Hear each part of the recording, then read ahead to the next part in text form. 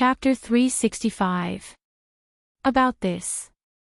Just as Yi Junqing was feeling like this matter was getting tricky, Huang Kai'er rushed in front of Huang Fu Juanxiu and looked straight at Huan Heng. This matter has nothing to do with Juanxiu. It was Kai'er who envied Juanxiu's talent, so she devoted herself to him. If father insists on blaming Juanxiu, then kill your daughter as well. Even if I have to go to hell, your daughter wants to be a ghost couple with Juanxiu, said Huang Kai'er with a resolute gaze. Behind him, Huang Fu Juanxiu screamed in his heart, I don't want to. Help. Shut up. Zi Shuang, bring young miss out. Huan Heng hadn't expected his daughter to be so protective of Huang Fu Juanxiu. He immediately felt embarrassed and ordered Zi Shuang to drag her out. Don't come over. Father. Your daughter is serious. Just as Zi Shuang was about to step forward, Huang Kai'er took out a dagger from somewhere and placed it against her own neck, her eyes filled with determination. Kai'er. You're simply possessed. Put the dagger down. Huan Heng's heart ached for his daughter, and he stomped his feet in anger. At the side, Yi Junqing, who hadn't spoken for a long time, coughed twice before looking towards Huan Heng. In this prince's opinion, since Miss Kai has such intentions towards Lord Huangfu, why don't we help her achieve her goal? What does old general think? First of all, he could protect Huangfu Juanxiu. Otherwise, he wouldn't know how to explain this to Great Shu. Second of all, he would be able to escort Huang Kai'er out of the guest house, which would make things much easier for him. How can this be? Huan Heng was still unwilling. Just as he was about to retort, the dagger in Huang Kai'er's hand was already stained with blood. Father. Daughter has never begged father for anything in her life. This time, daughter begs you to help daughter. Huang Kai'er's tears fell like rain as she knelt on the ground. When Huang Kai'er knelt down, Huang Fu Juanxiu, who was behind her, stood out. Thus, Zi Shuang walked behind Huang Fu Juanxiu without hesitation and kicked his knee hard. Heavens! What was going on? He did not want to marry her. Did anyone hear his inner voice? Huang Fu Juanxiu looked even more heartbroken than Huang Kai'er. You! All of you are truly infuriating this old man. Huan Heng stomped his feet angrily and sat down on a chair. Father, I'm not young anymore. Don't you want me to live the rest of my life happily? In this life, only by following Juanxiu will your daughter be happy. Huang Kai'er saw that Huan Heng's expression had softened, so she immediately increased her strength and tears gushed out of her eyes. Juanxiu, say something. Huang Kai'er tugged at Huang Fu Juanxiu, who was kneeling behind her, and urged him in a low voice. I want to become a monk. Huang Fu Juanxiu had never been so serious before. What did he say? Huan Heng roared in disbelief. He said he wanted to marry his daughter and he swore that he would treat her well, translated Huang Kai'er. Huang Fu Juanxiu almost collapsed. What kind of ears were these? He said he wanted to become a monk. In the end, when Huan Heng saw that there was nothing he could do to reverse the situation, he decided to fulfill his daughter's wish and acknowledge Huang Fu Juanxiu as his son-in-law. However, there was one condition, which was that the wedding would take place the next day. Everyone was happy with this result and everyone was satisfied, but there was one person who suffered. Ever since they left the main hall, everyone in the guest house started to get busy. Only Huang Fu Juanxiu remained in his room. Yin Shuai was afraid that Huang Fu Juanxiu would take things too hard, so she had Feng Lin keep an eye on him. Later, she heard from Feng Lin that Huang Fu Juanxiu had tried to slit his wrist several times to commit suicide, but in the end, he didn't do it. The wedding was exceptionally lively. Although Huan Heng was unwilling, when he saw how happy his daughter was, he was relieved.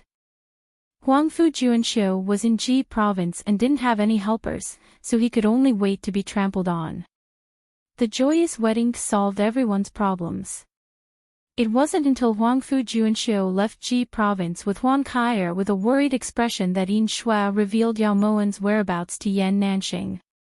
Yan Nanxing found out that this matter had led to Yi Junqing appearing in Myriad Emperor City. As for why Han Genie would let Yi Junqing in, it was all thanks to Yan Nanxing's flowery words. In reality, it wasn't that Han Genie didn't know at all.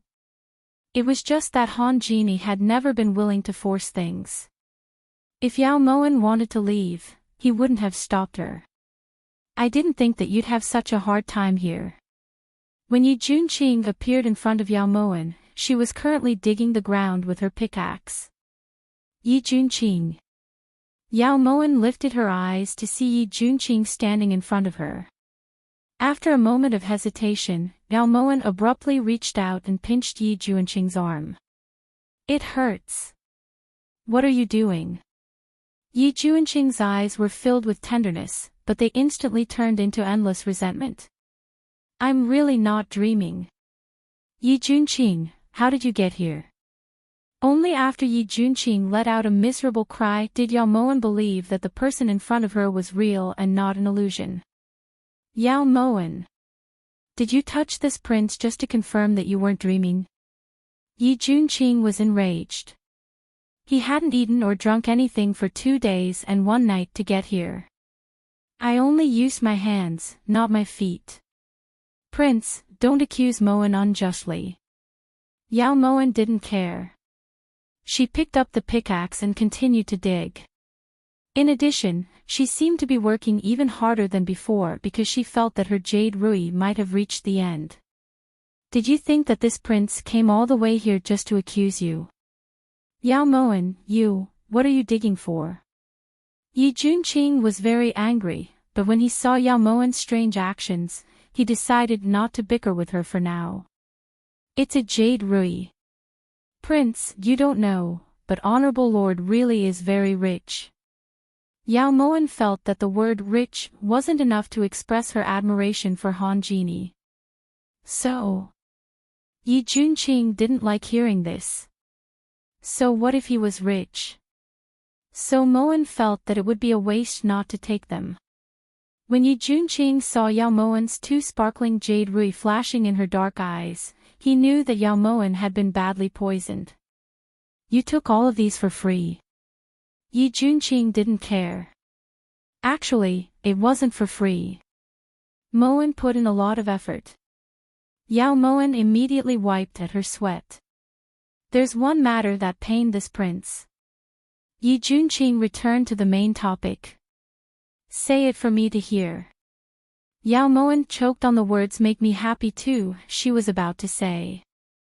Huangfu Juanxiu, that bastard, actually married Great General Huan Heng's daughter.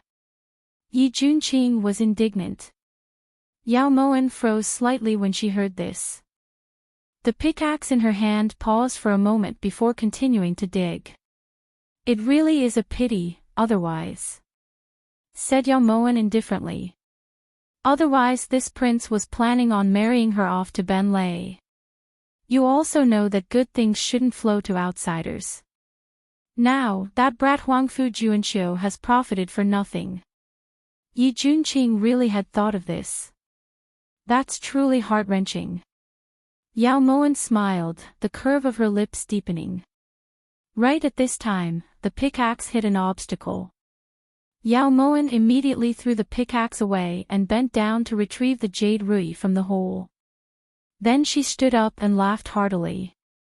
It seemed like she hadn't laughed like this in a long time. You like this thing? As Yi Junqing listened to Yao Mowen's carefree laughter and looked at Yao Mowen's soul-stirring smile, a strange feeling welled up in his heart.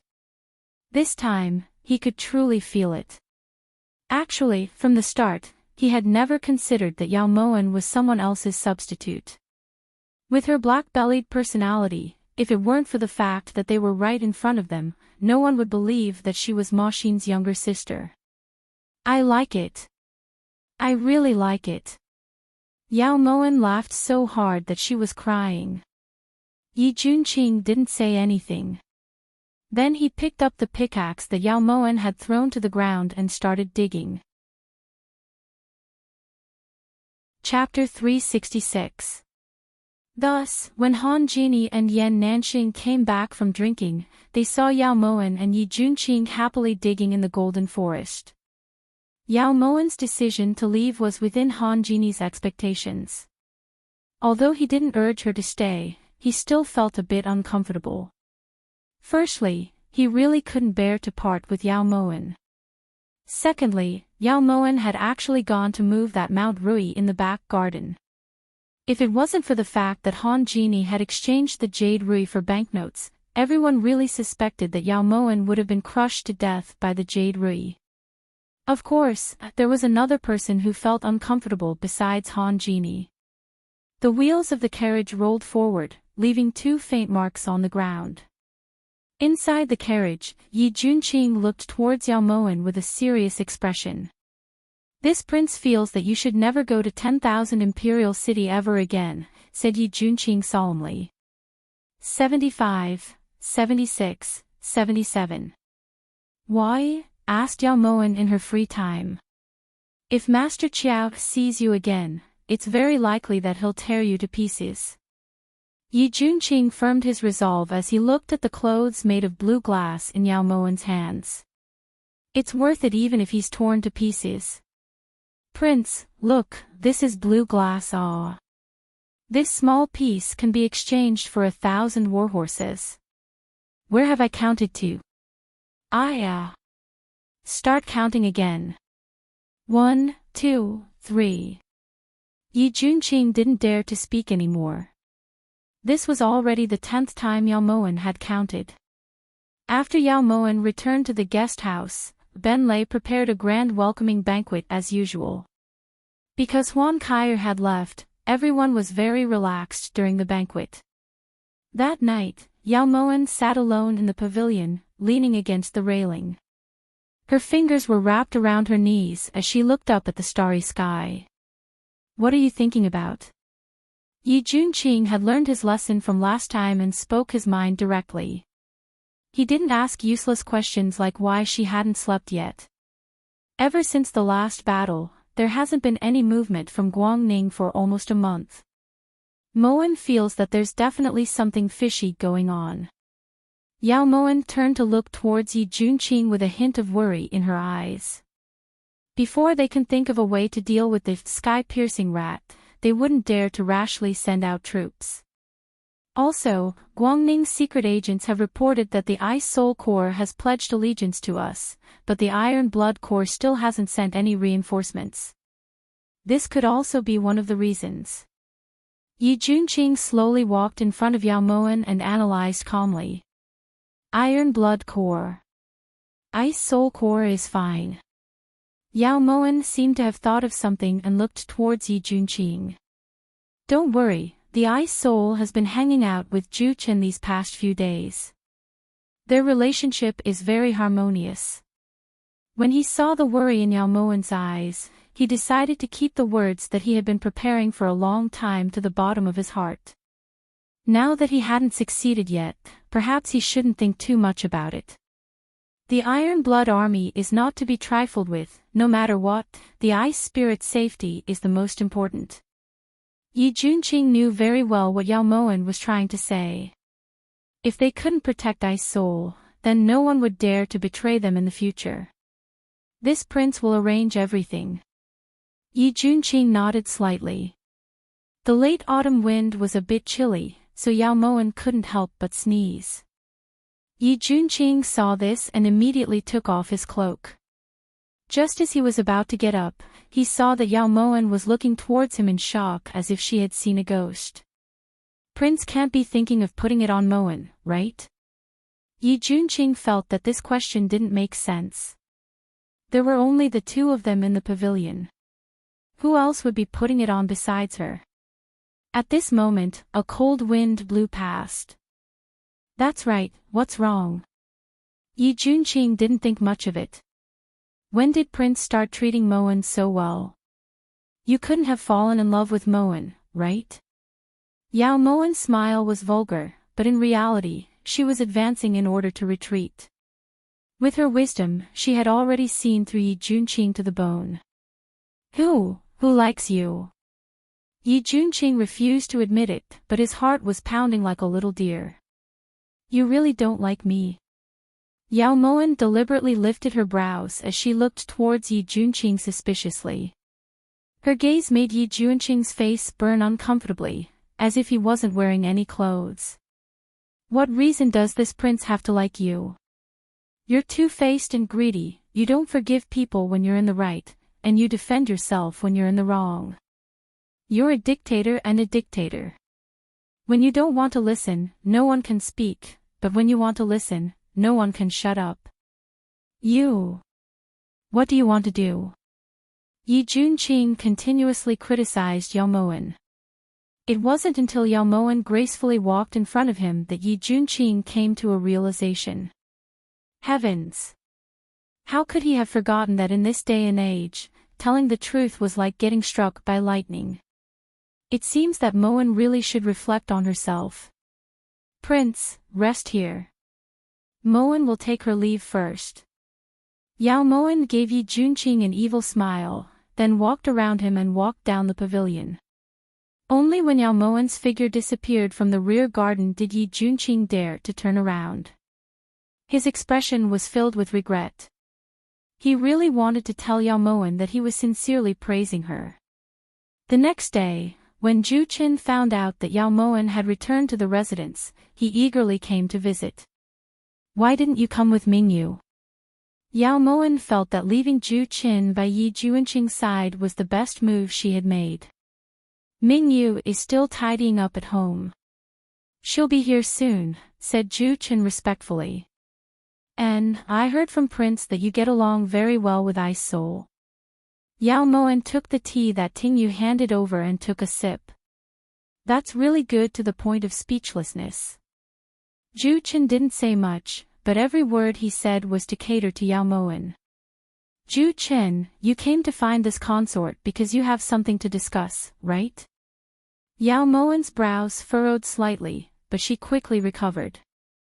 Zhu Qin does have some matters to discuss with Prince. There isn't enough saltpeter to make the sky-piercing rat, so Zhu Qin would like to ask Prince to allocate some more, said Zhu Qin honestly. Why are you looking for Prince for such a small matter? Just Ben Lei would be fine, muttered Tingyu quietly. Since you have matters to attend to, then go. Yao Moen's eyes flashed, then she waved her hand to dismiss Zhu Qin. Yao Moen only looked towards Tingyu after Zhu Qin had left. While this consort wasn't around, Zhu Qin and Prince's relationship seemed to have become much better, said Yao Moen carelessly. About that, this servant didn't notice. These days, Tingyu had been focusing all her attention on Huang Kaier and Huang Fujuanshou, so she naturally didn't pay much attention to other people. Right at this moment, Mingyu suddenly walked in. This servant Mingyu kowtows in salute to your highness. Mingyu, who was dressed in plain clothes, immediately bowed respectfully towards Yao Moen. You're already someone's wife, so why are you still calling yourself a servant? Tingyu, hurry and help Mingyu up. Yao Moen smiled sweetly, her expression gentle. If it wasn't for your highness saving my life several times, Mingyu definitely wouldn't be able to live so peacefully. No matter where Mingyu is, I'll always be your highness servant. Mingyu was truly grateful towards Yao Moen. Look at you, the more you speak, the more courteous you become. In the future, there's no need to be so reserved when you see this consort. Zhu Qin even said that you specially dressed up to see this consort, but there's actually no need. Yao Moen knew that Mingyu was a reasonable person who remembered kindness, so she was very pleased. Chapter 367. Zhu Qin. Your Highness saw Zhu Qin. Mingyu looked towards Yao Moen suspiciously. That's right, he just left. It's only been a few minutes, said Yao Moen with a smile. That's impossible. When this servant came, Zhu Qin and Ice Soul were still researching their new invention. How could your highness have seen him? Mingyu looked towards Yao Moen in disbelief. Yao Moen's heart suddenly trembled. She was overwhelmed with shock when she heard this and immediately asked Mingyu. Are you sure that Zhu Qin didn't come to the guest house? This servant passed by Phoenix Mountain on my way here. Zhu Qin personally told this servant that he would come later, so how could he have arrived earlier than this servant? Said Mingyu firmly. Oh no. Yin Shui, hurry and protect Prince. Yao Moen's gaze turned cold as she summoned Yin Shui. Yin Shui knew that the situation was bad and immediately flew towards the study. Your Highness, that Zhu Qin was fake. Tingyu found this inconceivable. She couldn't see anything wrong with the previous Zhu Qin.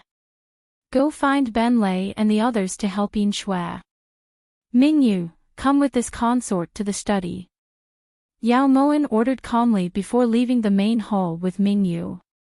By the time Yao Moen arrived, the entrance to the study was already in chaos. Zhu Qin was surrounded by wind, rain, thunder, and lightning while Yin Shui was also in the middle of the battle. Moen. Are you alright? When Yi Junqing saw that it was Yao Moen, he immediately walked over and asked worriedly. Moen is fine, this Zhu Qin is fake. Even if Yao Moen didn't say it, Yi Junqing could guess. He had never seen Zhu Qin smile at him so naturally before.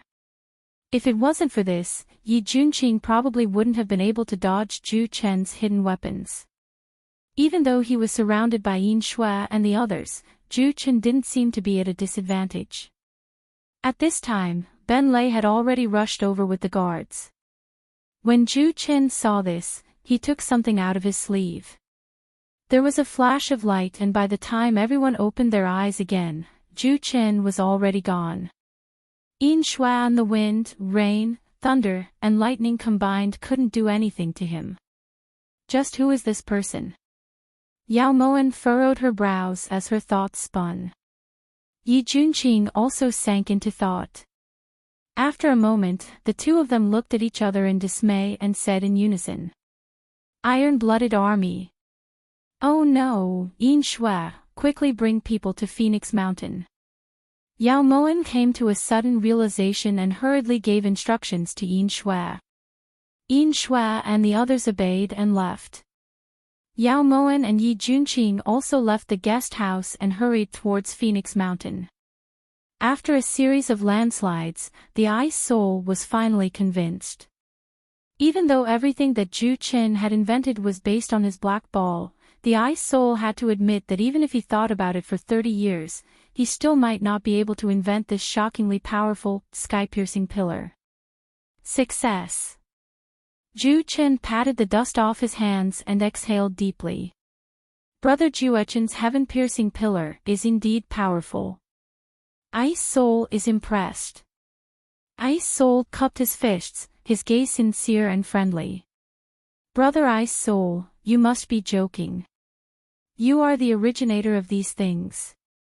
Zhu Qin spoke modestly, but he was praying in his heart. If you want to pay with your life, look for me. It has nothing to do with me, it has nothing to do with me. Even so, Brother Juechen has surpassed his master, Ice Soul praised sincerely. At this time, Yi Junqing suddenly appeared in their line of sight. Your Highness. Why have you come? Zhu Qin knew that he was acting crazy. Every time he saw Yi Junqing, his entire body would tremble. In the past, he really had been afraid, but now, it was just a conditioned reflex. I heard that you and Ice Soul developed a new weapon to deal with enemies. Yi Junqing's expression was calm as he glanced towards Ice Soul. Your Highness has come at the right time. This subordinate has just succeeded in his experiments, so the blueprints will be sent back to Man Yuan in a few days, reported Zhu Qin truthfully. I'll remember your contributions. Since this prince is here, why don't you demonstrate it for this prince and broaden this prince's horizons? As Yi Junqing spoke, he walked towards the heaven-piercing pillar. His fingers stroked the metal tube that glowed with green light as his lips curved into a cold smile. All right. Ju Qin immediately agreed and walked to one end of the heaven-piercing pillar. He placed the black ball inside, then went to light a match. There was another deafening explosion. Ju Qin picked his ears, then turned around to see that Ice Soul and Yi Junqing were already fighting. Ice Soul. What are you doing? Ju Qin immediately panicked. He didn't doubt Ice Soul's loyalty to Ji Province, but the scene in front of him was too hard to accept. Ju Qin, he's fake. Aim the heaven-piercing pillar at him. Ice Soul had already been hit twice by Yi Junqing's palm and coughed up blood. How do you know that this prince is fake? Yi Junqing's voice was as cold as ice and his eyes were filled with a biting chill. He, thousand-faced, had attacked twice, but this person had seen through both times. This was truly infuriating. The smell of glue on your body has already made this noble one choke. Ice Soul held his chest with one hand as he stumbled back a few steps. That's impossible. This noble one is using the most recently developed odorless glue. The moment he said this, Ju Qin immediately moved the heaven-piercing pillar. The fake Yi Junqing was instantly enraged. He had fallen into a trap. Ice Soul. You dare to trick me. Yi Junqing's expression changed and a rain of hidden weapons shot out from his sleeves. Ice Soul had already suffered internal injuries and knew that she wouldn't be able to dodge the fast hidden weapons, so she closed her eyes and looked towards Ju Qin to tell him to hurry and leave. In the nick of time, Yin Shui and the others descended from the sky in front of Ice Soul and blocked all the hidden weapons for her. Fuck. You sure came fast. Mountains and rivers will meet again. Ice Soul, this noble one will come looking for you again for betraying the Iron Blood Ice Group. The person pretending to be Yi Junqing practically disappeared from Phoenix Mountain in the blink of an eye. Ice Soul. Are you alright? When Ju Qin saw that Ice Soul was coughing up blood, he immediately walked over to help her up. Then he took out a pill and handed it to her. Are you sure this isn't filled with saltpeter? Ice Soul looked towards Ju Qin suspiciously, but Ju Qin took out another pill and swallowed it right in front of Ice Soul. It was only later that Ice Soul found out that these were all life-saving medicines. They were all top-quality medicines that Ju Qin had personally refined. The only reason he carried them around was because he was afraid of making mistakes in his experiments. In Ju Qin's words, researching these things was a life-threatening task. At this time, Yao Moen and Yi Junqing had also arrived at Phoenix Mountain. Master, that person just now pretended to be Prince again and almost injured Ice Soul. Yin Shui walked over to Yao Moen's side and reported respectfully. Mingyu hurriedly ran over to Ju Qin and asked about his well-being. Ice Soul, are you alright? Yi Junqing quickly walked over to Ice Soul and personally helped her up. Prince. Prince. Ju Qin looked towards Yi Junqing in confusion with lingering fear. Are you suspecting this prince? Yi Junqing saw the doubt in Ju Qin's eyes and immediately got angry. Are you stupid? If I'm not me, then who am I? This prince thinks that you're itching for a beating. Yi Junqing roared fiercely, but Ju Qin only smiled in response. Don't worry, it's Prince. Ju Qin's words caused everyone to collapse. Hurry and bring Ice Soul back to the residence and have Li Juan treat him well. When Yao Moen saw how heavily injured Ice Soul was, she swallowed all the questions she was about to ask. Chapter 368. Don't be anxious, Ice Spirit has something to say. That person just now was none other than the Iron Blood Army's third vice-captain, Thousand Faces. Ice Spirit felt that the matter was urgent and could not be delayed. Thousand Face. Why is it called this name? It's very ordinary, isn't it? Ben Lei Ruo opened his mouth and was met with murderous gazes. Continue, continue. Ben Lei smiled apologetically. The so-called 1,000 Faces is actually a description of his peerless disguise skills. Normal disguise skills have many flaws, and the disguise process is very complicated. It would take at least an hour, and if it's a little more meticulous, it would take at least 2 hours. However, if 1,000 Faces wants to disguise himself as someone, he only needs half the time it takes to brew a cup of tea, or even less. His technique is extremely precise, and it's very difficult for others to discover him. If Ice Soul hadn't seen that he was going to attack Ju Qin, she wouldn't have been able to see through him. Ice Soul was deeply worried. If that's the case, then that 1,000-faced assassin is really dangerous. He can disguise himself as any one of us and then defeat us one by one. Yu Er also felt that this matter was very troublesome. That's terrible. If we can't identify it, it'll be impossible to guard against it. Ting Yu was also anxious as she looked towards Yao Moen worriedly. At least now we can be sure that we are the real deal. Yao Moen's expression was grave as her beautiful eyes swept over everyone. After thinking for a moment, she took out a string of blue glass balls from her sleeve. Ting Yu, distribute the glazed balls to everyone. From now on, whenever we see each other, we have to show the glazed ball first. If anyone can't take it out, do you know what to do? Yao Moen raised her brows. Everyone responded in unison. Gang up on them until they die. When Ju Qin heard this, he immediately gripped the glazed ball tightly, as if he was afraid of losing it. Master, this isn't a long-term solution, right? Yin Shui was still worried. Let's return to the guest house to treat Ice Soul for now. Yin Shui, you'll personally test Li Juan. Ask him why this consort chose him out of all the imperial physicians. As Yao Moen spoke, she whispered the answer into Yin Shui's ear. When they returned to the guest house, Yin Shui first brought the Ice Soul to Li Juan's temporary infirmary. When Yin Shui asked the question that Yao Moen had asked, Li Juan simply thought that Yin Shui was just messing with him and casually replied that it was because he was a person of virtue and prestige. Yin Shui immediately slapped him.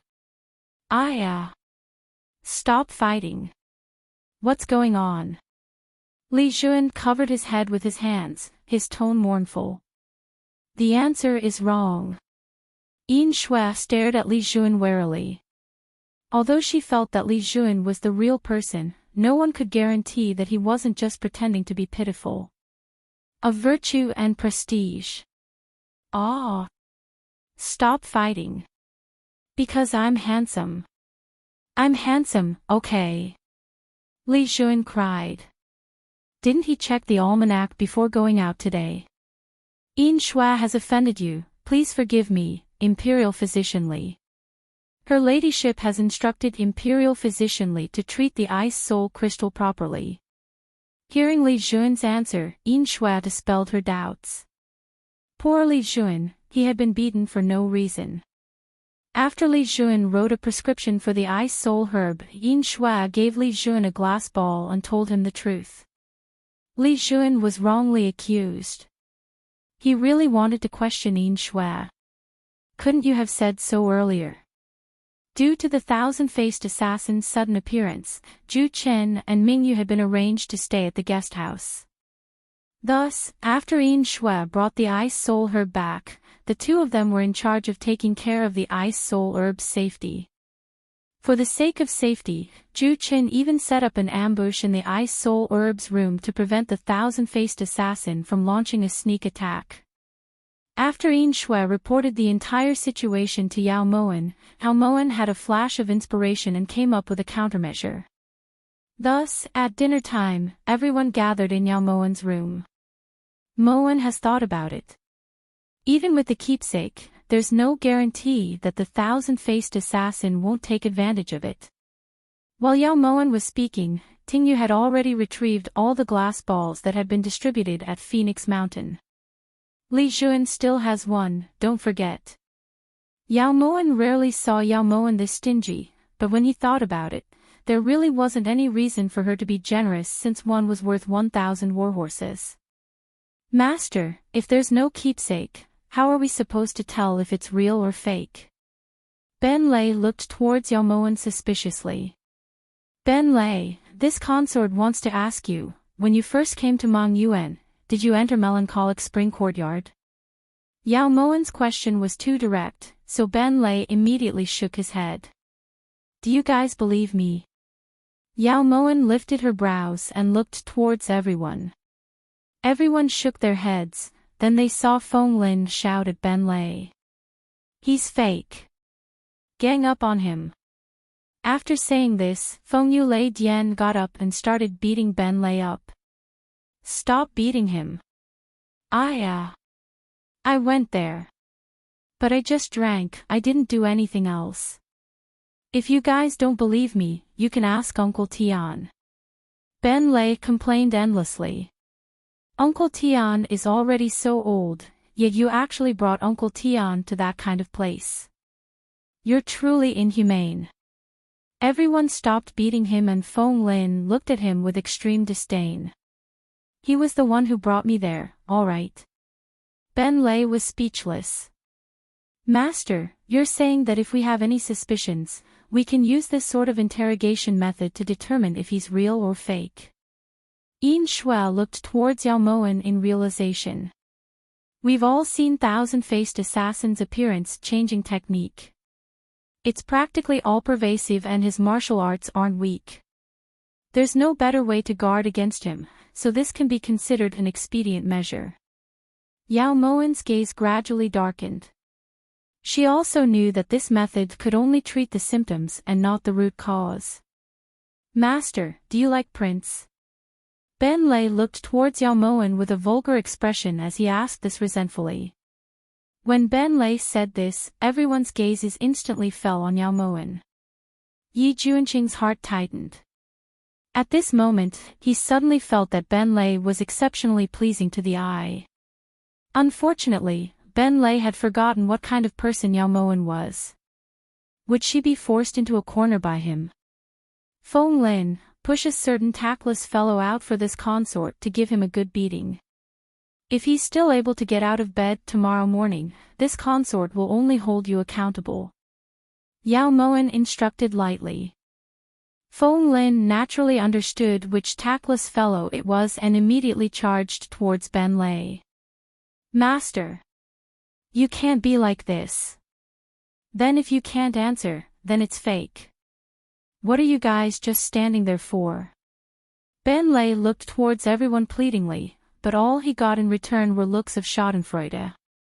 Please. Ben Lei.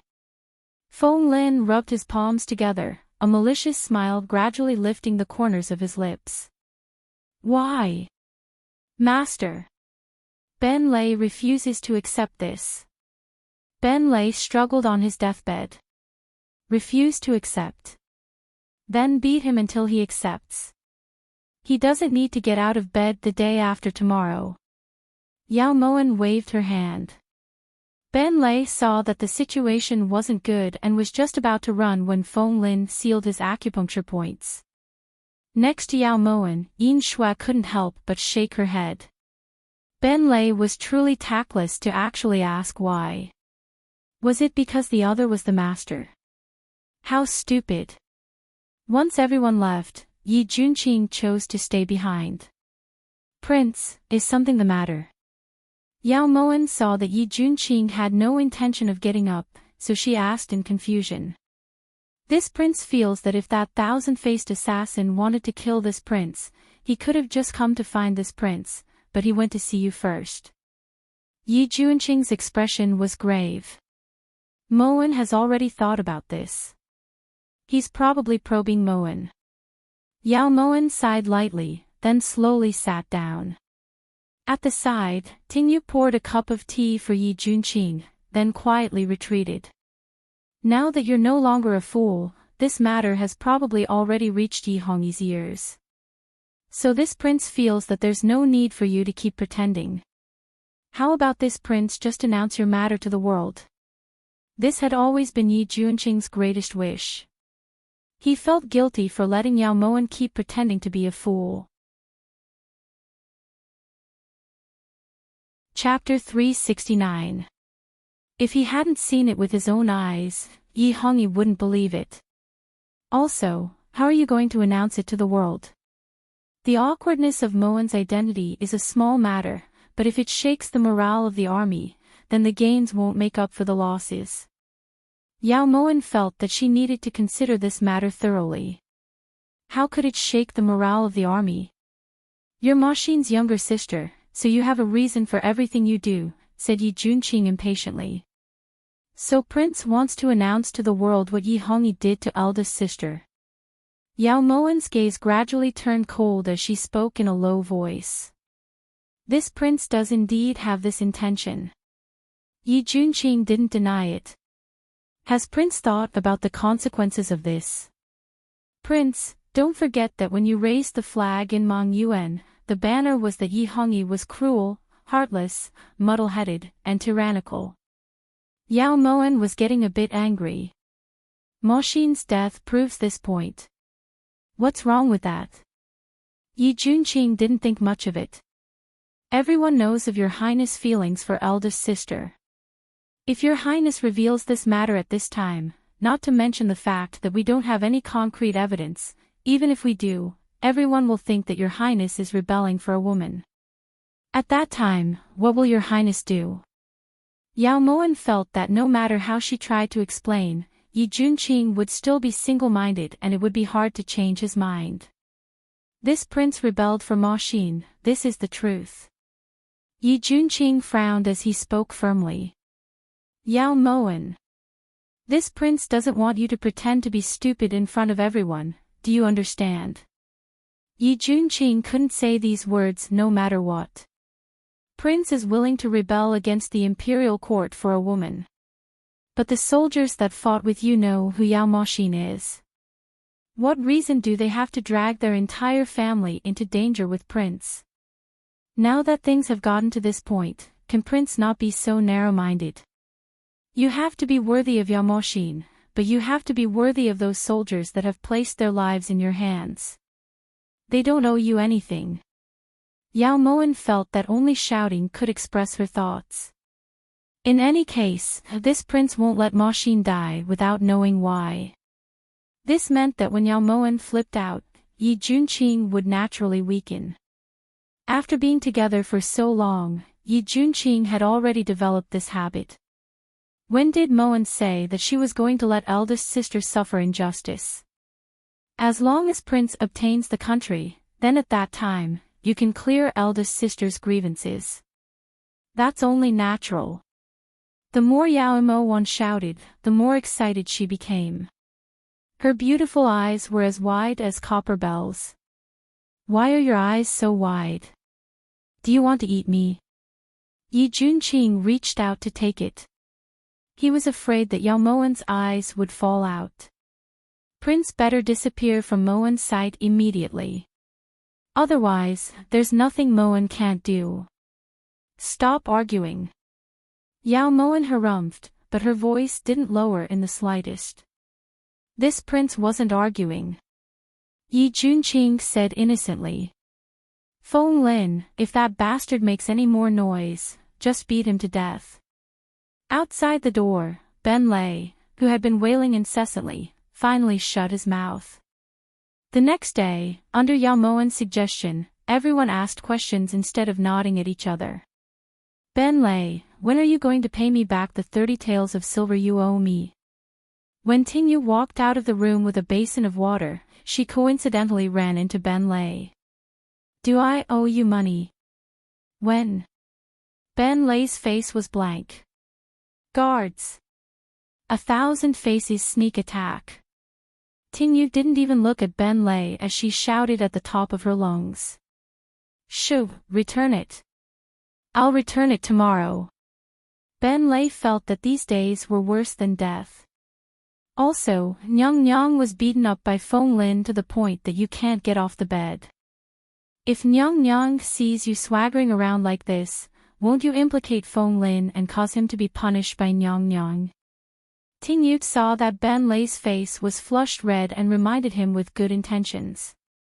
I know. It's not like I have a servant girl to serve me, so I have to go to the kitchen to make food, right? Said Ben Lei resentfully. Guards. 1,000 faces. Shoo, big sister. What are you doing? Ben Lei cried and immediately covered Ting Yu's mouth. Ting Yu raised her brows and pointed at Ben Lei's hand. Is servant girl something you can call? Call me older sister Ting Yu. Ting Yu's expression was extremely sharp. I didn't call you a servant girl. Ben Lei cried. Guards, older sister Ting Yu. Walk slowly. Walk slowly and watch the road carefully. Older sister Ting Yu, goodbye. Don't see older sister Ting Yu again. Ben Lei had a stomach full of anger, so he just went back to his room and covered his head to sleep. When Ting Yu was about to go to Yao Mo Wan's room after fetching water, she happened to see Ming Yu walking over. Fetching water. Ming Yu's face was like a spring breeze as she smiled faintly. That's right, Nyang Nyang should be up at this time. Oh right, how's the ice soul? Asked Ting Yu casually. It's all right. Ming Yu didn't say much and walked around Ting Yu to the rear courtyard. Just as Ming Yu walked to the arched door, Ting Yu suddenly turned around. Ming Yu, Nyang Nyang said that the lotus seed soup you made last night was especially delicious. Make another bowl for Nyang Nyang when you're free. Ting Yu's hand that was holding the basin of water gradually tightened as she looked towards Ming Yu without blinking. Got it. Ming Yu replied casually and walked into the rear courtyard. My God. Seeing Ming Yu walk into the rear courtyard, Ting Yu swallowed hard and cold sweat dripped down her forehead. She then smashed the basin of water onto the ground and shouted, not good. 1,000 faces is coming to ambush us. Hurry and gang up on them. Ting Yu knew that Yin Shua and Wind and Rain Lightning were both hidden guards. As long as she shouted, they would definitely hear her. However, she didn't expect that the first person to appear in front of her would actually be Ming Yu. How did you know that I'm 1,000 faces? A woman's body and a man's voice. This scene was really strange. Ting Yu was dumbfounded. You're courting death. The low voice was filled with cold killing intent. 1,000 faces suddenly attacked. Fortunately, Yin Shua appeared in time and used the Phoenix Scarlet chains to wrap around Ting Yu and pull her back. At this time, wind, rain, thunder, and lightning had already surrounded them. It was another evenly matched battle. After about 20 or so moves, Zhu Chen suddenly appeared. Get out of the way. With a whoosh, Yin Shua and the others retreated several meters. Following that, there was a loud explosion. When the smoke dissipated and everyone gathered around, all they saw was a face that was no different from Ming Yu's. It was still stained with blood. Ming Yu. My wife. Zhu Qin roared as he recalled the scene before him. Everyone immediately rolled their eyes at him. Yin Shua had followed the trail of blood the entire way, but after finding nothing, she turned back. According to Ice Soul, since 1,000 Faces was injured, he wouldn't appear for a while. Appearance-changing technique had extremely strict requirements and didn't allow the slightest injury to the body. Ice Soul estimated that 1,000 Faces would need to recuperate for at least half a year due to the power of Zhu Chen's arrow explosion rat. Ice Soul's words were trustworthy, so everyone temporarily calmed down. Right at this time, Yi Junqing received a secret letter from Bactria's Di Feng. I didn't expect Di Feng to be in such a sorry state. It was Moen who harmed him. Yao Moen felt a bit guilty as she looked at the secret letter in her hands. You harmed him. Why? Ah. This prince remembers now. Back then, Di Feng had asked this prince if I was the one who threw him into Harmony Palace. It was you, right? Yao Moen, was it you? Yi Junqing looked towards Yao Moen in shock.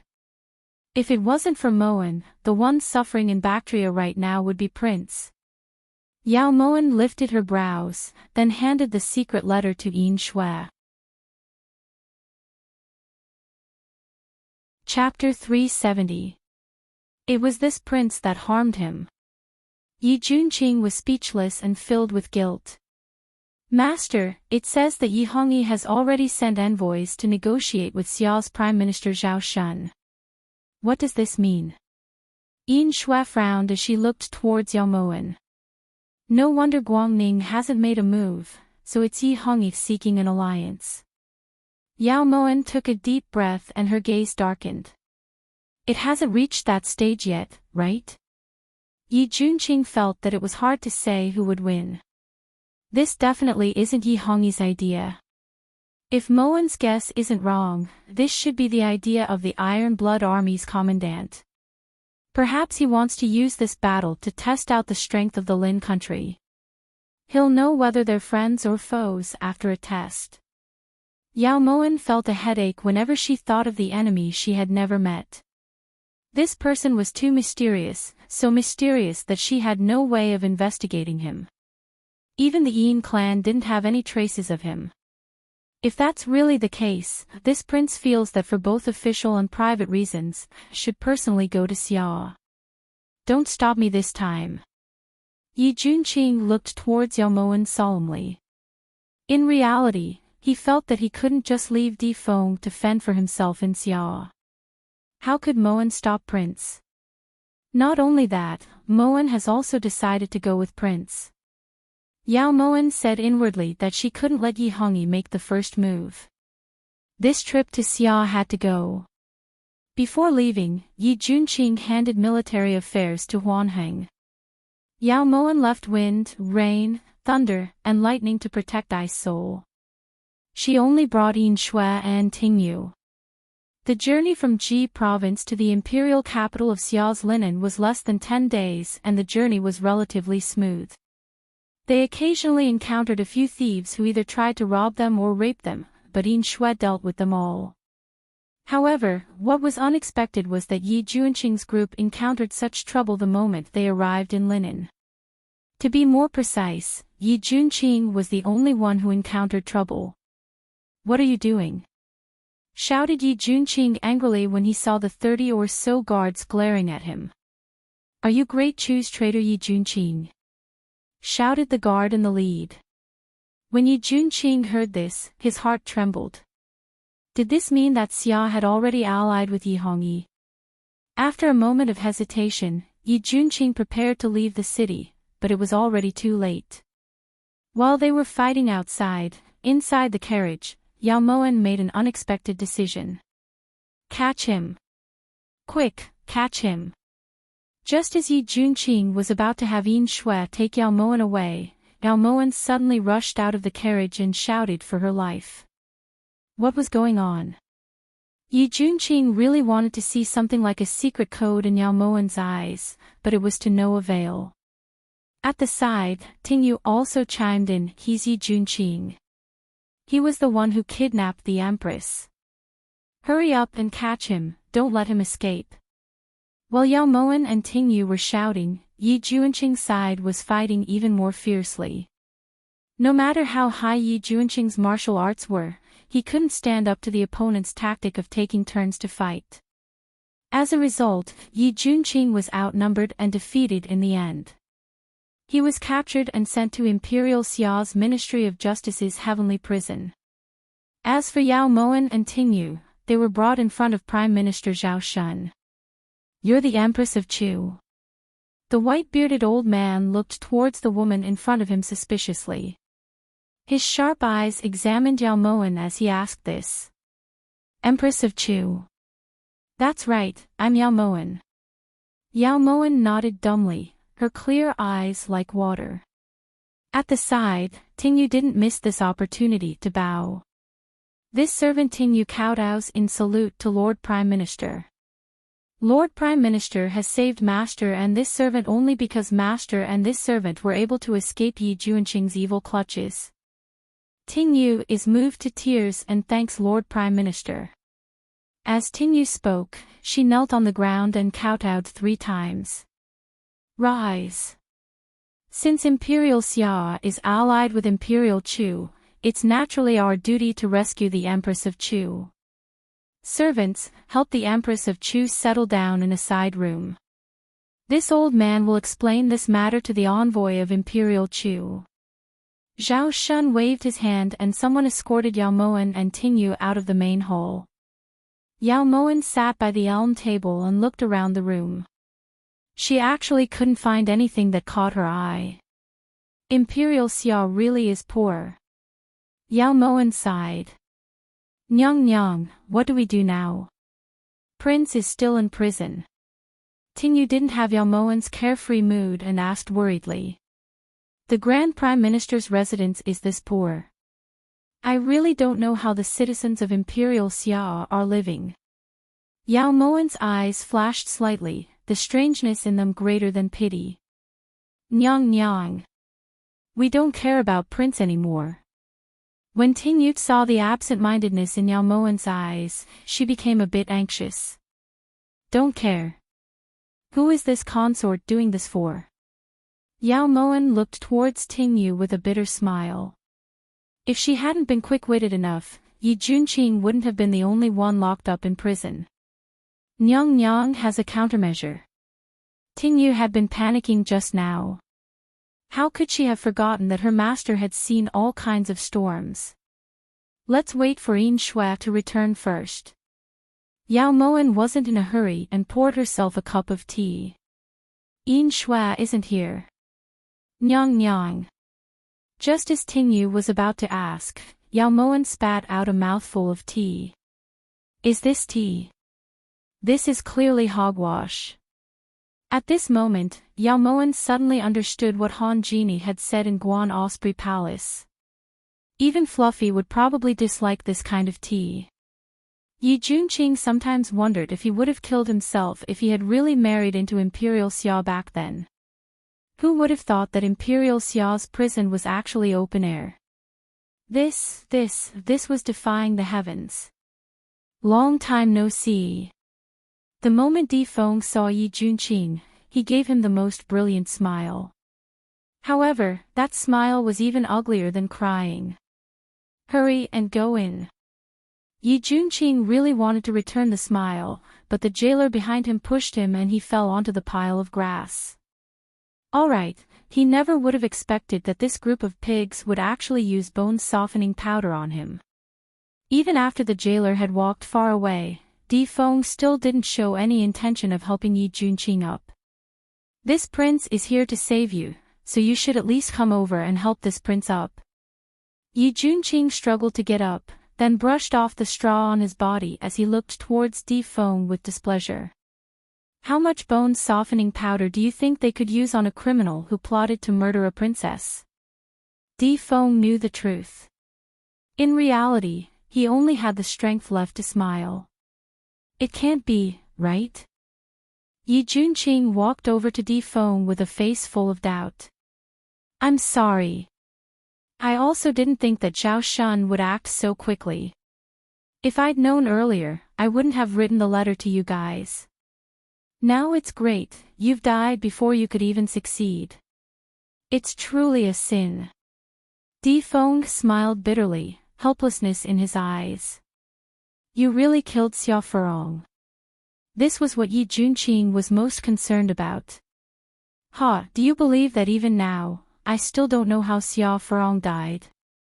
Bai was so pitiful. Zhao Shun said that she was this prince's lover. She's probably reincarnated now. When Di Feng said this, his expression was very sad. I never would have thought that such a poor place like Imperial Xia would be able to raise such a highly intelligent Zhao Shun. Yi Juanqing couldn't help but shake his head. At the side, Di Feng almost fell over. Were these two related? Can I ask you something? Yi Juanqing helped Di Feng up from the ground with a solemn expression. Ask. Di Feng nodded. Why doesn't this prison have a cover? Yi Junqing raised his head to look at the azure sky. It's because they're poor. The money from building a cover could have been used to build quite a few more prison cells, explained Di Feng. Who did this? Yi Junqing didn't think much of it. Chapter 371. Me. Smart, right? Di Feng was very proud of himself. This time, it was Yi Junqing who collapsed. Not only did he collapse, he was also foaming at the mouth.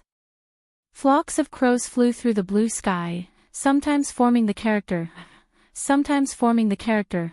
Meanwhile, in the Prime Minister's residence, the servants really couldn't bring out any good tea leaves, so they all looked towards Xiao Shun. Lord Prime Minister, please don't blame me. This servant doesn't want to cause trouble for you. Your Highness is truly thirsty, but this tea. Tinyu hesitated, but her meaning was very clear. Ahem. Actually, this minister feels that water can also quench my thirst. Xiao Chui, go boil some water and bring it to Empress Chu's room. As the Prime Minister of a country, Xiao Shun felt very uncomfortable being slapped in the face. Tinyu naturally stopped while she was ahead and retreated back into the room. She left. When Tinyu came in, Yin Shui was already standing behind Yao Moen. Yes, Your Highness, do you think Xiao Shun really doesn't have any good tea, or is he unwilling to give it to Your Highness? Tinyu expressed her doubts that the Prime Minister's residence couldn't bring out any good tea. This Xiao Shun has always boasted that he's an honest and upright official in Bactria. What do you think? Yao Moen sneered, then looked towards Yin Shui. Master, this subordinate found out that the envoy sent by Bactria is the new assistant minister of the Ministry of Rights, Lin Shouqing. He's currently staying at Linen Guest House. However, Xiao Shun didn't report the capture of Prince to Lin Shouqing. He also didn't tell you that Your Highness is here, reported Yin Shui. This consort expected that. As the Prime Minister, he does have this bit of thought. Yao Moen sighed inwardly. As expected, this Xiao Shun didn't disappoint her. Your Highness, this servant doesn't understand. Hasn't Xiao Shun already formed an alliance with His Majesty? Then why is he still hiding these things? Tinyu was completely confused. Bactria's national strength is far inferior to that of Bactria, so Xiao Shun naturally doesn't dare to offend Lin Shouqing. As long as Lin Shouqing states his intentions, Xiao Shun doesn't have the ability to refuse. However, this doesn't mean that Xiao Shun truly wants to rely on Yi Hongyi. After all, Yi Junqing's prestige in Bactria is extremely high, especially since he won 3 battles in a row. He has no choice but to consider this. That's strange. Since he had this intention, why did he capture Your Highness and send him to the heavenly prison instead of secretly inviting you to the estate? Yin Shui raised her suspicions. This is how meticulous Xiao Shun is. He definitely wouldn't publicly offend Yi Hongyi. No one can guarantee that Yi Hongyi doesn't have spies in Grand Xia. The moment Xiao Shun invites Yi Junqing into the Prime Minister's residence, it's very possible that Yi Hongyi will use it against him in the future, so there's nothing wrong with him doing this. Even if we take 10,000 steps back and say that if he really does place the treasure on Yi Junqing, he only needs to deign to come to the imperial prison and apologize. After a few words of greeting, everything will be fine. Yao Moen analyzed calmly. If Yi Hongyi's spies really are in linen, then even if Xiao Shun wanted to hide it, he wouldn't be able to. Yin Shui looked towards Yao Moen worriedly. That's why Xiao Shun will come to me later to ask about Ji province. Yin Shui, go to the Xia Palace and investigate. See if you can find the cause of Xia Furong's death, even if it's just the slightest clue. Yao Moen didn't forget her original intention. That night, Yao Moen was staring blankly at the food on the table. As expected, Zhao Shun came as scheduled. This servant Ting Yu kowtows in salute to Lord Prime Minister. Ting Yu bowed respectfully. There's no need. I wonder if Empress Chu is used to living here. Zhao Shun waved his hand and looked towards Yao Moen with a kind expression. I'm not used to it. The tea doesn't taste good and the food is disgusting. Yao Moen pouted, her features unharmoniously scrunched up together. Cough cough. This Prime Minister has always been incorruptible. This residence is lacking a few luxurious things. Empress Chu, please forgive me. As Zhao Shun spoke, he walked to the table and sat down. Yao Moen sneered inwardly. Although his words were respectful, his actions clearly showed that he didn't place her in his eyes. But Warner still has to eat. Ting Yu. Yao Moen muttered as she looked towards Ting Yu. Lord Prime Minister, forgive Ting Yu for being presumptuous, but my master really can't eat a single bite of this food. Lord Prime Minister, please think of a way. We can't let my master starve. Ting Yu looked towards Zhao Shun with a slightly troubled expression. However, Zhao Shun's expression was even more troubled than Ting Yu's. Right now, the food in front of Yao Moen was already the food he normally used to entertain distinguished guests. If she couldn't even swallow this, then she wanted to eat human flesh. This Prime Minister will think of a way. Zhao Shun was helpless and could only order the steward to enter the palace to report this matter to Emperor Xia. At that time, the steward would bring some imperial food over. After the steward left, Zhao Shun returned to his room and sat down. This Prime Minister really doesn't understand. Since Empress Chu was kidnapped by Yi Junqing, why did you come to Xia with him? When Zhao Shun said this, Ting Yu immediately looked at Yao Moen with an extremely worshipful gaze. As expected, the development of the situation was not much different from what Master had predicted. He's sick. Warner is exhausted to death from such a long journey. It wasn't easy for him to escape, but he didn't even have food to eat. Actually, Warner's requirements aren't high. Abalone, bird's nest, anything is fine. Yao Moen looked towards Zhao Shun with a very simple expression. However, Zhao Shun's face was already filled with black lines. Empress Chu's expectations really aren't that high. In truth, how have you been during the time you were taken away by Yi Junqing? Zhao Shun ignored Yao Moen and turned to look at Ting Yu. Maybe because my Nyang is the younger sister of the previous empress, Wang Yi didn't make things difficult for us. Ting Yu was completely defenseless. Oh. Miss, do you know the current situation in Ji province? Right now, King Chu wishes to ask Grand Xia for assistance. As they say, only by knowing yourself and your enemy can you emerge victorious in every battle. This minister really wants to know how Yi Junqing is capable of winning 3 battles in a row. Zhao Shun returned to the main topic. This servant has also been careful. While Ting Yu hesitated, Yao Mo Wan's interest was piqued. Because of the arrow explosion rat, the sky-piercing rat, and the sky-piercing pillar. You haven't seen it yet, but these 3 items are simply incomparably powerful. Especially the sky-piercing pillar, it could shoot the black ball far away. He was so far away that he couldn't even see his shadow. And, very powerful. Truly very powerful. Yao Mo Wan explained excitedly to Zhao Shun. Empress Chu saw it with her own eyes. Zhao Shun had heard of the arrow explosion rat and the sky-piercing rat, but this was the first time he had heard of the sky-piercing pillar. Your Highness is speaking the truth. Wang Yi was only able to win because of these things, and that's not all. There are all sorts of new and interesting things that appear in Ji Province's guesthouse every day. This servant is guessing that those are all weapons used to subdue the enemy. Ting Yu looked towards Zhao Shun solemnly. There's something like this.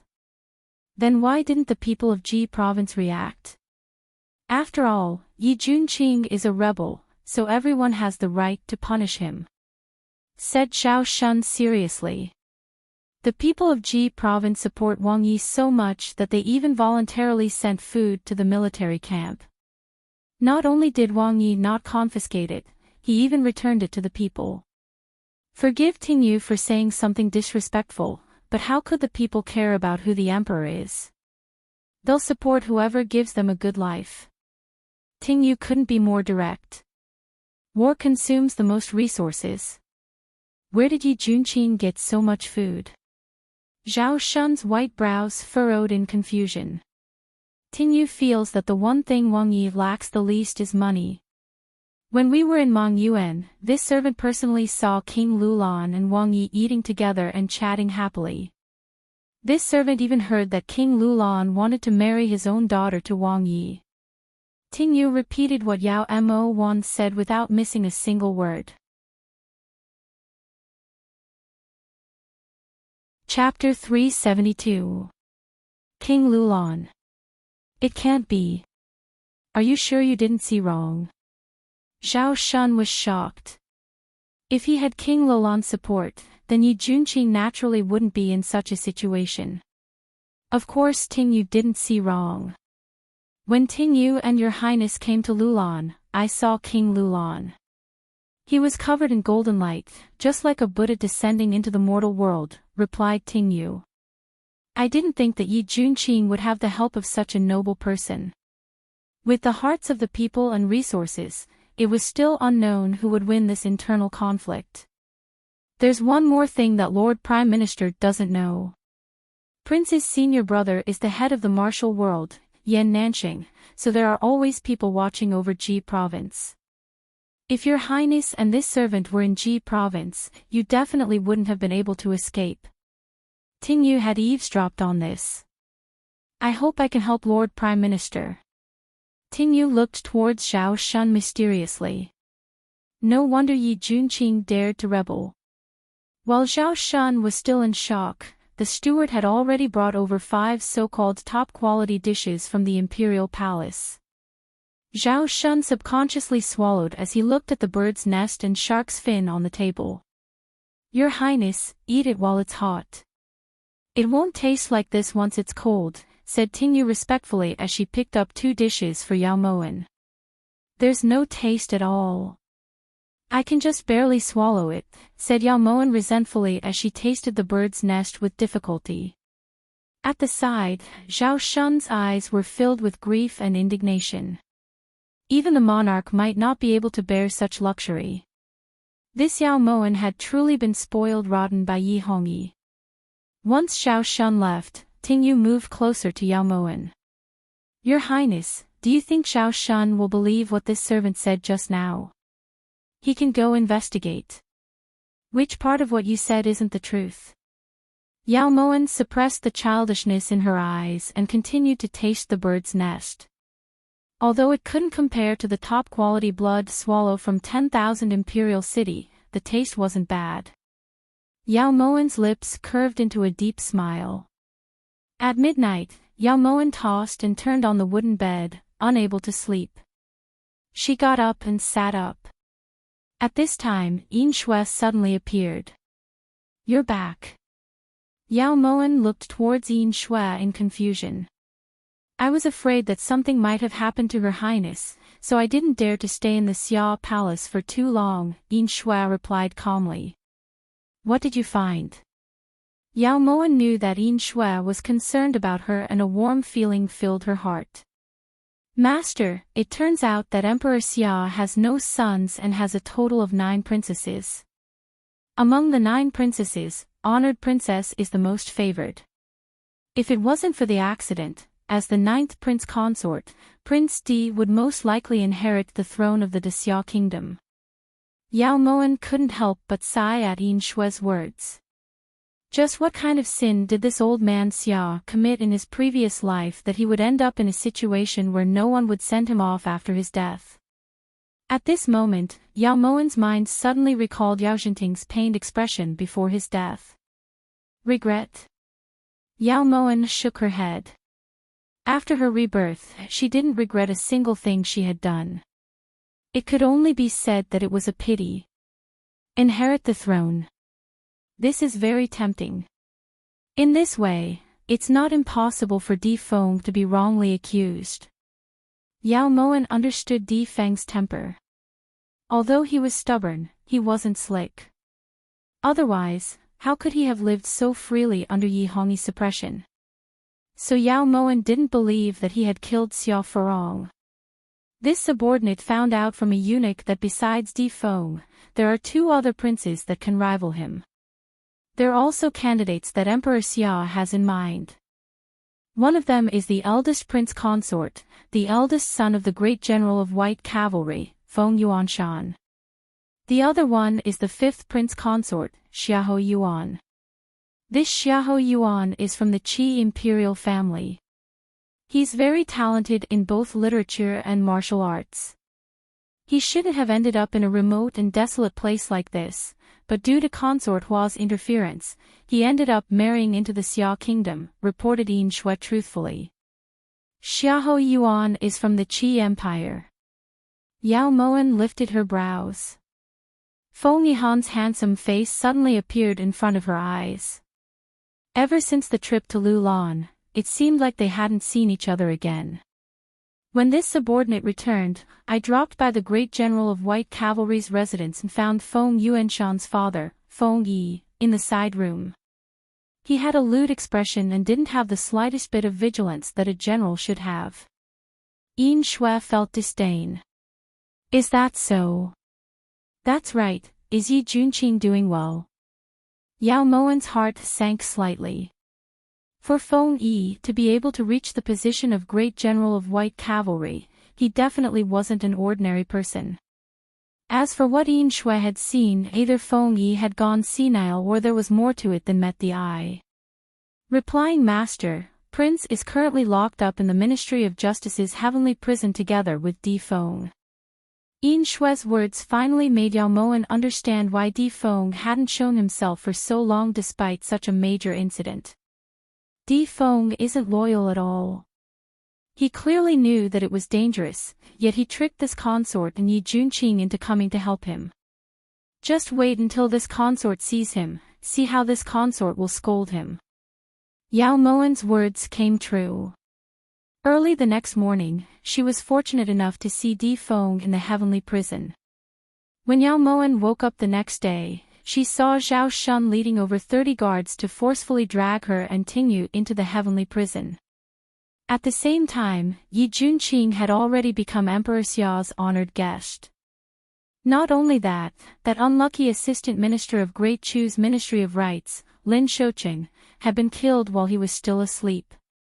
His death was truly unjust. When Yao Moan was pushed into the heavenly prison, she was filled with endless emotions.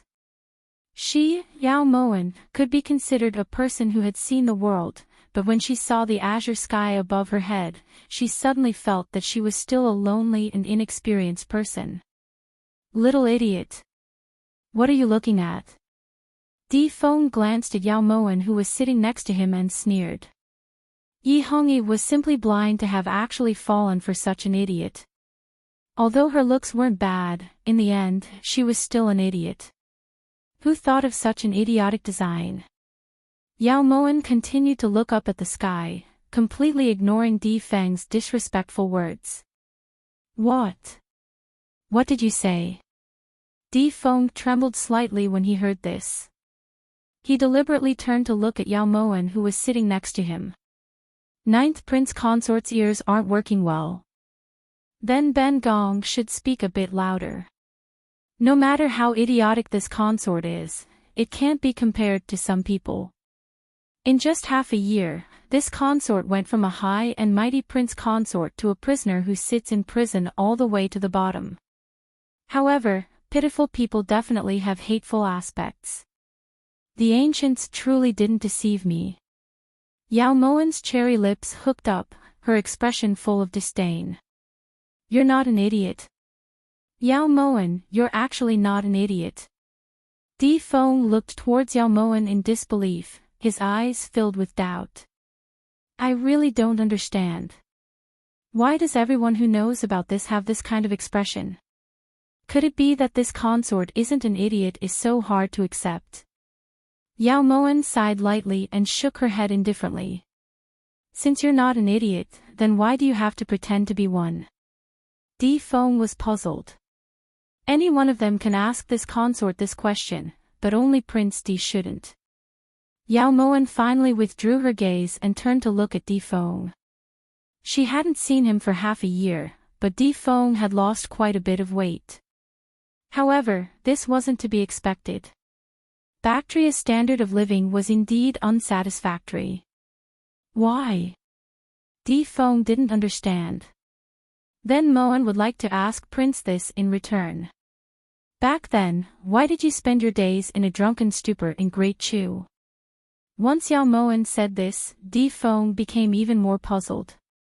This prince did that in order to linger on at death's door under Yi Hongyi's feet. If that wasn't the case, would Yi Hongyi have let this prince off? But you're different. You're Yi Hongyi's favored concubine and now you're also the Chu Empress. You have no reason to do so. Di Feng disapproved. If Moen wasn't an idiot, would Yi Hongyi have doted on Moen? Would he have made Moen empress? Yao Moen's gaze was deep and serene as a trace of coldness appeared on her lips. That's true. Based on Yi Hongyi's suspicious nature, it's hard to guarantee that you won't become the second Yamashine. Now that they were in Bactria, Di Feng had fewer misgivings. Chapter 373. From Prince Di's words, it seems that you suspect eldest sister's cause of death. Yao Moen sighed inwardly. It seemed that there were far more astute people in this world than she had imagined. Difficult labor. Are those imperial doctors all fucking idiots? Di Feng snorted disdainfully. He still had some respect for the Yao Machine of the past. That's why it's not important whether you're stupid or not. What's important is whether you know how to act stupid. If you act well, you'll be worshipped as empress, but if you don't, you'll become a prisoner or even a ghost. Yao Moen changed the topic and looked towards Di Feng with pity. What kind of sarcastic words are you saying? Aren't you sitting here as well? But then again, why are you here? I heard that you were kidnapped by Yi Junqing and... Di Feng suddenly shut his mouth. After a moment of silence, his eyes turned sinister. Yao Moen. Back then, was it you who tricked this prince into Harmony Palace? Was it? Di Feng thought about it again and again. At the time, Yi Junqing had denied it. Since it wasn't Yi Junqing, then it definitely couldn't be Yi Hongyi. Other than the two of them, it could only be this Yao Moen who was pretending to be stupid. It's rare for a person to be stupid. Why does Prince have to be so calculative? Yao Moen felt that rather than carefully hiding it, it was better to openly admit it. This prince is calculative. You still have the nerve to say that this prince is calculative? You! Di Feng waved his fist around for a long time, but it didn't fall. Yao Moen rejoiced for Di Feng. If he dared to swing it down, the one who would suffer wouldn't be her. Prince doesn't plan on teaching this consort a lesson? Yao Moen looked towards Di Feng curiously. Forget it. Everyone has their own fate. No one can guarantee that this prince will live longer in Great Chu than here. Di Feng smiled wryly. Moen is very gratified that Prince has this kind of awareness. Don't worry, with Moen here, you won't die. Yao Moen vowed solemnly. Di Feng snorted disdainfully. Right at this time, it started to drizzle. Yao Moen was at a loss. Di Feng suddenly pulled out a wooden plank from the wall and inserted it into a crack in the wall to block out the rain. How creative. Who designed this prison? Yao Moen wanted to cry but had no tears. This king. How about it? Di Feng didn't hear the derogatory tone in Yao Moen's words at all and pointed at himself proudly. Yin Shui, how about telling him? Yao Moen called out to Yin Shui very gently. A moment later, Di Feng lost in a very logical manner. At this moment, Yao Moen was already sitting under the wooden plank. She was leisurely looking towards Di Feng, who was standing alone in the rain. Yao Mo Wan. You're a bully. The rain became heavier, and Di Feng was instantly drenched. Bully. Did you think that Ben Gong was scolding you for nothing? Said Yao Moen resentfully. Only now did Di Feng realize that Yao Moen had been holding a grudge all this time. On the second day after Yao Moen was locked up, Zhao Shun appeared outside the prison cell with a group of attendants. This old subject has eyes but failed to recognize Mount Tai. I have wronged Empress Chu. Please forgive me, Empress Chu. Seeing Zhao Shun like this, Yao Moen knew that Yi Junqing must have said something, so there was no need to keep pretending. The ignorant can't be blamed. It's Moen's honor that Prime Minister has personally come to the heavenly prison to apologize. Yao Moen restrained the expression in her eyes and looked towards Zhao Shun warmly. Empress Chu, please. Zhao Shun looked respectful on the surface, but he was feeling very sullen inside. Since Yao Moen wasn't stupid, she had clearly been torturing him last night. Based on Yao Moen's experience with countless people, she could naturally guess that Zhao Shun was being petty. However, she didn't care and just turned to look at Di Feng. Great Chu actually produced such a beast-like prince. Moen is truly ashamed. Moen will definitely have Emperor Xia punish this matter. Di Feng, you've truly disappointed Ben Gong. Yao Moen turned around coldly and walked out of the heavenly prison without hesitation. After everyone left, Di Feng finally became angry. Yao Moen. Are you even human? Is it? After Yao Moen left the heavenly prison, she was directly brought into Xia Palace by Zhao Shun. Ting Yu was naturally released as well to follow Yao Moen. When Yao Moen first entered Qingqian Palace, she thought that she had entered a latrine in 10,000 Emperor's City. It wasn't an exaggeration to say that Qingqian Palace's decor was very ordinary. Moen, are you alright? The moment Yao Moen stepped through the palace doors, Yi Junqing had already stood up to greet her. Moen is fine. I've caused Prince to worry. Great Chu's Yao Moen kowtows in salute to Emperor Xia. Yao Moen purposely kept her distance from Yi Junqing as she walked respectfully to the old man sitting in the main seat and bowed. During this period of turmoil, she definitely couldn't spread any rumors with Yi Junqing. People's hearts were the most fickle. If she made the slightest mistake, she would cause Yi Junqing to suffer a crushing defeat. Empress Chu is too courteous. Servants, grant him a seat. Emperor Xia stroked his white beard, his face full of kindness. This made Yao Moen think of Yao Tuesday. Back when she was rescued and brought back to Ji province, she had gone to Mangyuan to see Yao Tuesday. Unfortunately, the house was empty and Yao Tu had left out of self-blame. Before Yao Moen left, she had told Ben Lei to find Yao Tu no matter what. The kindness of a drop of water should be repaid with a gushing spring. Yao Moen deeply understood this principle. Moen thanks Emperor Xia. Yao Moen smiled slightly, then sat down on the rattan chair to Yi Junqing's right. Perhaps it was because of the rattan produced in Xia, but this rattan chair was even more comfortable than the ones in Chu's palace. Esteemed Prince, my master has already abandoned Yi Hongyi and is willing to sign an alliance with your highness. He hopes that your highness will carefully consider this matter. In order to express his sincerity, my master has ordered this old subject to kill the envoy Yi Hongyi sent, Lin Shouqing. Zhao Shun, who was sitting across from Yi Junqing, respectfully stood up and sincerely suggested this. At the side, Yao Moen's eyes trembled slightly. Then she quietly asked Yi Junqing. You didn't agree.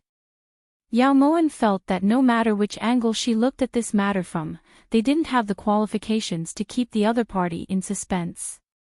They didn't let you go, so how could this prince agree? Yi Juanqing's eyes shone brilliantly, as if they were shining into Yao Moen's heart and sweeping away all the haze. Moen feels that this matter can't be delayed any longer, said Yao Moen in a low voice. Yi Juanqing didn't say anything. He straightened his body, then stood up to return Zhao Shun's greeting, then turned to look towards Emperor Xia. It's Juanqing's fortune that Emperor Xia thinks so highly of Juanqing. Juanqing promises Emperor Xia that when he succeeds in the future, he will definitely repay this kindness. Since Yi Juanqing had relented, Zhao Shun immediately ordered someone to bring the already written letter to the two of them. Emperor Xia and Yi Juanqing both signed it and split it into 2 copies for each to keep. Now that the matter was settled, Emperor Xia was naturally happy. He ordered Zhao Shun to arrange for a banquet to be held in Xia Palace's imperial garden to entertain Yi Juanqing and Yao Moen. Yi Juanqing naturally didn't refuse and left Qingming Palace with Yao Moen. Zhao Shun was also a perceptive person, so he arranged for the two of them to stay opposite each other. There was only a small stone arch bridge between them. This so-called stone arch bridge was made of pure granite. From this, it could be expected that Grand Xia's state banquet wasn't something to look forward to. Inside the room, Yin Shui handed over 100,000 taels of silver to Yao Moen. Master, this subordinate doesn't understand. Why did you say those things to Di Feng when you left the imperial prison? Afterwards, Di Feng didn't stop nagging you. Di Feng's words were too harsh, so Yin Shui naturally didn't dare to tell Yao Moen everything. It was just a cover-up. If this consort hadn't said those things, do you believe that someone would have snuck into the imperial prison tonight to take Di Feng's life? Yao Moen explained with a faint smile. As for Di Feng's disrespectful words, she would first note them down. Master is wise. With what you said, those people who framed Di Feng can rest easy. Yin Shui suddenly understood. Chapter 374. Yin Shui, help Ben Gong make the arrangements. After the banquet, Ben Gong wants to see Zhao Shun. Yao Moen folded the banknotes in her hand and placed them in her sleeve. Yin Shui accepted the order and left. At this time, Tingyu walked in with tea. Your Highness, this servant has heard that the 8 princesses and the son-in-law will all be attending tonight's banquet. There will also be some important officials in court. People like Feng Yi and Zhao Shun will all be there, reported Tingyu. This consort really doesn't understand why Emperor Xia would be in such a rush to sign a letter with Yi Juanqing. Does he not plan to continue observing? Yao Moen was puzzled. Your Highness, when this servant returned from fetching water, I heard that Xiao's King Ping's daughter encountered Lin Shouqing while playing on the streets and was taken to the embassy by his subordinates. That was all Tingyu had heard. Is that so? This Lin Shouqing is really something. No matter how poor Xia is, the imperial family is still the imperial family. How could they allow him to humiliate them? If this consort's guess isn't wrong, that Lin Shouqing was probably killed by King Ping in a fit of rage. Adding on the fact that Yi Juanqing has arrived in Xia, even if Emperor Xia wants to explain, with Yi Hongyi's suspicious personality, he won't believe it. Rather than living in fear, it's better to bet on Yi Juanqing. At least he'll be able to say something good. The banquet couldn't be any more ordinary, but the scene was very lively. Emperor Xia's 8 princesses brought their son-in-law to the banquet. Yao Moen felt that these 8 princesses were all gentle and pleasant. Any one of them would be more pleasing to the eye than Xia Furong. She didn't know if there was something wrong with Emperor Xia's eyes. Perhaps the one he dotes on the most is the craftiest one. Right now, the ones standing in the center were the 5th princess and her son-in-law, Xiahou Yuan. Xiahou Yuan was handsome and elegant. His eyes were bright and full of expression, and his figure was tall and strong. Perhaps it was because she loved the house and its crow, but Yao Moen's relationship with Feng Yihan wasn't bad. She naturally felt goodwill towards this Xiahou Yuan of Qi who had also been persecuted by Consort Hua. After the fifth princess and Xiahou Yuan took their seats, the eldest princess and Feng Yuanshan arrived. Yao Moen carefully examined Feng Yuanshan. He had dark skin and sharp brows. As expected, he was the descendant of a general family. He had an indescribably domineering aura. Seeing that all 8 princesses had arrived, Yao Moen reflexively glanced at Emperor Xia. Although Emperor Xia had a smile on his face, his eyes were filled with sorrow. Yao Moen knew that he was too sad. Next, it was time for the important officials of the court to take their seats. What surprised Yao Moen was that the wife Feng Yi brought wasn't his first wife. A wife who has gone through hardships doesn't leave the hole. This Feng Yi is a bit too heartless, muttered Yao Moen. How do you know that the person next to Feng Yi isn't his wife? Yi Junqing moved closer to Yao Moen and asked disapprovingly. Does Prince think that this 16-year-old beauty can give birth to a son as tall and sturdy as eldest prince's son-in-law? Yao Moen felt that Yi Junqing's question was practically idiotic. How would this prince know that the eldest son-in-law was Feng Yi's son? Yi Junqing felt wronged.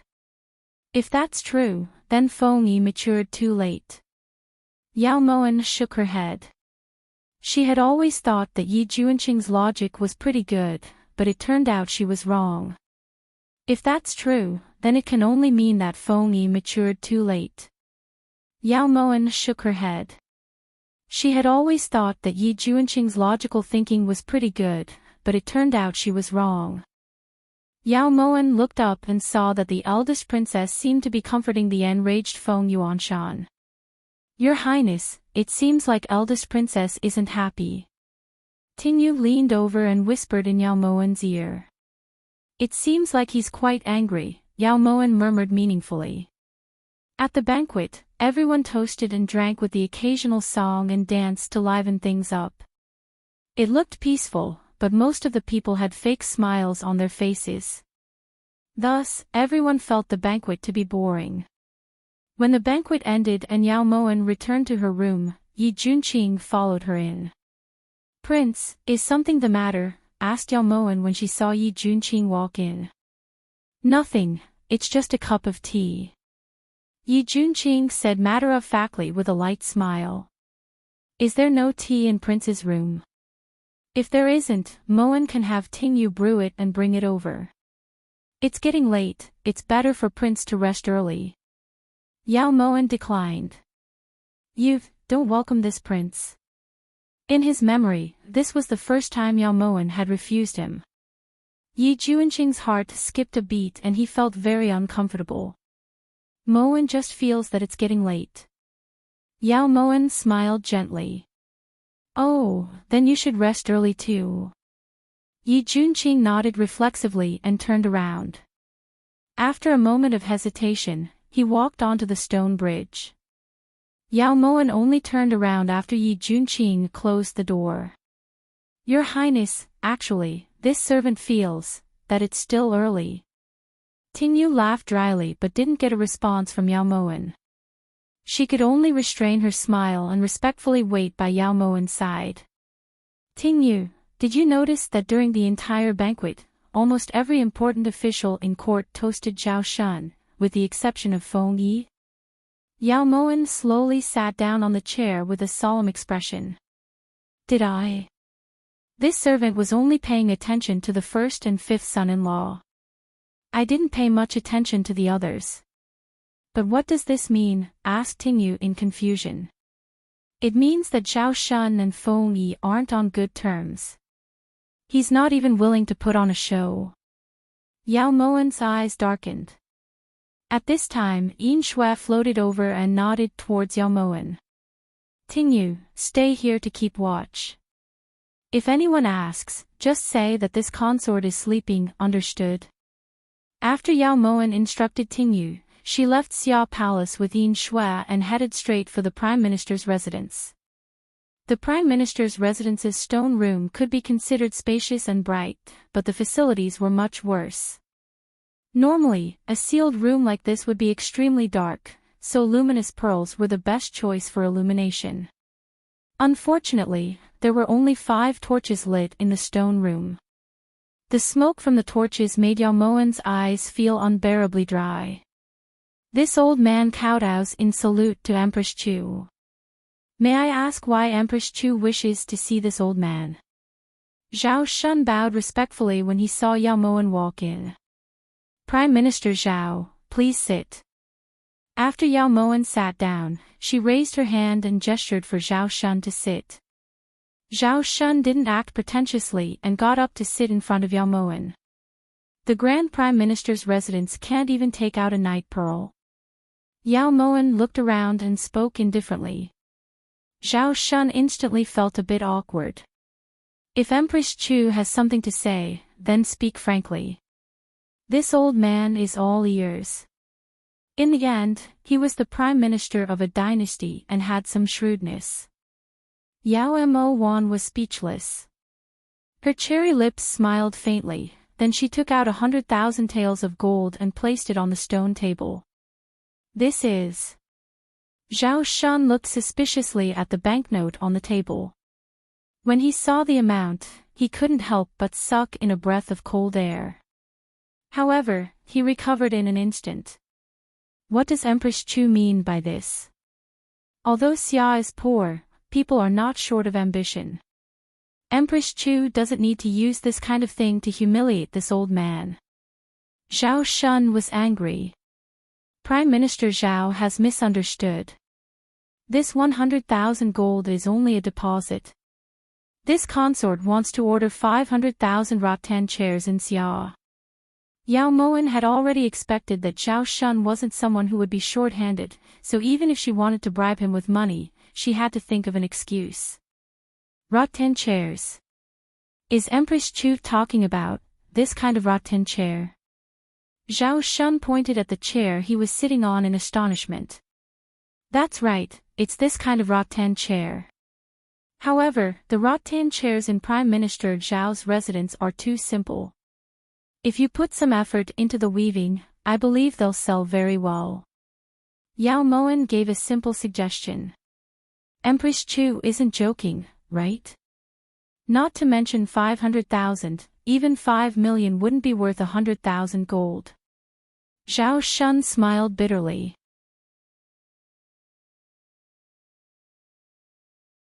Chapter 375. Whether it's worth it or not is up to this consort. Whether you want to do this business or not will depend on Minister Zhao. Yao Moan's eyes shone with a sharp light. Prime Minister Zhao, you may not know this, but my master is not only the Empress of Chu, but she is also the boss of Yao Manifest Store in Mangyuan. With Yao Manifest Store's strength, 500,000 rattan chairs can be sold in the blink of an eye, Yin Shui added, not missing the opportunity. You're the boss of Yao Manifest Trade. Zhao Shun's eyes widened as he slammed the table and looked towards Yao Moan excitedly. Yao Moan felt that Zhao Shun's reaction was too extreme. She thought about it again and again. Yao Manifest Trade didn't seem to have offended Great Xia, right? Is there a problem? Yao Moan gulped and spoke slowly. This old man has been searching for you for so long. As the Prime Minister of a country, how could Zhao Shun not want to get rid of the title of being the poorest country? However, he had no way out. Later on, when he heard of Yao Manifest Trade's reputation from a merchant of Great Xia, he had wanted to get to know the boss of Yao Manifest Trade and discuss a win-win situation with her. However, after a few attempts to no avail, Zhao Shun had given up. He never thought that he would be able to meet her in his private room today. How could he not be excited? Cough cough. Then Minister Zhao has agreed to this consort's business. Yao Moan sighed inwardly and looked towards Zhao Shun. I couldn't ask for more. When will the 500,000 rattan chairs be delivered? Zhao Shun put away the banknotes worth 100,000 taels of gold in delight. Yao Moen found it easier to speak now that Zhao Shun had taken the money. There's no rush to deliver the goods. Minister Zhao only needs to order people to do it and deliver it to Mang Yuan. It's just that this consort has something that I need Minister Zhao's help with. Zhao Shun instantly understood what Yao Moen was talking about. Although the smile on his face wasn't as exaggerated as before, it was still very bright. Empress of Chu, please speak. As long as this old man can help, I definitely won't refuse. Zhao Shun felt that the person in front of him was a bodhisattva that he couldn't afford to offend. This consort has heard a bit about the honored princess, but this consort understands Prince Di quite well. Based on his nature, he wouldn't do such an outrageous thing, so... Before Yao Moen could finish speaking, Zhao Shun took out the banknotes again and pushed them in front of Yao Moen. If it's anything else, I can help, but I can't do anything about the 9th princess. I believe that the Empress of Chu has heard of the Emperor's love for the 9th princess. No one can compare to him. Now that the 9th princess has died unjustly, the Emperor will not let the 9th prince consort off no matter what. Although Zhao Shun was unwilling, sometimes, money was a hot potato. Prime Minister Zhao, what are you doing? What this consort is saying doesn't conflict with the business between us, Yin Shui. Yao Moen didn't expect Zhao Shun to be so resolute. She glanced at Yin Shui. Yin Shui naturally understood his meaning and forcefully handed over the banknotes to Zhao Shun. But Prime Minister Zhao was in a difficult position. I'm afraid that Prime Minister Zhao has misunderstood this consort's meaning. If Di Feng really is the murderer who killed the 9th princess, then this consort naturally won't protect him. If Di Feng is innocent, then this consort can't just watch as he becomes a scapegoat for someone else, right? Yao Moen simply went straight to the point. The Empress of Chu suspects that the 9th prince consort is innocent. That's not possible, right? At that time, all the servants in the princess residence saw the 9th prince consort walk out of the bedroom with a dagger in his hand. The dagger was covered in blood. When the servants entered, the 9th princess had already been stabbed several times and died a miserable death. Zhao Shun briefly described the scene at that time and sighed from time to time. Sometimes, even if you see it with your own eyes, it might not be true. How about this? This consort pleads with Prime Minister Zhao to postpone Di Feng's death sentence and give this consort a few days. Yao Moen looked towards Zhao Shun with a pleading expression. This matter is difficult. Emperor Xia was originally scheduled to execute Di Feng by 1,000 cuts at the Meridian Gate the day after tomorrow. Zhao Shun frowned. Yao Moen could tell that he wasn't lying. The day after tomorrow. I'm afraid there won't be enough time. Yao Moen furrowed her brows as she spoke worriedly. How about this? This minister will think of a way to push back the execution date by 10 days. If after 10 days, the Empress of Chu still can't find any evidence to reverse the verdict for the 9th prince consort, then this old man won't be able to do anything. Zhao Shun felt a bit helpless.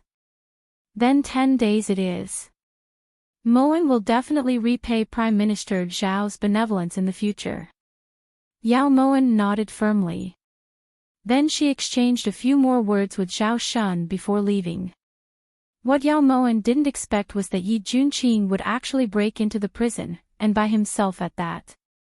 There were only a few stars in the inky sky.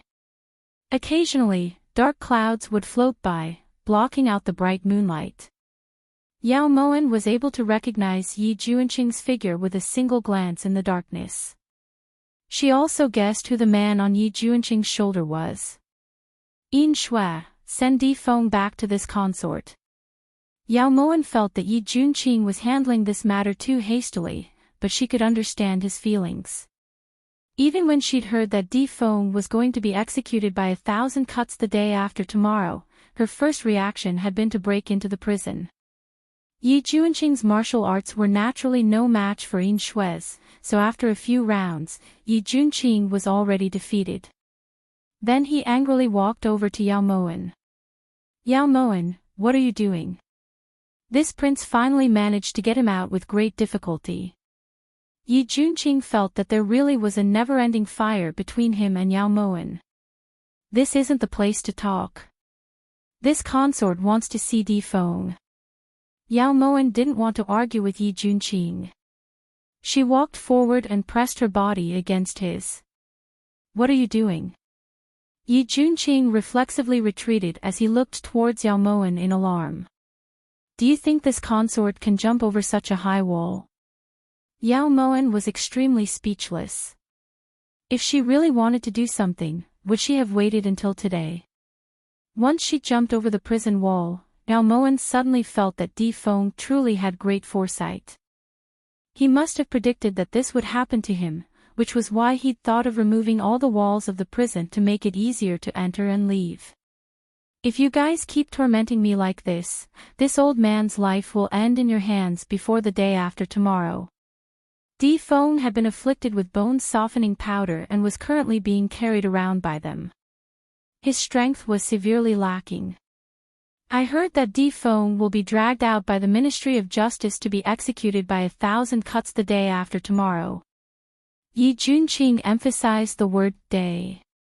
This consort has already convinced Zhao Shun to postpone the sentence. Prince Di, this consort is asking you, did you kill Xia Furong or not? When Yao Moen said this, Yi Juanqing instantly quieted down. He looked towards Yao Moen with an expression of shock. As expected, there was nothing in this world that Yao Moen couldn't do. Is this prince's character really that bad? Even you guys don't believe this prince. No, how could this prince possibly kill her? She's the honored princess of Bactria, there's no reason for this prince to dig his own grave. There was no one who wasn't afraid of death, and Di Feng was no exception. Thus, his answer to this question was quite reasonable. Moen also feels that this is true. Based on Prince's loose personality, even if someone had to be killed, it should be Xia Furong. In Yao Moen's opinion, there wasn't another capable person in all of Bactria who dared to play with women in the imperial palace like Di Feng. Prince, there's no harm in telling us what happened that day, suggested Yao Moen. I was afraid that you guys wouldn't believe me, so this prince went to Red Fragrance brothel that very morning. Di Feng leaned against the wall and spoke from memory. Red Fragrance brothel. Yao Moen lifted her brows. Master, that's the largest brothel in Bactria, reminded Yin Shui in a low voice. Yao Moen's lips twitched, but she continued to look towards Di Feng. This prince still remembers that Miss Qing Lian from Red Fragrance brothel was the main attraction that day. This prince spent quite a bit of silver to get her. Do you guys know what happened after that? It was now Di Feng's turn to lift his brows.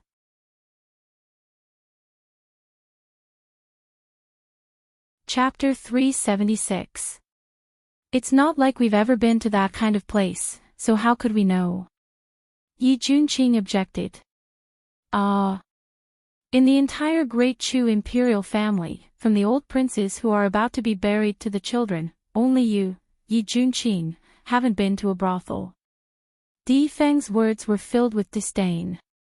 Continue, said Yao Moen coldly. Cough cough. After this prince won Lady Qing Lian's hand, this prince drank and had fun with her. Calculating the time, this prince left the Red Aroma restaurant at around 5 p.m.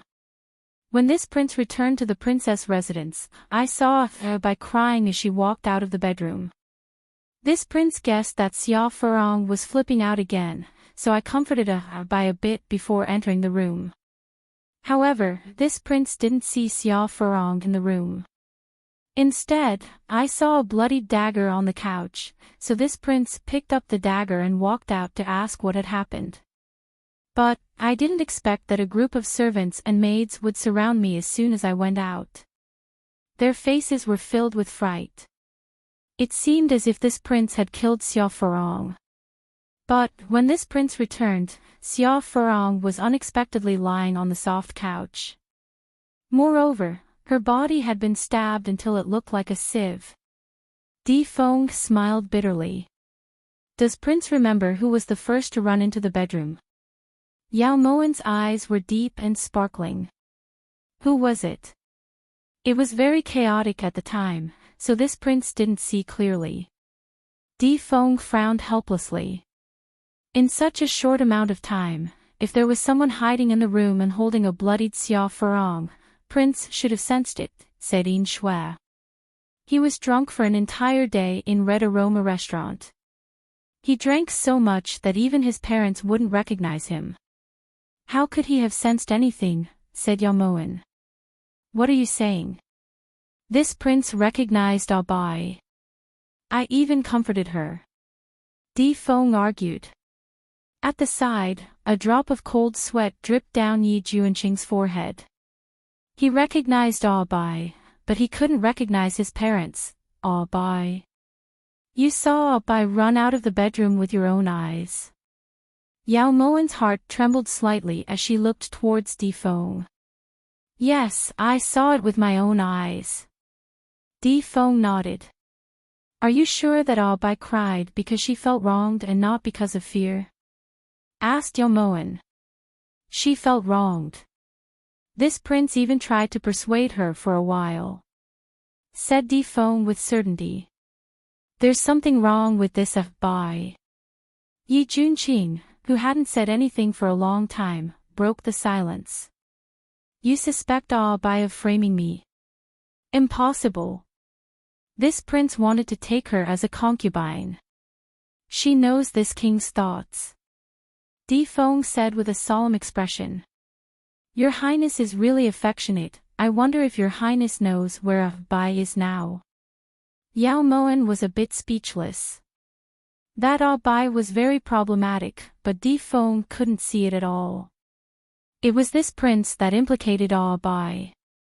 That old geezer Zhao Shun insisted that this prince had an affair with Ao Bai, which was why I killed Xiao Farong so that I could be together with Ao Bai. Now that this prince has been sentenced to death by 1,000 cuts, how can Ao Bai be any better? When mentioning Ao Bai, Di Feng wrung his wrists in grief. The next day, when Zhao Shun met with Emperor Xia in private and proposed to delay Di Feng's execution by 10 days, Feng Yi appeared in the imperial study room of the Xia kingdom's palace in less than 4 hours. In the room, Yi Juanqing was frowning and pacing back and forth from time to time. Prince, can you not go around in circles? Moan's eyes are blurred. Yao Moan put down the teacup in her hand. If she hadn't married over for this prince, Di Feng wouldn't have ended up like this. Moan, what if Emperor Xia refuses to postpone the sentence, or if someone assassinates Di Feng? Or if you can't find any evidence to prove Di Feng's innocence? Yi Juanqing felt guilty towards Di Feng, so he naturally wouldn't just watch as something happens to Di Feng. We'll just break the prison then, said Yao Moan lightly. When Yi Juanqing heard this, he immediately stopped and looked towards Yao Moan in shock. Since you agreed to break the prison, why did you go around in circles? Yi Juanqing couldn't understand. Breaking the prison is the worst plan. Yao Moan looked towards Yi Juanqing with bright eyes. Then what's the best plan? Yi Juanqing didn't feel this way. Even if he vindicated Di Feng's future days might not be good.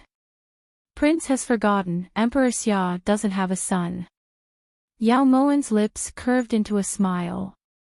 You don't joke around. That's impossible. Yi Juanqing understood the meaning behind Yao Moan's words, but he definitely didn't believe that Yao Moan would be able to bring a prisoner up to the throne room.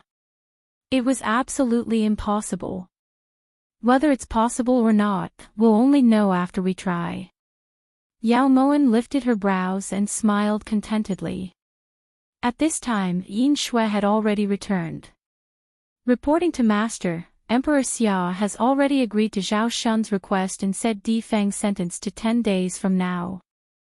Zhao Shun's reason was that he had formed an alliance with Prince, so if he killed Di Feng now, it would affect the alliance. Although Feng Yi said that it would be difficult to appease public anger if he didn't kill Di Feng, he still wasn't able to persuade Emperor Xia, reported Yin Shui. Feng Yi. Ha, it really was him. The father and son put on a good show of falling out and becoming enemies for nothing. Unfortunately, it was too much of a test. Yin Shui, secretly monitor Feng Yi for the next 2 days. Report back immediately if there's any movement. Yao Moen's brows curved and her eyes were filled with gratification. Once Yin Shui left, Yi Junqing looked towards Yao Moen in confusion. You said that Feng Yi and Feng Yuanshan hated each other was fake. Yi Junqing couldn't find a reason for them to do this. Originally, Moen was only suspicious, but since Feng Yi entered the palace this time, Moen is certain that Xia Furong's death is definitely related to the Feng father and son. Yao Moen vowed. This prince doesn't understand. If Yi Junqing said that he was number 1 in military affairs, no one would dare to say that they were number 2. If he said that he was number 1 in terms of scheming against the inner palace, no one would object either. This consort found out from Zhao Shun that if it wasn't for Xia Furong's accident, Emperor Xia would have long planned to pass the throne to Di Feng. His son with Xia Furong would also have changed his surname to Xia. Now that Xia Furong is dead and Di Feng has been sent to prison, there's no chance of him inheriting the throne. This way, the next best candidate will have a chance. Based on Zhao Shun's intentions, Emperor Xia already has 2 candidates in mind. One is the 5th son-in-law, Xiahou Yuan, and the other is the eldest son-in-law, Feng Yuanshan. However, Feng Yuanshan is the eldest son of Great Xia Cavalry General Feng Yi. Although Emperor Xia likes Feng Yuanshan, he's afraid that the Feng family will rebel in 100 years and completely change the surname of the country to the surname Feng. Thus, his thoughts are biased towards Xiahou Yuan. After all, Xiahou Yuan is from Qi and doesn't have much of a foundation in Great Xia, so he won't cause any trouble. Yao Moen's calm analysis confused Yi Junqing. When Yao Moen saw Yi Junqing's confused expression, she continued. Because of this, Feng Yi pretended to dote on the concubine. He even attended the state banquet with the concubine. It looked like he was trying to embarrass Feng Yuanshan, but in reality, he was doing it for Emperor Xia. Yao Moen sneered. It's truly complicated. This prince just wants to know if Di Feng can be saved or not. Yi Junqing gave up. He just wanted to know the result. Of course. Yao Moen lifted her brows and walked out of the room. Hey, don't go. Of course he can be saved or not. When Yi Junqing saw that Yao Moen had left, he followed after her. Yao Moen looked around the entire Great Xia Imperial Palace and felt that there really weren't many places to go, so she changed into men's clothes and left Xia Palace with Yi Junqing. At the time, Yi Junqing hadn't understood why Yao Moen had to change into men's clothes, but now he understood.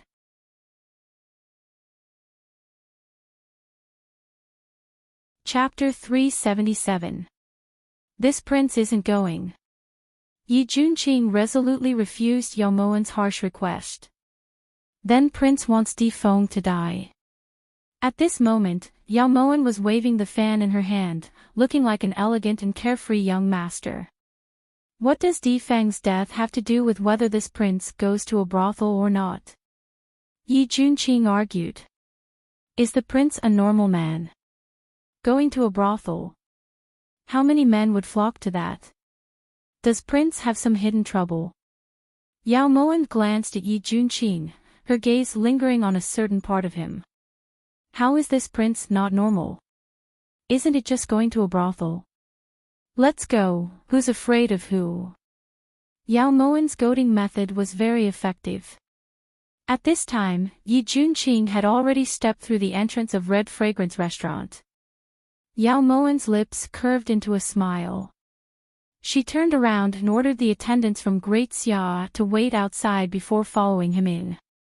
When it came to Yao Moen, who treated money like dirt, the brothels naturally didn't dare to slight her. Thus, after Yao Moen's extravagance, the brothels unhesitatingly dragged Qing Lian out from under a certain unlucky young master's body, causing that young master to have no choice but to grab a replacement to settle the matter. "You're Qing Lian." Yao Moen gently waved her fan as she examined the woman in front of her. Although she couldn't be considered stunning, she was still pleasing to the eye. "This servant Qing Lian greets the two lords." Yao Moen couldn't help but shiver. She glanced to the side and saw that Yi Junqing, who was next to her, was already covered in goosebumps. This lord has long heard of Miss Qing Lian's talent and wanted to come visit for a long time, but was delayed by some matters. Now that he's able to see Miss today, this lord is so excited that he can't speak. Yao Moen made small talk as she pushed Yi Junqing to the front. Qing Lian had been in the brothel for so many years, so she naturally knew who was the main character today. She swayed her slender waist and sat next to Yi Junqing to pour wine for him. "Wait." Yi Junqing stopped Qing Lian and pulled Yao Moen to the side. "What do you mean?" Yi Junqing glared at Yao Moen. "If Prince wants Di Feng to be safe, then get him drunk." Yao Moen's words were concise and comprehensive. Yi Junqing took a deep breath. When he opened his eyes again, he looked like he was ready to die. 2 hours passed. When Yao Moen saw that Yi Junqing and Qing Lian were completely drunk, she got up and walked over to Qing Lian. "Miss Qing Lian has a good capacity for alcohol. I'm afraid even old General Feng Yi isn't a match for you." Yao Moen probed carefully. "Feng Yi, this servant has never drunk wine with old General Feng before." Qing Lian looked towards Yao Moen in a drunken haze.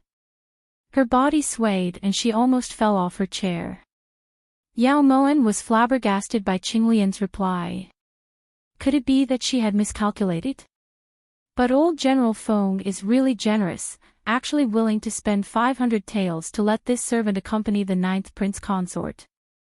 Do you know, the 9th Prince Consort's skills in bed, TSK. Actually, even if old General Feng didn't pay, this servant was willing to serve him. Qing Lian was really drunk, otherwise she definitely wouldn't praise another man's skills in bed in front of another man. This was a big taboo. "General Feng, aren't you afraid that the 9th princess will be unhappy?" Yao Moen continued probing. "The 9th princess? Ha, so unruly and domineering, no man would like her. If this servant was the 9th Prince Consort, I would definitely endure enough. However, old General has instructed this servant not to let the 9th Prince Consort know that he's giving money, so the 9th princess definitely won't know." As Qing Lian was boasting, Yi Junqing had already fallen asleep. After Yao Moen received confirmation from Qing Lian, she was even more certain that Feng Yi and his son definitely had something to do with Xia Furong's death. At this time, Qing Lian had also fallen asleep on the table. The next day, Yao Moen had just finished washing up when she heard the sound of the door being knocked on coming from the main hall. Ting Yu knew that the situation was bad and looked towards her master worriedly. "Help this consort out." When Yao Moen walked out of the bedroom, she saw a ruthless Yi Junqing standing angrily in the main hall with his hands on his hips. "Prince, be careful. This Xia Palace's palace door isn't like Chu Palace's. If you break it, we'll have to pay," said Yao Moen indifferently. She then sat down at the table and personally poured a cup of tea for Yi Junqing. "Yao Moen, how could you leave this prince alone in Red Aroma Brothel? How could you do that?" Yi Junqing looked towards Yao Moen with uncontrollable rage. Moen was wondering what it was. So it's this matter. In reality, Prince should be thanking Moen. If people found out that Prince entered a brothel but didn't spend the night, it would greatly damage Prince's prestige, said Yao Moen seriously. Yi Juanqing's handsome face instantly turned green. That night, the moon was bright and the stars were sparse. Yao Moen had just seen Di Feng in the imperial prison and was about to return to the palace when she unexpectedly saw a familiar figure. Master, that's Zi. At the time, when Xia Furong had entered Chu, she only had 2 personal maids with her. One was the missing Bai and the other was Zi. Follow her and take a look. It was such a dark and windy night, yet a delicate woman wasn't sleeping properly at home. Instead, she was running around in an alley. Yao Moen had a vague feeling that there was something wrong with this Zi. Thus, after following Zi for about half of Lin En, Yao Moen finally saw Zi enter an abandoned residence. Who is it? The low voice was filled with unconcealable fear. Zi had just pushed the door open when she heard a voice from the corner of the bed. Bai, it's Zi. Don't be afraid. As Zi spoke, she turned to look outside. When she saw that there was no one around, she closed the door. In the darkness, Yao Moen and Yin Shui looked at each other in dismay, then their gazes landed on the corner of the bed. Zi. Zi, it's really you. What's the situation outside? Was the 9th prince consort?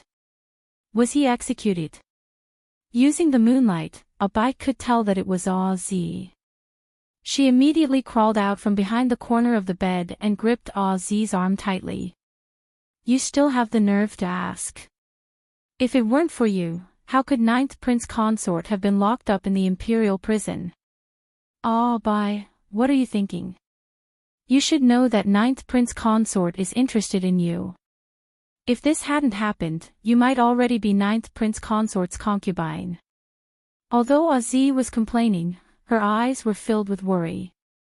I originally didn't want to, but 9th prince consort, he. On one hand, he said that he wanted to take me as a concubine, but on the other hand, he stayed in the Red Aroma restaurant all day, leaving me alone in the residence to be beaten and scolded by master. Just because 9th prince consort said that he wanted to take me in as a concubine, I was beaten so many times by master. Bai sobbed. But you can't hold this grudge against 9th prince consort. Zi pulled Bai to sit at the table and handed over the dry rations and silver to Bai. I was also bewitched by the Grand Princess. At that time, the Grand Princess said so many unpleasant words, and even said that 9th prince consort wanted to take me in to anger the 9th princess, and that I was just a tool that 9th prince consort used. In addition, the 9th princess usually scolded and beat me. Bai was filled with regret as tears streamed down her face. Speaking of which, the 9th princess died miserably. You could have just stabbed her to death. Why did you have to stab her so many times? Zi took off her jewelry and handed it to Bai. I didn't do it willingly. Eldest prince consort held my hand and did it. At that time, she only told me to drug the 9th princess, but I didn't expect. Zi, I'm so scared. What should I do? Bai cried more and more fiercely, her voice filled with fear.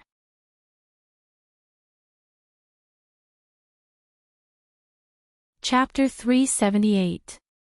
Wait a little longer. Right now, the city gate is tightly guarded. You won't be able to leave at all. This is all the silver I can gather. You should keep it for now.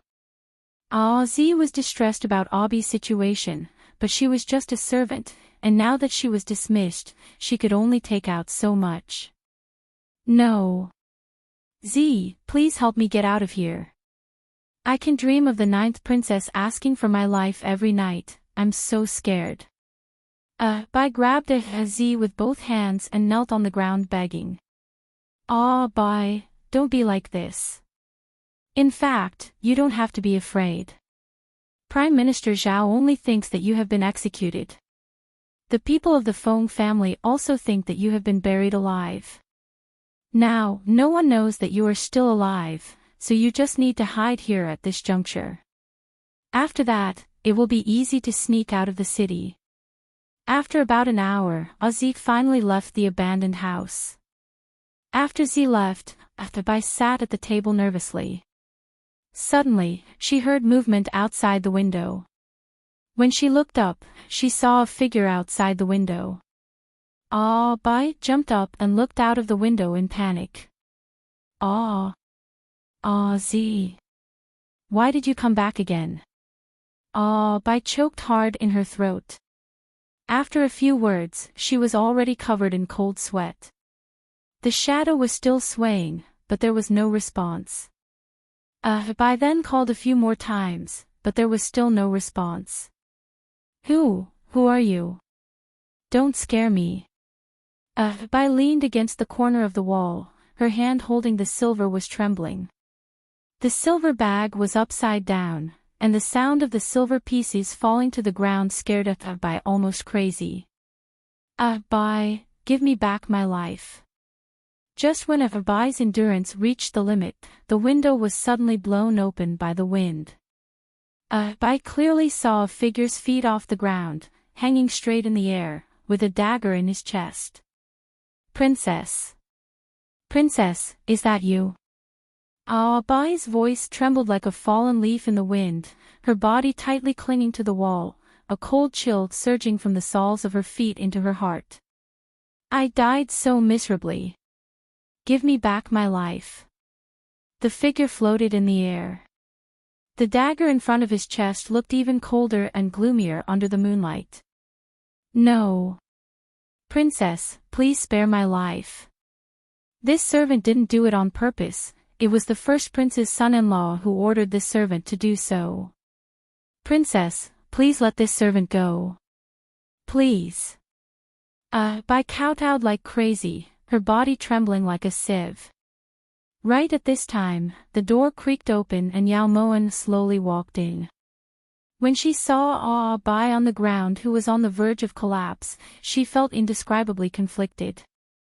Due to how domineering Xia Furong was, killing her could be considered getting rid of a scourge for the people. However, Di Feng also treated Bai quite well, yet she was able to collude with eldest princess and Feng Yuanshan to frame him. From this perspective, Bai deserves some punishment. Bai, do you still remember this consort? Asked Yao Moen when she saw that Bai was trembling in fright. Bai trembled when she heard this and immediately looked towards Yao Moen. It took her a long time to react.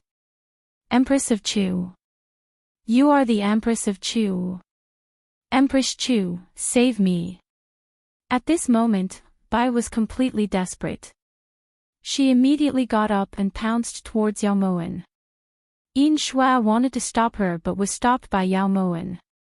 Yao Moen allowed Bai to hug her and only spoke after she had calmed down a bit. Don't you want to know why this consort appeared here?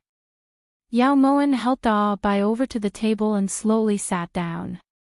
However, Bai refused to let go of Yao Moen's hand no matter what she said until the black figure outside the window disappeared. Empress Chu, save me. I beg you to save Bai. The fear from earlier still lingered in Bai's heart. Her body was still trembling as tears streamed down her face. It's not impossible to save you, but you have to listen to this consort. Yao Moen got straight to the point. When Bai heard this, her eyes instantly burst with endless desire.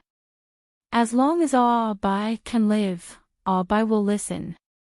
If nothing unexpected happened, Di Feng should have been dragged out of the Meridian Gate and executed by 1,000 cuts today.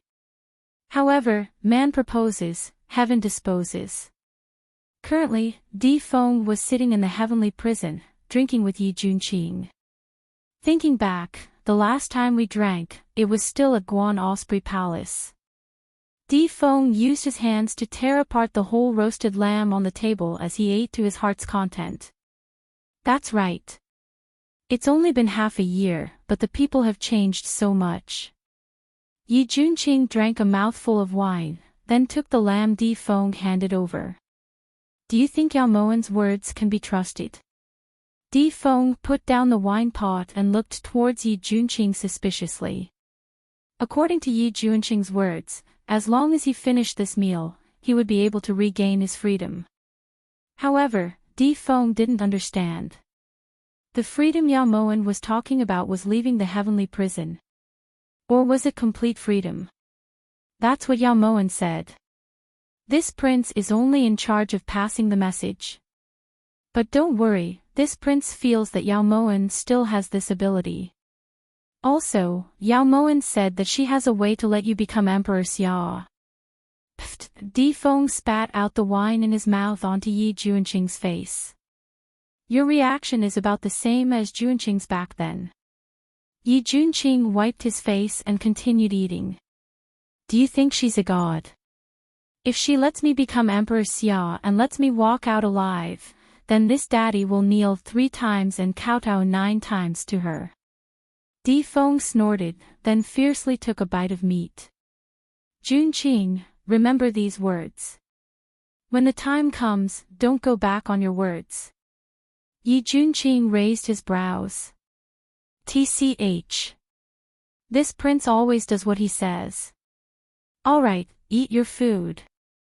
Di Feng didn't think too much about it. In this world, the most important thing was to live in the moment. If he didn't eat now, then when would he? While Di Feng and Yi Junqing were happily eating, Yao Moen's show had already begun. Xia Furong's residence was much more luxurious than the other princesses. Even the back garden was more than twice as large. At this moment, a white figure arrived like the wind and steadily landed in front of the pavilion. Ah, bye, come out. The low voice was cold and sinister. Feng Yuanshan looked around vigilantly, his gaze as sharp as an eagle's. Eldest prince consort, you didn't expect this, right? Ah, Bai is actually still alive. Behind the pavilion, Bai walked out in plain clothes. Her expression was as cold as ice. Almost at the same time, Feng Yuanshan moved like an arrow and arrived in front of Ah Bai. He firmly grabbed Ah Bai's neck with one hand. Ah. Eldest prince consort thinks that if Ah Bai didn't have a backup plan, she would rashly invite you out. Ah Bai's words caused Feng Yuanshan's heart to tremble. Then he abruptly used his strength and threw Ah Bai to the ground. Lowly slave. Feng Yuanshan roared fiercely. In his heart, he regretted that he didn't finish her off with a single stab and had instead buried her alive. Ah Bai is lowly, but how virtuous are eldest prince consort and eldest princess. In order to inherit the throne, you didn't hesitate to cruelly kill the 9th princess and frame 9th prince consort. Ah Bai sneered as she crawled up from the ground. The fear in her eyes turned into ridicule and disdain. Don't forget, you also had a part in this. Feng Yuanshan really wanted to strangle Ah Bai to death, but before he could get the backup plan out of Ah Bai, he didn't dare. I was dragged down by you and the eldest princess. If it wasn't for your flowery words, threats, and promises, Bai wouldn't have let down the 9th princess, nor would she have framed 9th prince consort. Ah Bai roared emotionally. Isn't it too late to regret it now? Also, this was something you did voluntarily, we didn't force you. Could it be that you were willing to be beaten and scolded by Xia Furong every day and were willing to watch Di Feng embrace a beauty? Don't think that I don't know what you're thinking. Feng Yuanshan snorted disdainfully. You're wrong. You don't know how much 9th prince consort loves the 9th princess. It's said that 9th prince consort has a romantic nature, but that's all an illusion. Everything 9th prince consort has done is for the 9th princess. Ah Bai felt that some words were really against her conscience, but could conscience be more important than life?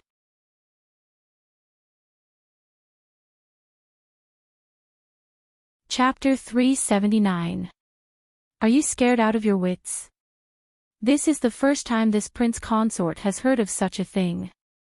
Feng Yuanshan coldly snorted as he looked towards Ao Bai. Perhaps ninth prince consort was dissolute when he was in Great Chu, but ever since he met the ninth princess, prince consort has loved the ninth princess so much.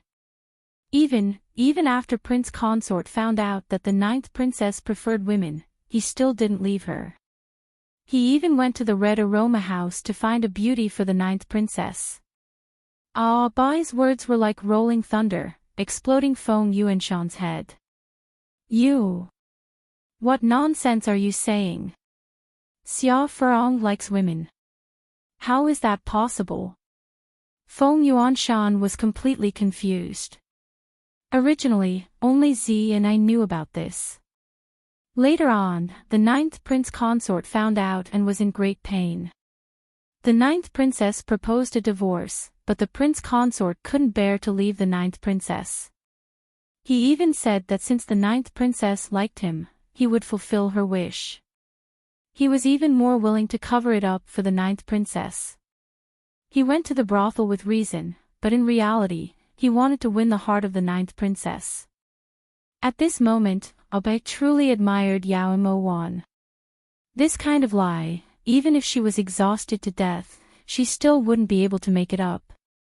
This is a huge scandal for the imperial family. If I had known about this earlier, this prince consort wouldn't have had to go through so much trouble to get rid of Xia Furong. Who knows, this might have even angered that old man to death.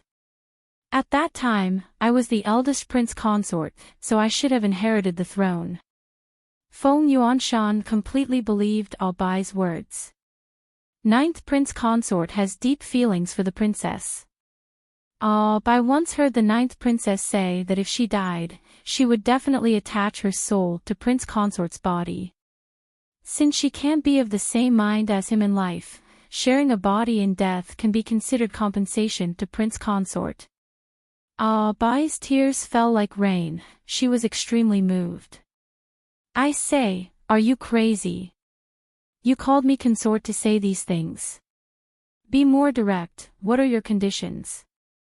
Feng Yuanshan said impatiently.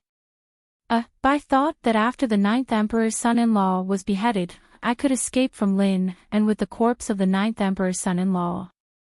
After that, I would find a quiet temple to pray for the ninth princess and the ninth emperor's son-in-law. But now that the ninth emperor's son-in-law has been detained in the prison for a long time, I really can't wait any longer. However, the city gate is tightly guarded. I tried to sneak out several times but failed, so if Bai wants to ask the eldest emperor's son-in-law to help Bai leave Lin and give Bai some money. What if I don't agree? Feng Yuanshan looked at Bai coldly. After all, this person was a scourge.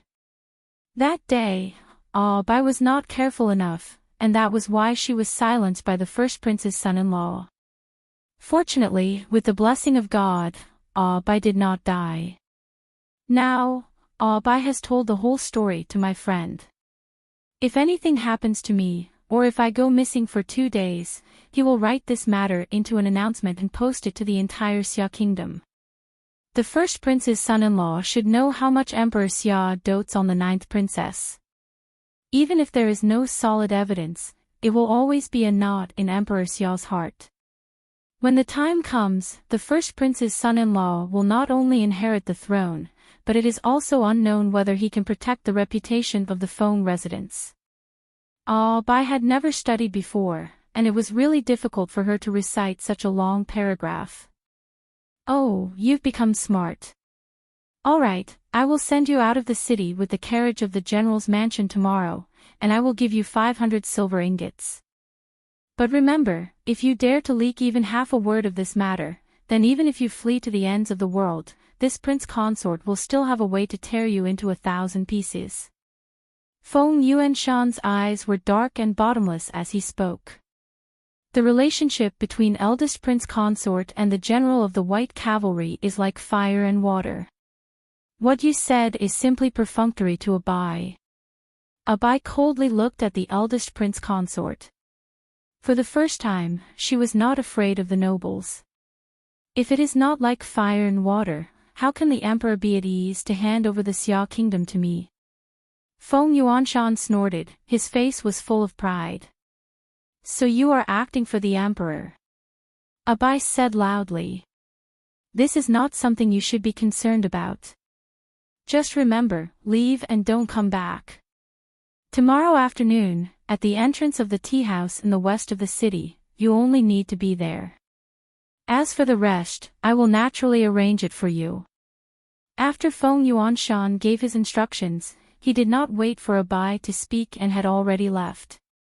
In the next second after Feng Yuanshan left, 2 guards came out from the dark and took Abai away. Emperor.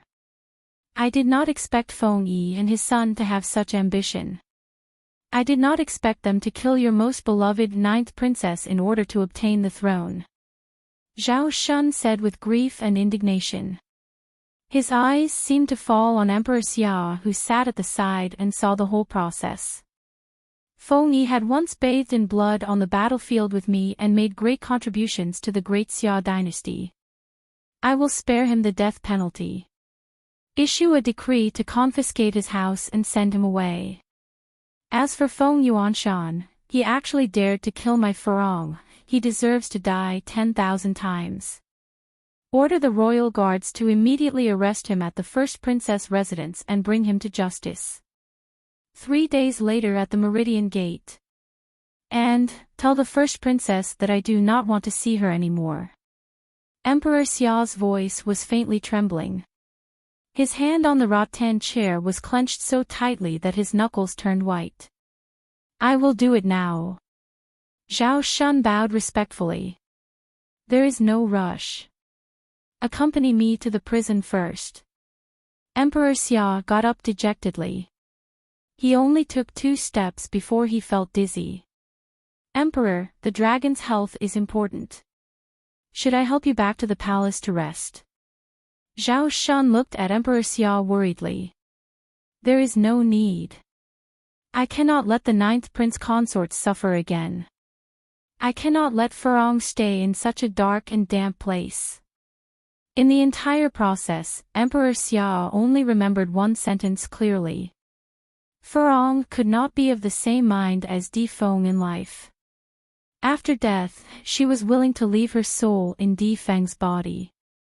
Yes. Zhao Shun didn't stop him, so he helped him back to the prison.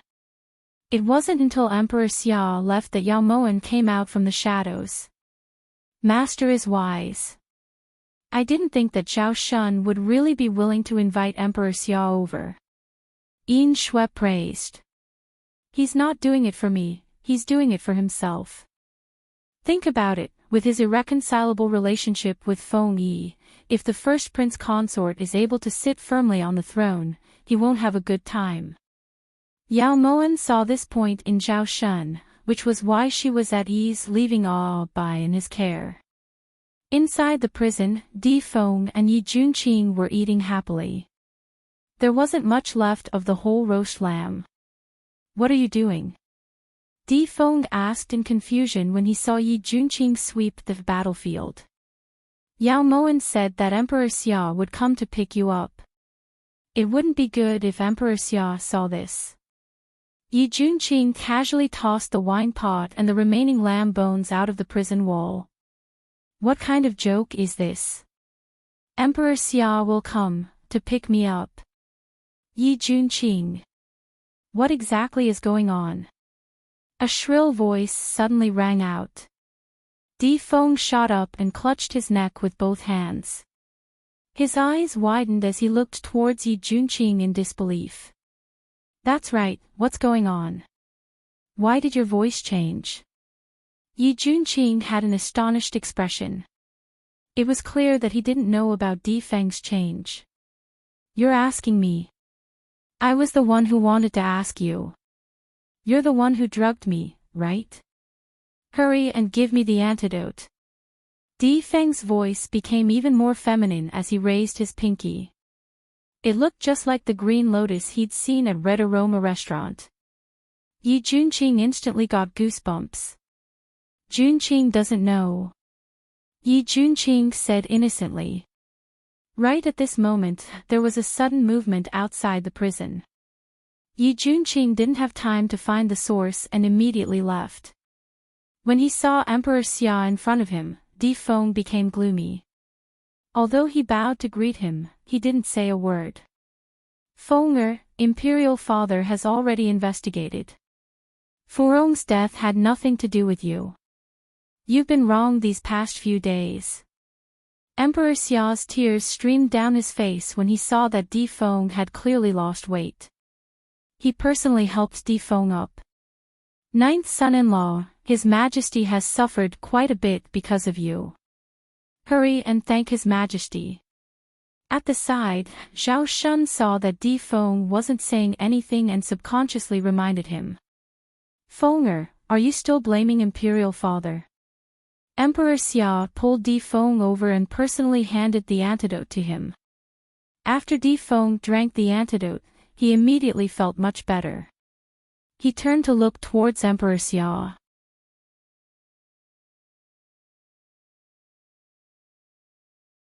Chapter 380.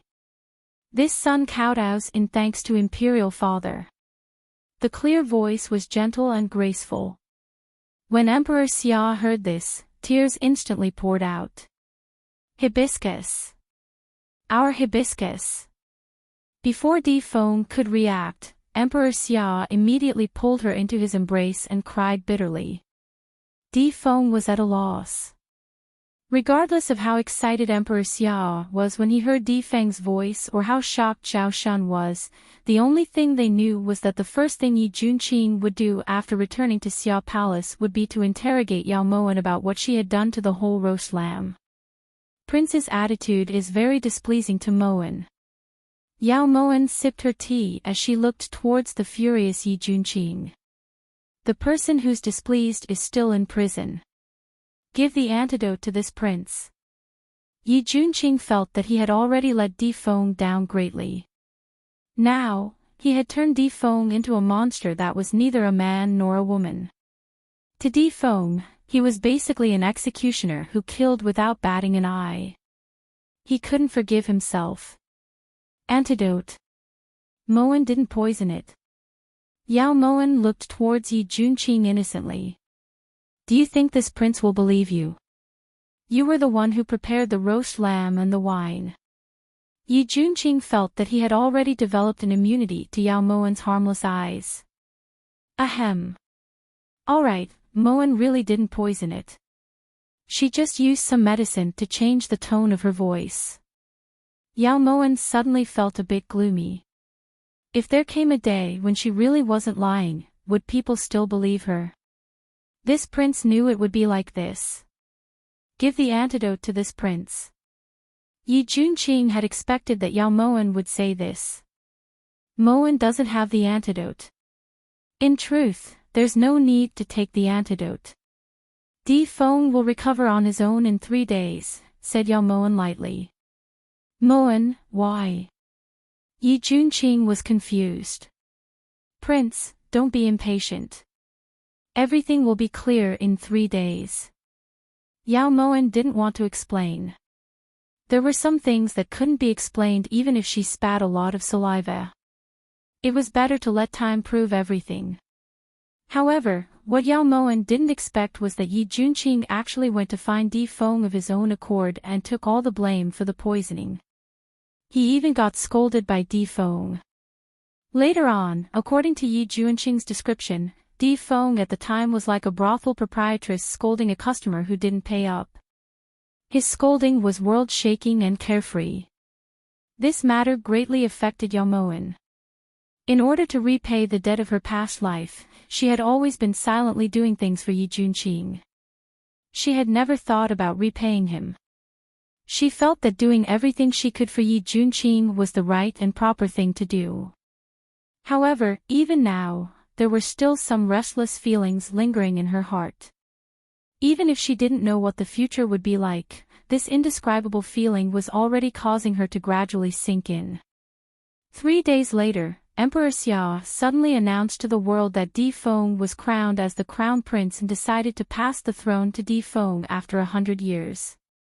When the announcement was made, everyone was shocked, especially Di Feng. He did not know what was wrong with Emperor Xia. However, Di Feng had a faint feeling that this matter was definitely related to Yi Junqing and Yao Moen. It was only when Zhao Shun found him and told him everything that Di Feng finally understood. Xia Furong's matter had already been settled and Yi Junqing had already signed the Treaty of Alliance with Bactria. Yao Moen and the others naturally had no reason to stay, so they asked for Emperor Xia's resignation. When Yao Moen and Yi Junqing left Linen and arrived at a pavilion, they saw Di Feng sitting there in a blue robe. "You mustn't come out," warned Yi Junqing in a low voice. Then he jumped off the carriage and walked towards Di Feng. If you want to scold me, then scold me. This prince has no objections." Yi Junqing didn't beat around the bush and immediately sat down in front of Di Feng to wait for the storm to arrive. "I want to see Yao Moen. Call her out." Di Feng glanced at Yi Junqing, then his gaze fell on the carriage. "This matter has nothing to do with her. It was this prince's idea. If you really can't vent your anger, then hit this prince a few times." Even if Di Feng had profited from this disaster, Yi Junqing still felt that it was an eyesore to have Di Feng become like that for no reason. "If you're not going to call her out, then I'll go."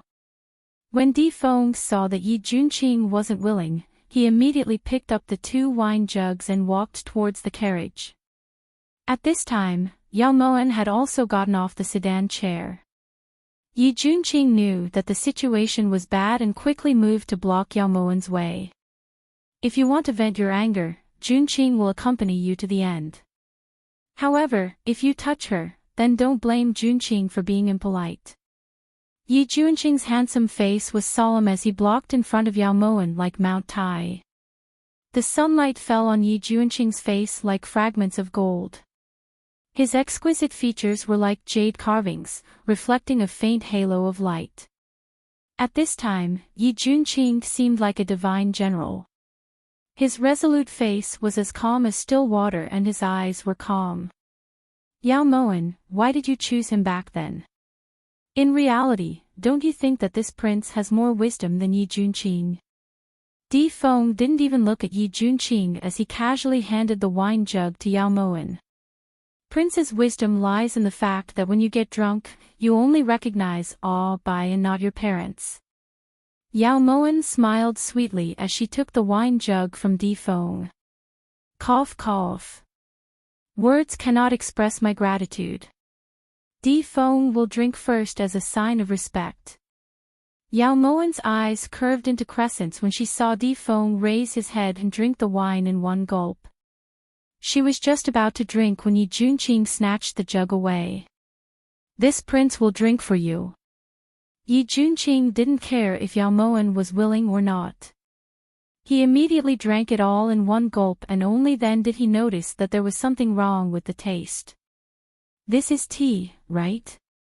Yi Junqing looked towards Di Feng in confusion. Di Feng has always had tender and protective feelings for the fairer sex. Everyone knows this. Di Feng shrugged, then made an inviting gesture towards Yao Moen. Yao Moen naturally wouldn't refuse, but when Yi Junqing was about to follow, he was stopped by Di Feng. "Hey! You don't need to follow so closely, right? Those who don't know would think that you care about her a lot." Di Feng lifted his brows as he looked towards Yi Junqing. She's Ma Xin's younger sister. This prince cares about her. So what?" Yi Junqing hesitated for a moment before speaking confidently. Sometimes we emphasize something not because we remember it, but because we're afraid of forgetting it." Di Feng looked at Yi Junqing meaningfully, then turned to walk towards the pavilion. "Prince, don't worry. Moen also has a few things she wants to say to Prince Di alone." Yao Moen saw that Yi Junqing wasn't willing to give up, so she spoke up. Even if Yi Junqing still had doubts about Di Feng's character, Yao Moen had already spoken. If he continued to be stubborn, it would seem unreasonable. Even Ting Yu didn't argue to follow them. Inside the pavilion, Yao Moen and Di Feng sat facing each other. Zhao Shun has already told Di Feng what happened. Many thanks. Di Feng restrained the ridicule in his eyes and his expression was extremely solemn. In the end, it was Moen who wronged Prince first. This time, it can be considered atonement. Yao Moen smiled sweetly, but her expression couldn't help but become a bit flirtatious. It's a blessing in disguise. If I hadn't left Great Chu, it's hard to say if this prince would still be alive. It's all thanks to you that I was able to sit on the position of crown prince. Don't worry, when Yi Junqing and Yi Hongyi fight, Di Feng will definitely do his best to help. Di Feng expressed his intentions. Moen wanted Prince to say these words. Yao Moen's smile was deep. There's something Di Feng wants to ask you about. Di Feng hesitated for a moment before speaking.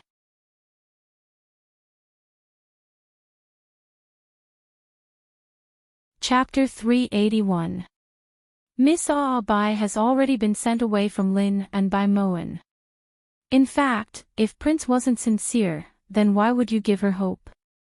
Bai did something that betrayed Prince, but it might not necessarily be her fault. When it's possible to forgive people, one should forgive them. Prince should just let Bai go. Yao Moen's heart was as clear as a mirror, so she naturally saw through Di Feng's thoughts. This prince doesn't have any intentions of pursuing this matter. I just want to know how she's doing.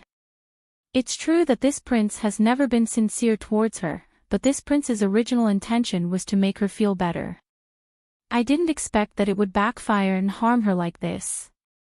Di Feng was speaking from the bottom of his heart.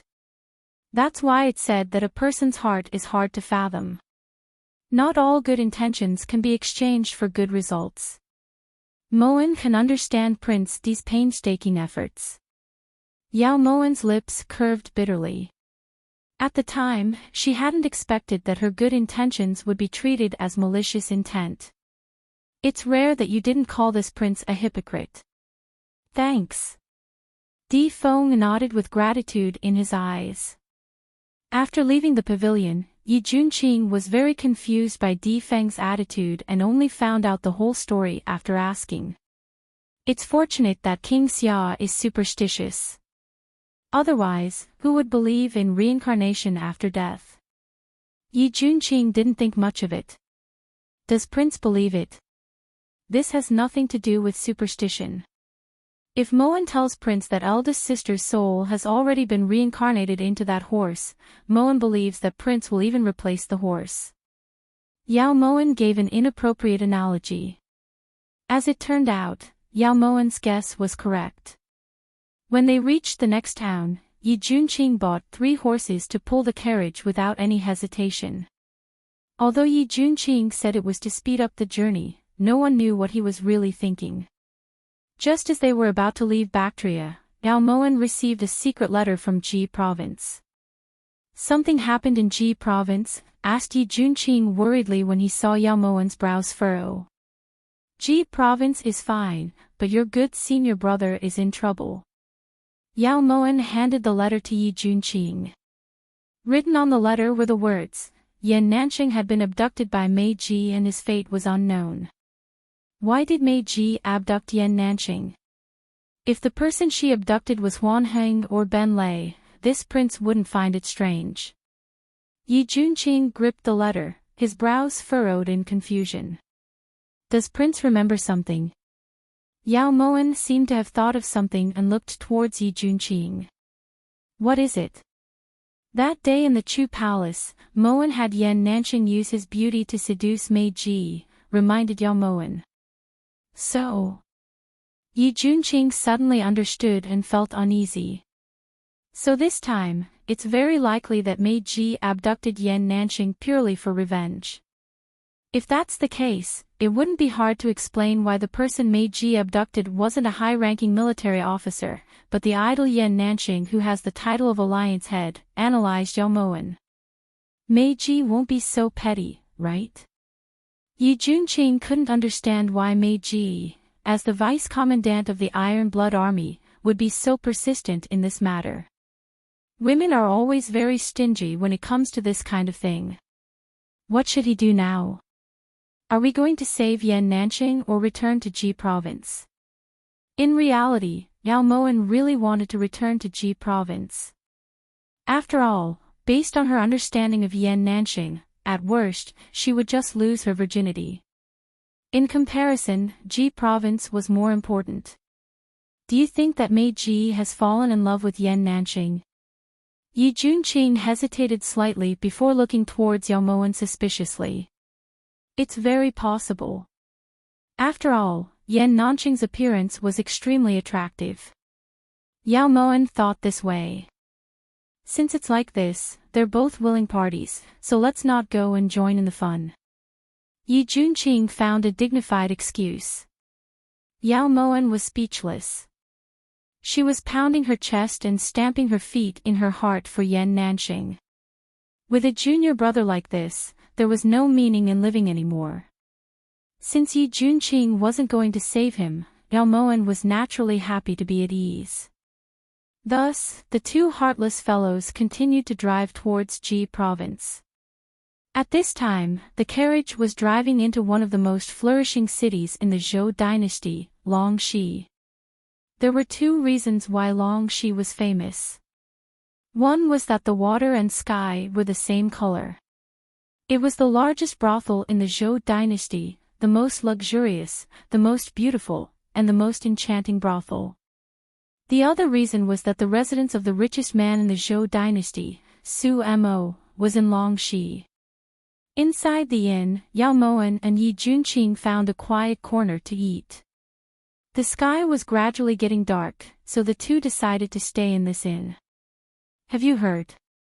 The daughter of the Su family is going to get married, said a passerby wearing a long gown.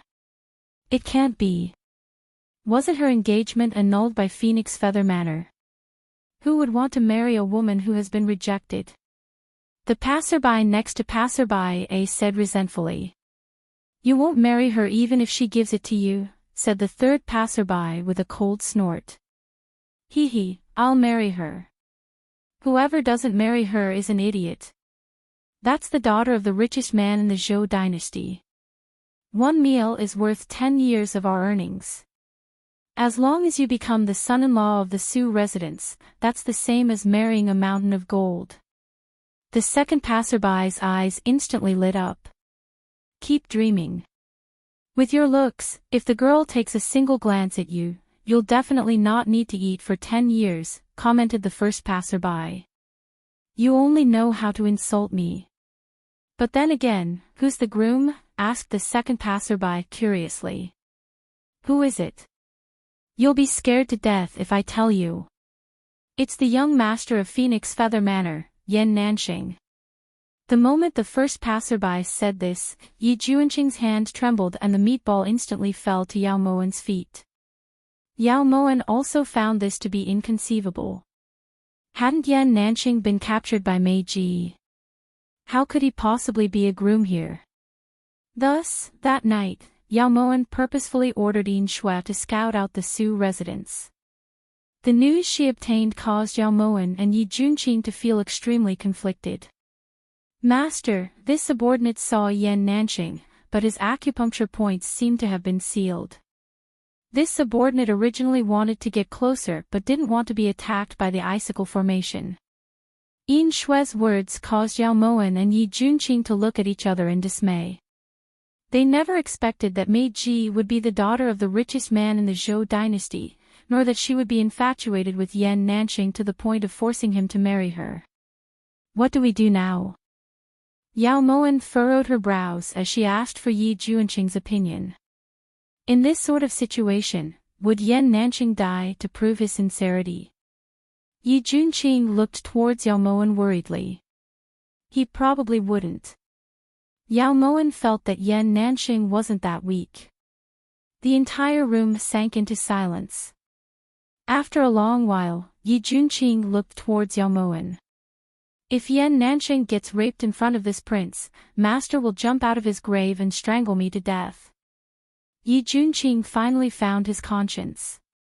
Yao Moen also felt that if she didn't save Yan Nanxing, she wouldn't be able to get any more treasures from Yan Nanxing in the future. After they reached an agreement, Yao Moen ordered Yin Shui to make some more detailed inquiries, and the two of them stayed at Longxi Inn. According to the information Yin Shui brought back, Yan Nanxing and Meiji's wedding was set to take place in 10 days. Moreover, because he was a live-in son-in-law and Phoenix Feather Manor was too far away from Longxi, there was no need to escort the bride. They only had to set up a wedding hall in the Su residence and simply bow to the heavens and the earth. Master, this subordinate found out that there's an icicle formation in Yan Nanxing's courtyard, but it's not as powerful as it was in Chu Gong.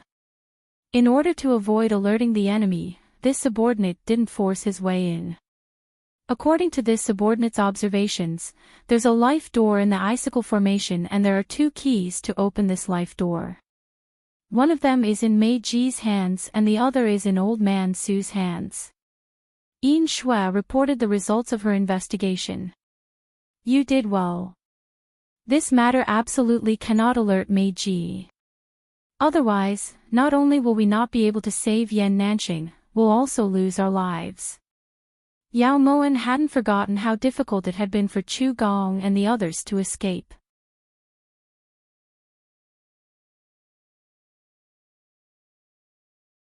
Chapter 382. Then the only thing left is the key to the life door.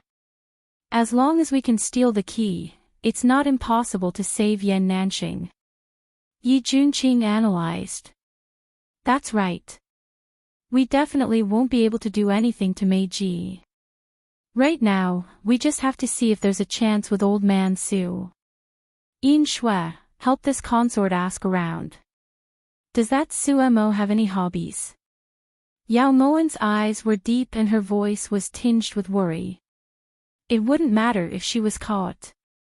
What she was most worried about was Yi Junqing's safety. The crescent moon hung in the sky and the starlight was enchanting. In the quiet room, incense curled up in spirals and the flickering candlelight illuminated Yan Nanxing's beautiful face. His red robes were spread out on the bed, accentuating his peerless face. At this time, the door creaked open and a servant girl came in with dinner. Young master, please enjoy. The servant girl was very shy and didn't dare to look at Yan Nanxing every time she brought food over. Even so, her face was still as red as a persimmon. This alliance head doesn't eat chicken. Yan Nanxing instantly lost his appetite when he saw the food on the table. In reality, he didn't really hate chicken, but after eating it for 10 days straight, he really couldn't bear to look at it anymore. But this is what young miss ordered. Young master, you should just suffer a bit. The servant girl was worried that this fairy-like young master would starve. Take it away, this alliance head really can't stand it anymore. Yan Nanxing didn't feel that he was that hungry. Just as the servant girl was in a dilemma, someone suddenly spoke at the door. Since alliance head doesn't like it, then take it away. Upon hearing the voice, Yan Nanxing immediately knew who it was. He then stood up. Unfortunately, as soon as he stood up, he saw stars and fell back onto the bed. Su Qianyu, didn't you say you didn't give this alliance head a bone-softening powder? Yan Nanxing was a bit angry. Qianyu indeed didn't. Even a normal person would end up like this after not eating for 2 days.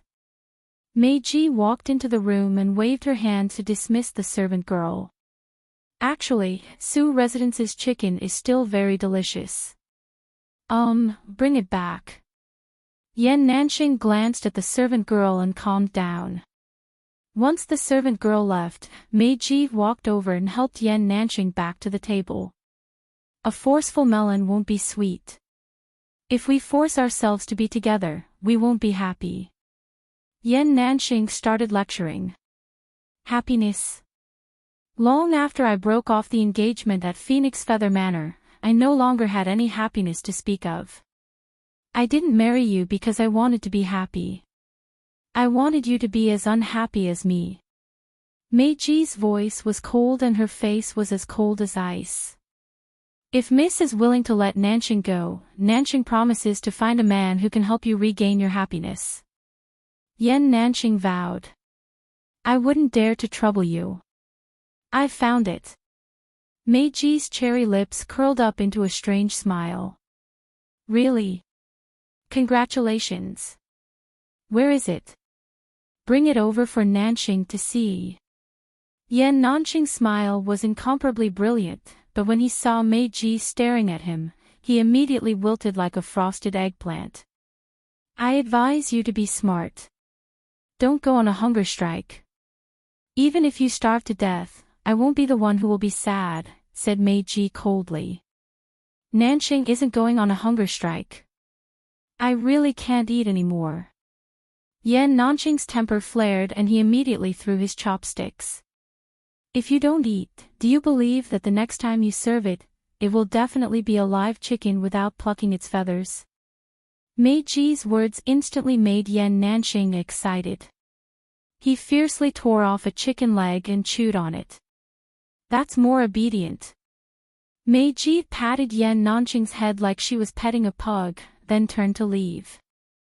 Yan Nanxing immediately looked up when he saw that Meiji was about to leave, but there were some things that were hard to ask. Don't worry, Alliance Master. Up until now, Meiji hasn't seen anyone come to save you. Actually, Meiji really wants to know if Alliance Master's relationships with others are that bad. After Meiji said this, she swayed as she walked out of the room. When Yan Nanxing heard this, he instantly lost his appetite. That shouldn't be the case. Even if everyone was indifferent, his dearest junior brother definitely wouldn't just stand by and watch. There was also that Yao Moen who took advantage of others. She should also be someone who knew how to repay kindness, right? The night was hazy and the moonlight was like water. Yao Moen rubbed her ears, feeling like they were on fire. Are you all right? Yi Junqing looked towards Yao Moen suspiciously. I'm fine. Yin Shui, continue. Yao Moen rubbed her ears a few times before she felt a little better. Reporting to Master, this subordinate has been following Su Mo for 2 days and discovered that he doesn't have any other hobbies other than going to places like water and sky in one, said Yin Shui truthfully. Water and sky in one. I think I've heard of it somewhere before. Yao Moen tried hard to remember, but she couldn't. What kind of place is water and sky in one? Asked Yi Junqing. It's a brothel. Su Mo has already been there for 2 days in a row to find a woman called Hong Lian. This subordinate also heard that Hong Lian is the top courtesan of water and sky in one. Yin Shui had always been thorough. Another brothel. What lotus is it this time? How irritating. Whenever Yi Junqing thought of Red Fragrance Brothel's Blue Lotus, he would feel uncomfortable all over. Prince's expression makes it seem like you have a deep hatred for brothels. You should know that as long as it's a man, they would all flock to brothels. Yao Moen didn't approve of Yi Junqing's reaction. Is that so? Eunuchs. Yi Junqing lifted his brows. Are eunuchs considered men? Yao Moen felt like she shouldn't look down on the profession of eunuchs. They actually did contribute a lot to the people, but this was the truth. Ahem. Master, this subordinate feels like we can start with Hong Lian. Yin Shui felt like the two of them would definitely get into a fight if they kept talking, so she interjected. Good idea. Tomorrow, you can accompany this consort.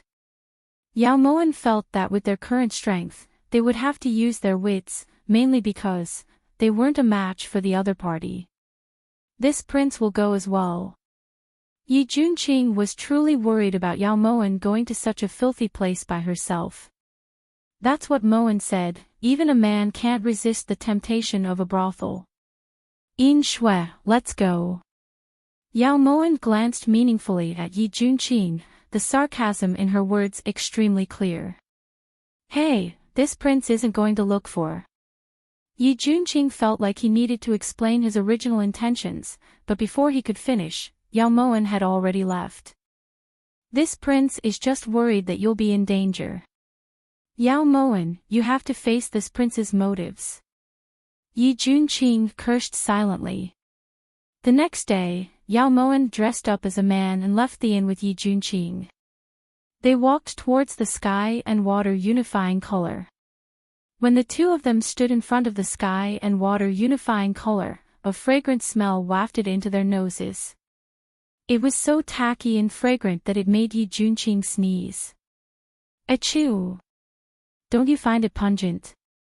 Yi Junqing's expression was full of doubt towards Yao Moen's calmness. No, it's very fragrant. Women all like this kind of smell. In reality, men also like it. Yao Moen felt like Yi Junqing's reaction was a bit excessive. Yi Junqing was silent. If he kept talking, he might not be a man anymore. Throwing money around was Yao Moen's favorite thing to do. Although it was true, Yao Moen didn't throw money around Sumo today. However, what surprised Yao Moen was that she actually saw someone familiar here.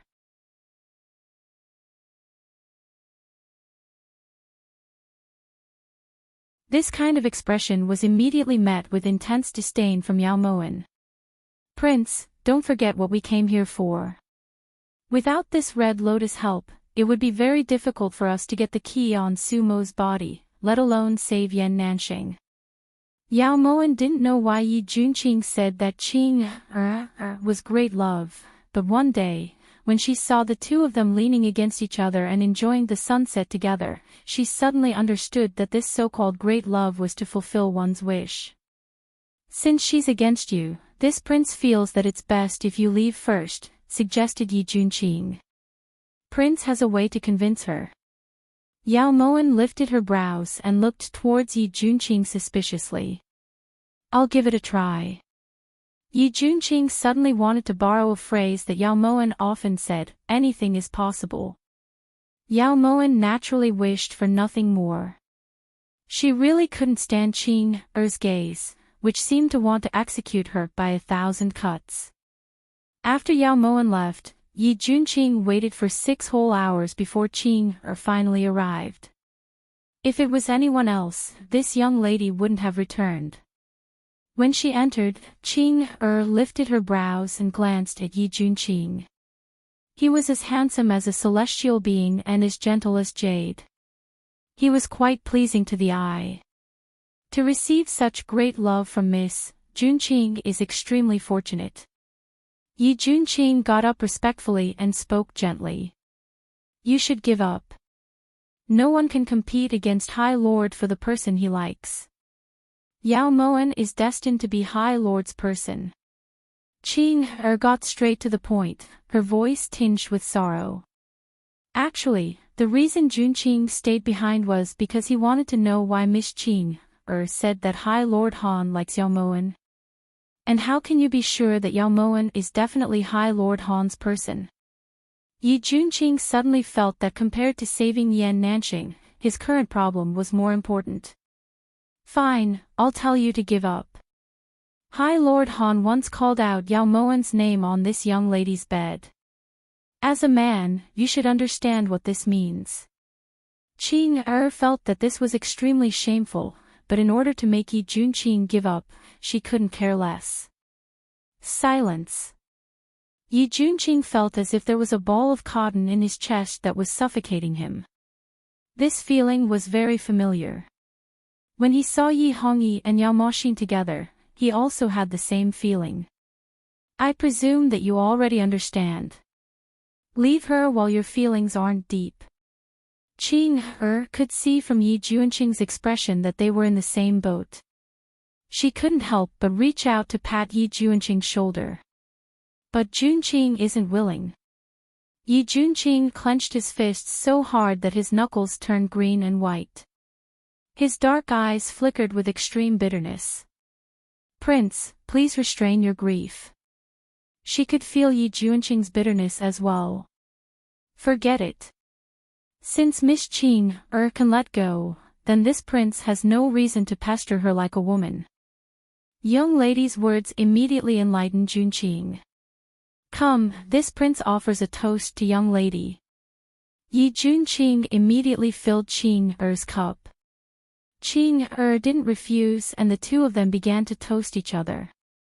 After drinking for 30 minutes, Yi Junqing and Qing-er both regretted not having met earlier. Both of them began to complain. During the meal, Yi Junqing didn't miss an opportunity to bring up Su Mo. To his surprise, Qing-er agreed without hesitation.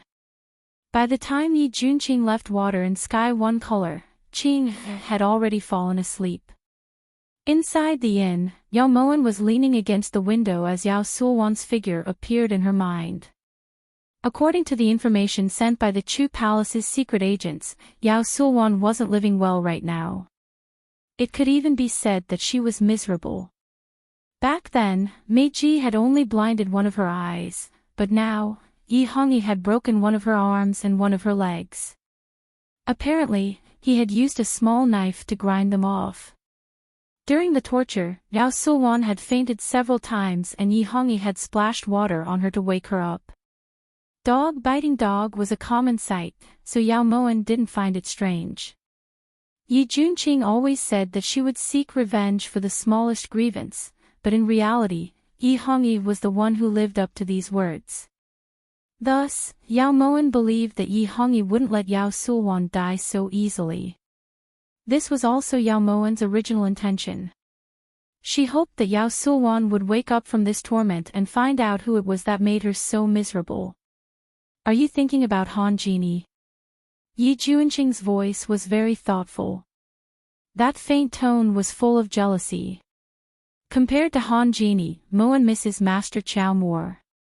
Yao Moan gathered her thoughts and elegantly turned around. She just happened to see Yi Junqing standing in front of her with a flushed face. His figure was swaying slightly and his eyes were hazy.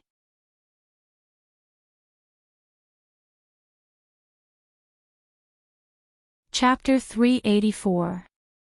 Moan, if Han Genie were to marry you as his wife, what kind of dowry should this prince give that would make you feel proud? Yi Junqing walked over to the table with disorderly steps, the hand holding the teapot swaying slightly. Since when did Moan want to marry Han Genie? Also, even if I marry him, it wouldn't be Prince's turn to take the dowry. Yao Moan took the teapot from Yi Junqing's hands and poured him a cup. But Han Genie really likes you. Have you never considered it? This was the most vulgar thing Yi Junqing had ever done in his life. He was clearly sober but he still pretended to be drunk to trick Yao Moan. He's so ugly, he's not Moan's type. Yao Moan put down the teapot and sat down in front of Yi Junqing. Under the candlelight, her face was beautiful without a speck of dust. And, he's ugly, but what if he uses force? Yi Junqing looked towards Yao Moan with a gloomy expression. Han Genie's strength wasn't something he could match, at least not right now. Is this the first day Prince has met Moan? It's always been Moan who uses force on others. I've never heard of anyone who dares to behave atrociously in front of Moan. Yao Moan smiled lightly. But Yi Junqing was still unwilling. There are no buts. Moan won't comply no matter what, said Yao Moan firmly. So dizzy. This prince is tired, continue admiring the moon. With Yao Moan's words, Yi Junqing's heart settled down. Then he got up and walked towards the door. His footsteps were still a bit abnormally disorderly. Only after Yi Junqing left did Yin Shui appear. Master, Prince's alcohol tolerance isn't that high. Yin Shui's words were very tactful, implying that he was pretending to be drunk. This consort wanted to expose him, but forget it. He wouldn't admit to something like this even if he was beaten to death. How are things on Qing'er's side? Yao Moen's lips curved slightly as the vague feelings in her heart grew stronger. Replying Master, Qing'er agreed that Prince would make a copy of the key. The condition is that Prince must send her back to Myriad Imperial City after the matter is completed. Yin Shui heard everything clearly. Prince agreed. Yao Moen lifted her brows as she looked towards Yin Shui. She felt that this condition was a bit too harsh. His Highness said he can't do this, reported Yin Shui. I really didn't drink too much.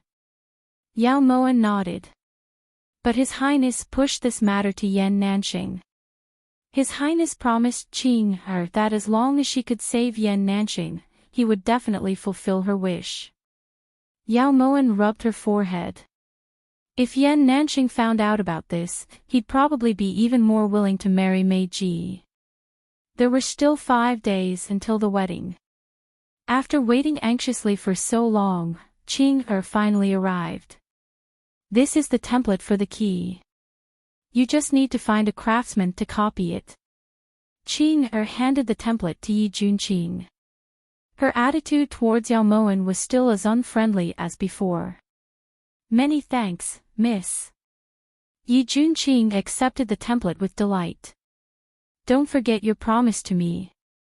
Qing'er didn't waste her breath and was about to leave after giving her a warning. However, when she reached the door, she seemed to think of something and turned to look at Yao Moen. Although this young lady is the top courtesan of water and sky, this young lady only sells her skills, not her body. In this lifetime, this young lady will only have one man. After saying this, Qing'er turned and left, leaving the confused Yao Moen behind. What did she mean by saying this to Moen? Yao Moen looked towards Yi Junqing in confusion. Who is the man she's talking about? Yi Junqing's expression became even more confused.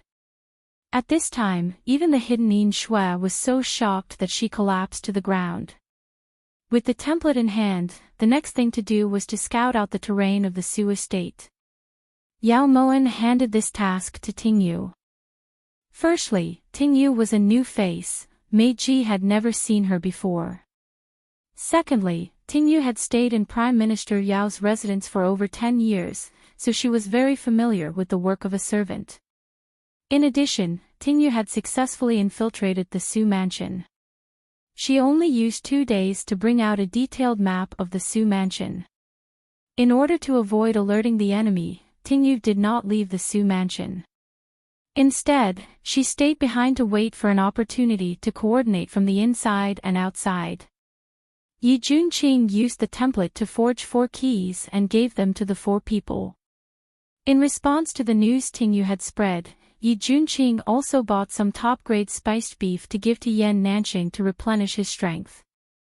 According to Yao Moen's analysis, the best time to save Yan Nanxing was on the day of the wedding. Actually, Moen never understood why Phoenix Feather Manor didn't react at all when something so major happened to Yan Nanxing.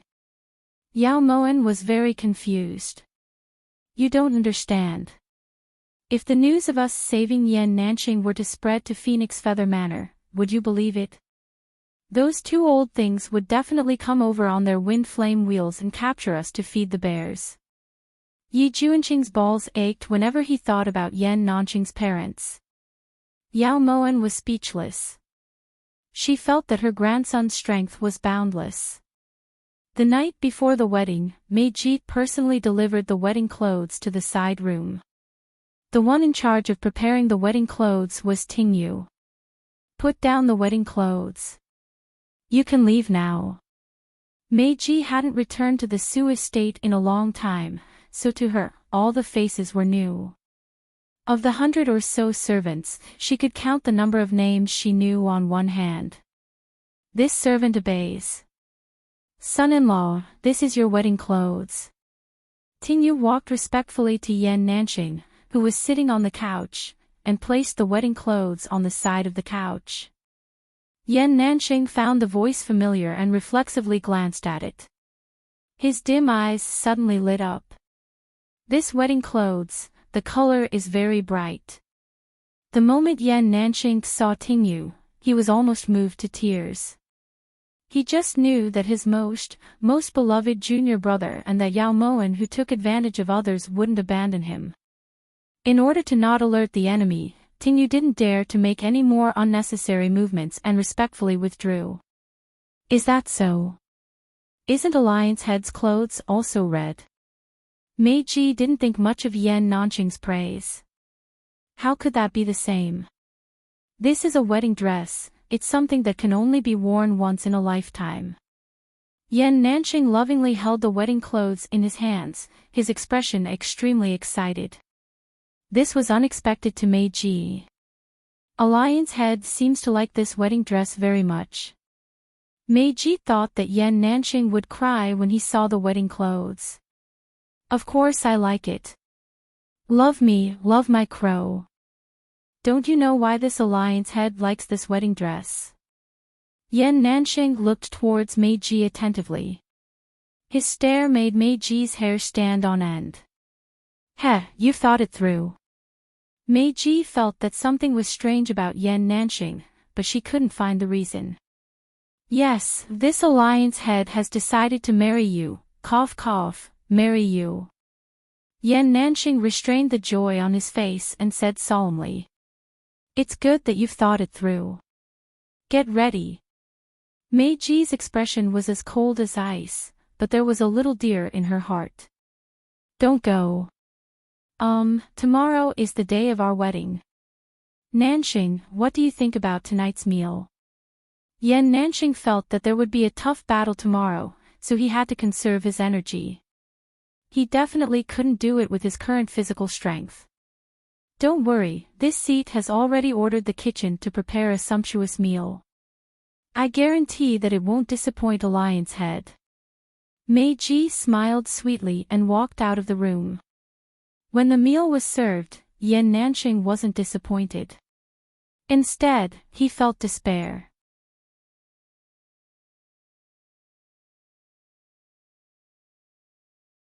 Chapter 385. It was only later that Yan Nanqing understood why Meiji wanted to make him eat chicken every meal. She wanted to make him eat it in all sorts of ways. It turned out that Meiji had found chicken to be incomparably disgusting since she was young. She thought that eating chicken was the cruelest punishment in the world, so she thought that only by making Yan Nanqing eat chicken every meal would she be able to vent her hatred. On the day of the wedding, all along she was filled with a joyous atmosphere. As the wealthiest family in the Great Zhou, the wedding had to be extravagant. Even the beggars on the streets wore clothes specially made for them by the Su Manor. The clothes were made of top-notch fabric and embroidered thread. The clothes all had the words, blessed with a noble son early, deep love for each other, and so on. In order to show off the extravagance, Old Man Su had Meiji ride a large horse around Longshi's most bustling streets 3 times before returning to the Su Manor to take Yan Nanqing from the side room to the bridal chamber. Although Meiji didn't think it was necessary, she couldn't argue with Old Man Su. Thus, firecrackers and gongs rang out and Meiji rode around for a full hour under everyone's worshipful gazes. An hour was enough for Yin Shui and Yi Junqing to swagger through the ice cone formation's life door and then openly leave the Su Manor with Yan Nanqing. After eating the beef that Yi Junqing had prepared, Yan Nanqing was instantly full of vigor. When he thought about how Meiji had treated him these past few days, Yan Nanqing returned to specially prepare a gift for Meiji. On the horse, Meiji would recall Yan Nanqing's passionate words from last night from time to time. Her red lips would occasionally curve into an intoxicating smile. Unfortunately, this kind of excited mood only lasted for a quarter of an hour before disappearing without a trace. When Meiji saw that the acupoints of the servants outside the side room had been sealed, she felt a chill run down her spine. She immediately jumped off the horse and pushed open the door. When she saw the large rooster with a red flower hanging on the couch, Meiji's fists cracked and her face turned green. Daughter. What's going on? Where is he? Where's Yan Nanxing?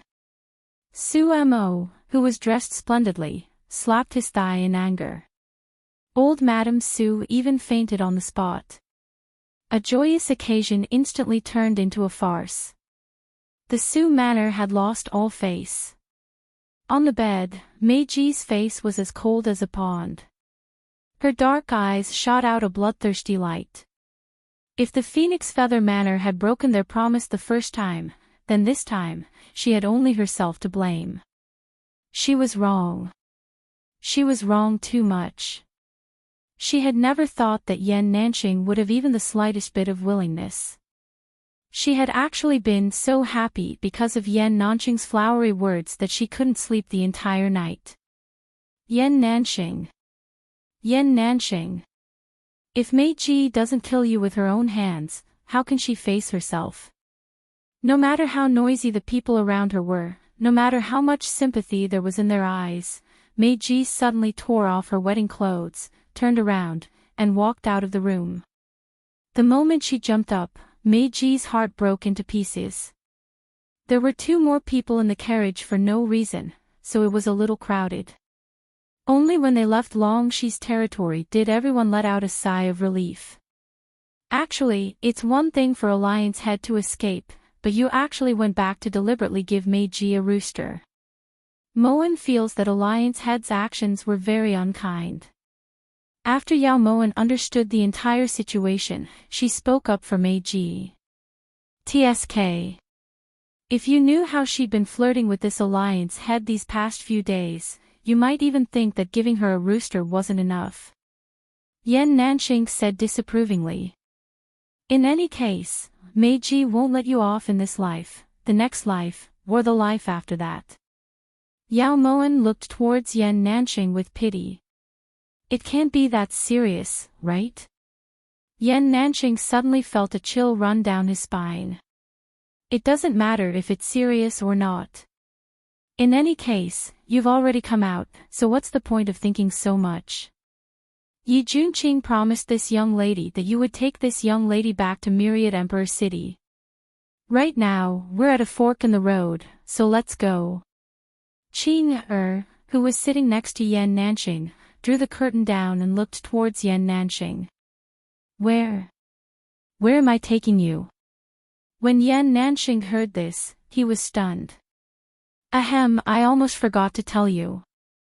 If it wasn't for this Miss Qing, we wouldn't have been able to save you from Meiji's hands. So this prince feels that you should repay this young lady. This prince has already thought of a way to repay her. This Miss Qing, doesn't really know the way to Myriad Emperor City, so I'll have to trouble senior brother to take her there. Yi Junqing spoke in an extremely tactful manner. When Yan Nanxing heard this, he immediately got up and walked out of the carriage. You agree? Yi Junqing felt that Yan Nanxing had never been this easy to talk to. This alliance wants to go back and get married. When he said this, everyone froze. In reality, from Yan Nanxing's point of view, whether or not he was willing to see Han Genie again, it was better than staying behind and getting married to Meiji. Thus, in the end, Yan Nanxing took Qing on the road to Myriad Emperor City while Yao Moen and Yi Junqing drove towards Ji Province. After passing Longxi, they would be out of Zhou's territory. The moment the horse's hooves stepped onto Qi's territory, Yao Moen received an invitation from Feng Yihan. One who is unaccountably solicitous must be hiding evil intentions. This prince doesn't agree to go. Yi Junqing looked at Feng Yihan's eloquent words of praise and felt extremely stifled inside. But Moen misses Siqing. Yao Moen took the letter from Yi Junqing's hands and read it over twice. It's been a long time since you've seen Siqing's mother and younger sister. Yi Junqing finally realized the importance of Fluffy and Jewel. It's on the way, so there's no harm in going for a couple of days. Yao Moen felt like there were some important clues hidden in Feng Yihan's words. It was as if she would miss something if she didn't go. Right now, the situation in Ji Province is very tense. We don't have time to go sightseeing, understand? Yi Junqing said solemnly. Actually, this letter didn't explicitly say that Prince is coming along. How about this? Prince can return to Ji province first and Moen can rest at Fengyihan's place for a couple of days. Yao Moen felt that this was the best of both worlds, but Yi Junqing firmly rejected it. Thus, the carriage continued forward and finally arrived at the capital of Qi, Longyu. As soon as they arrived in Longyu, Yao Moen ran into a familiar face. At this time, Ting Feng was intercepting Yao Moen's group at the imperial city gates. Ting Feng kowtows in salute to the Empress of Chu and the esteemed prince. Ting Feng bowed respectfully in front of the carriage. No need. Why would King Qi send you? Yao Moen was suspicious. Even if Fengyihan had sent someone to receive them, there was no need for him to send his personal hidden guard. Replying Empress of Chu, His Majesty has ordered Ting Feng to bring you to a courtyard on the outskirts. It's not easy for carriages to enter the city, replied Ting Feng. When Yao Moen heard this, she reflexively looked towards Yi Junqing. Since it's not easy to enter the city, then this prince will be leaving. He didn't want to enter the city anyway. That won't do. His Majesty isn't being disrespectful, he truly has his own difficulties. Ting Feng panicked when he saw that Yi Junqing was about to leave. Lead the way. Yao Moen had a vague feeling that the difficulties Ting Feng was talking about definitely had something to do with Great Chu. Yi Hongyi had even sent an envoy to a barren place like Great Xia, so how could he possibly miss out on Great Qi? Although the courtyard in front of them wasn't large, it was exceptionally elegant. Outside the courtyard, there was a willow forest and a gurgling stream. Inside the courtyard, there were hundreds of beautiful flowers. Empress of Chu and Prince, please rest for a bit. His Majesty will come over later. Ting Feng gave the servant some instructions before leaving. In the pavilion in the rear garden, Yao Moen looked at the field of pink lilies in front of her and smelled the faint fragrance in the air. You like lilies? Yi Junqing walked lightly to Yao Moen's side and followed Yao Moen's line of sight to the sea of flowers.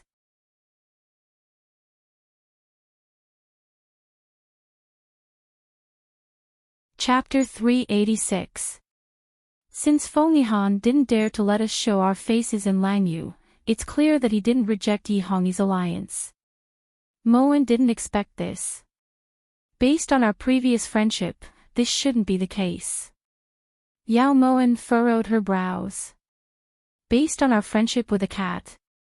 Yi Junqing felt uncomfortable again. Prince forgot, there's still the immortal phoenix tail hairpin. Yao Moen's words made Yi Junqing feel even more uncomfortable.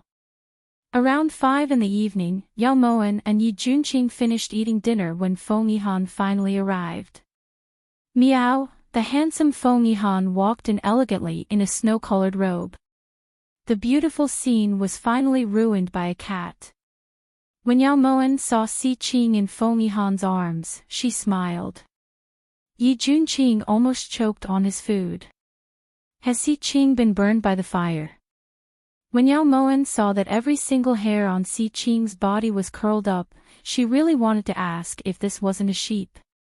Are you sure this isn't a sheep? This is the hairstyle most favored by the women of Daqi in the past month. We feel that Si Qing is also very suitable, so we invited her into the palace. It took a hairdresser 3 days to get this set of hair. If Moen likes it, we can call the hairdresser over. Fengyihan lovingly stroked Si Qing's curly hair as his eyes curved into crescents. Moen appreciates King Qi's good intentions, but this really isn't suitable for Moen. Yao Moen felt that if she returned to Ji province with a head of curly hair, it would be the same as Huangfu Juanxiu parading the streets naked. Plus, she didn't like lions at all. Seeing Yao Moen refuse, Yi Junqing choked back his words of not recognizing you if you look like that. That's truly a pity. Fengyihan placed Si Qing on the ground and got up to look towards Yao Moen. Moen, is there something on your face? Yao Moen felt that Feng Yihan's gaze was too deep, so deep that she couldn't see through it. Regarding Feng Duo's matter, Yihan owes you a favor. Tell me, how do you want to repay me? Yao Moen immediately felt that the situation wasn't good. No problem, reject Yi Hongyi's alliance and support Yi Junqing. Yao Moen felt that now wasn't the time to be bashful. It was best to say what you wanted. Otherwise, there wouldn't be another chance.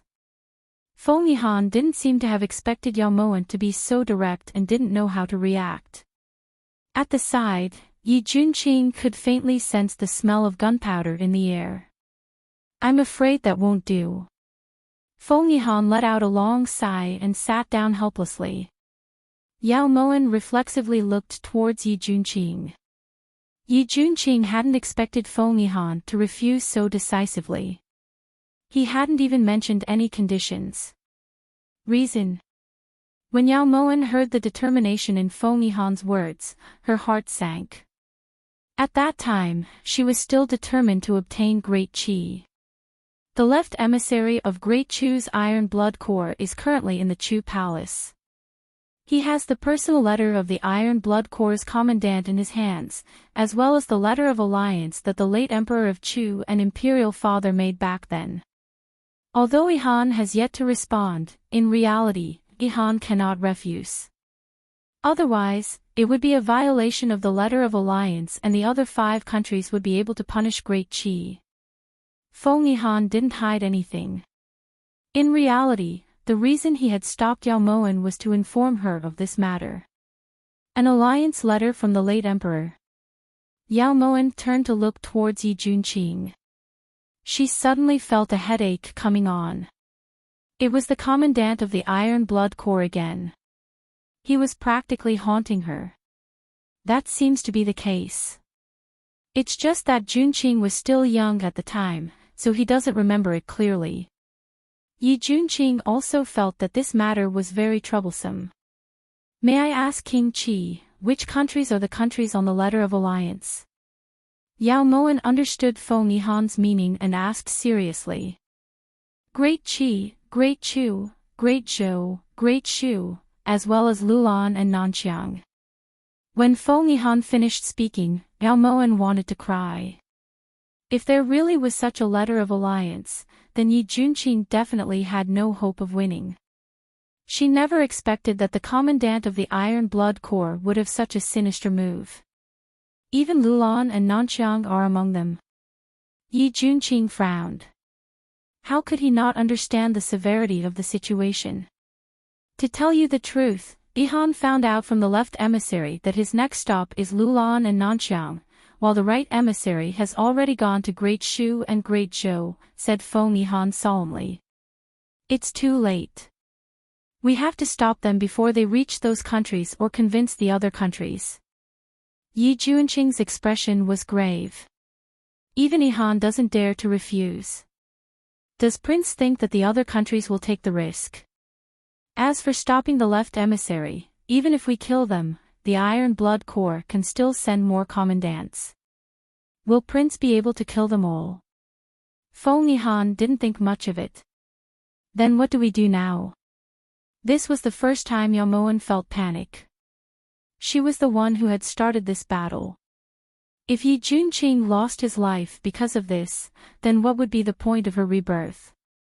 When Feng Yihan saw that Yi Junqing and Yao Moen's expressions were conflicted, he suddenly lifted his brows and continued. Yihan carefully read through the letter of alliance. It's written very clearly that if you wish to ask for assistance, you have to obtain the agreement of 3 or more countries for it to be effective. Furthermore, the countries involved don't count. So although Yihan didn't refuse, he didn't agree either. Yao Moen was instantly enlightened by Feng Yihan's words, but in her heart, she was fiercely questioning Feng Yihan. Do you want to fucking string these words together? On the side, Yi Junqing still hadn't relaxed. Besides Great Chu, there were also Great Qi, Great Zhou, Great Shu, Lulan, and Nanxiang. If 3 of the 5 countries refused, then the letter of alliance would be ineffective. However, in his opinion, this wasn't going to be easy. King Chi means that as long as Moen can convince two countries to refuse, King Chi will refuse. Yao Moen was still grateful to Feng Yihan. At the very least, he'd given her hope. Otherwise, if Yi Hongyi really did form an alliance with the 5 countries, then no matter how powerful she was, she wouldn't be able to stop the armies of the 5 countries. Yihan has repaid what I owe you. Feng Yihan's brows relaxed slightly as his eyes sparkled. Moen knows very well how important this matter is. It's not something that Feng Duo's life can compare to. No matter what, if this succeeds, Moen will owe King Chi a favor. Yao Moen wasn't being generous, she was being fair. Furthermore, when faced with Feng Yihan's help, she should show some sincerity. Yihan will remember this favor. Feng Yihan nodded happily with a smile on his face. At the side, Yi Junqing was extremely gloomy. Was he there? Couldn't they see him? Time is of the essence.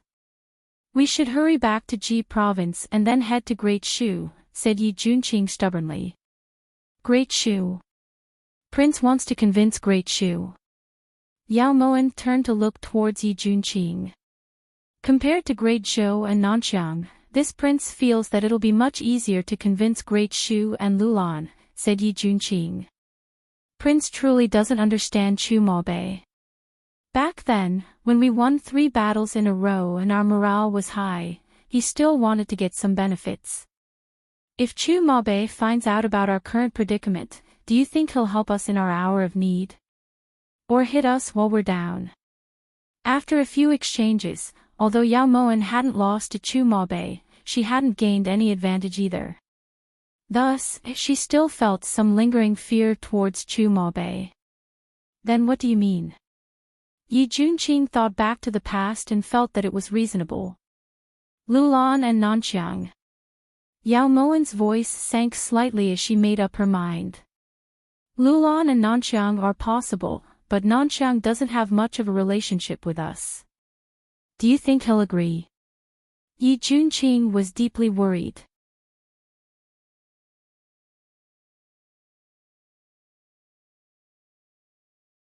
Chapter 387.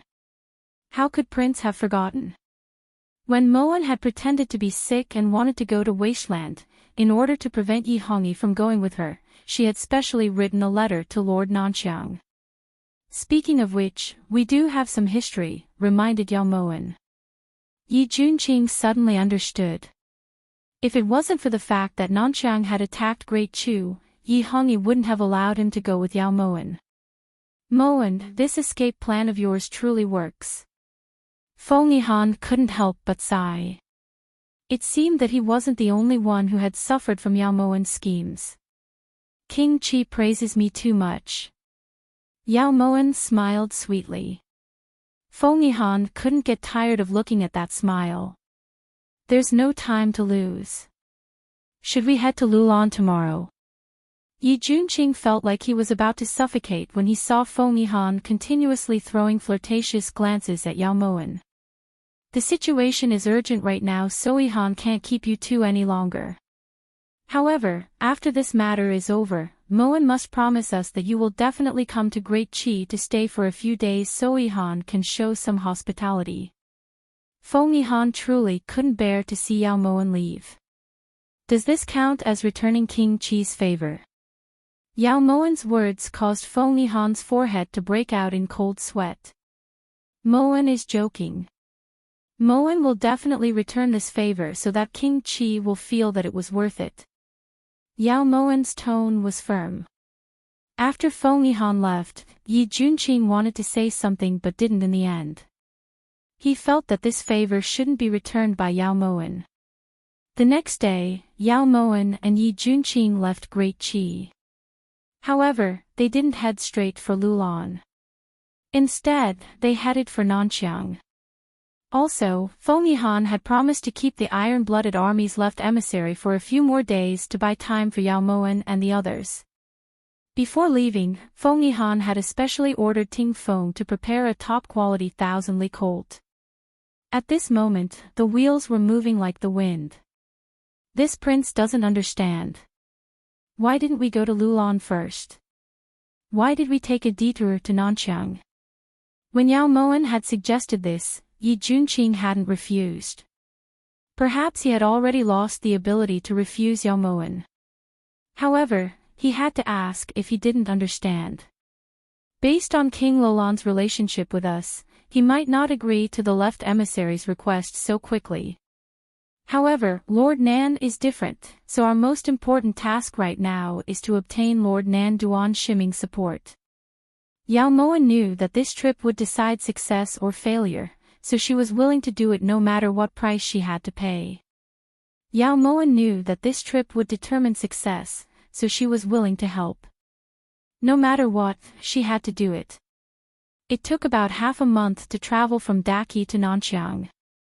During this half a month, Yao Moen kept receiving secret letters from Ji province.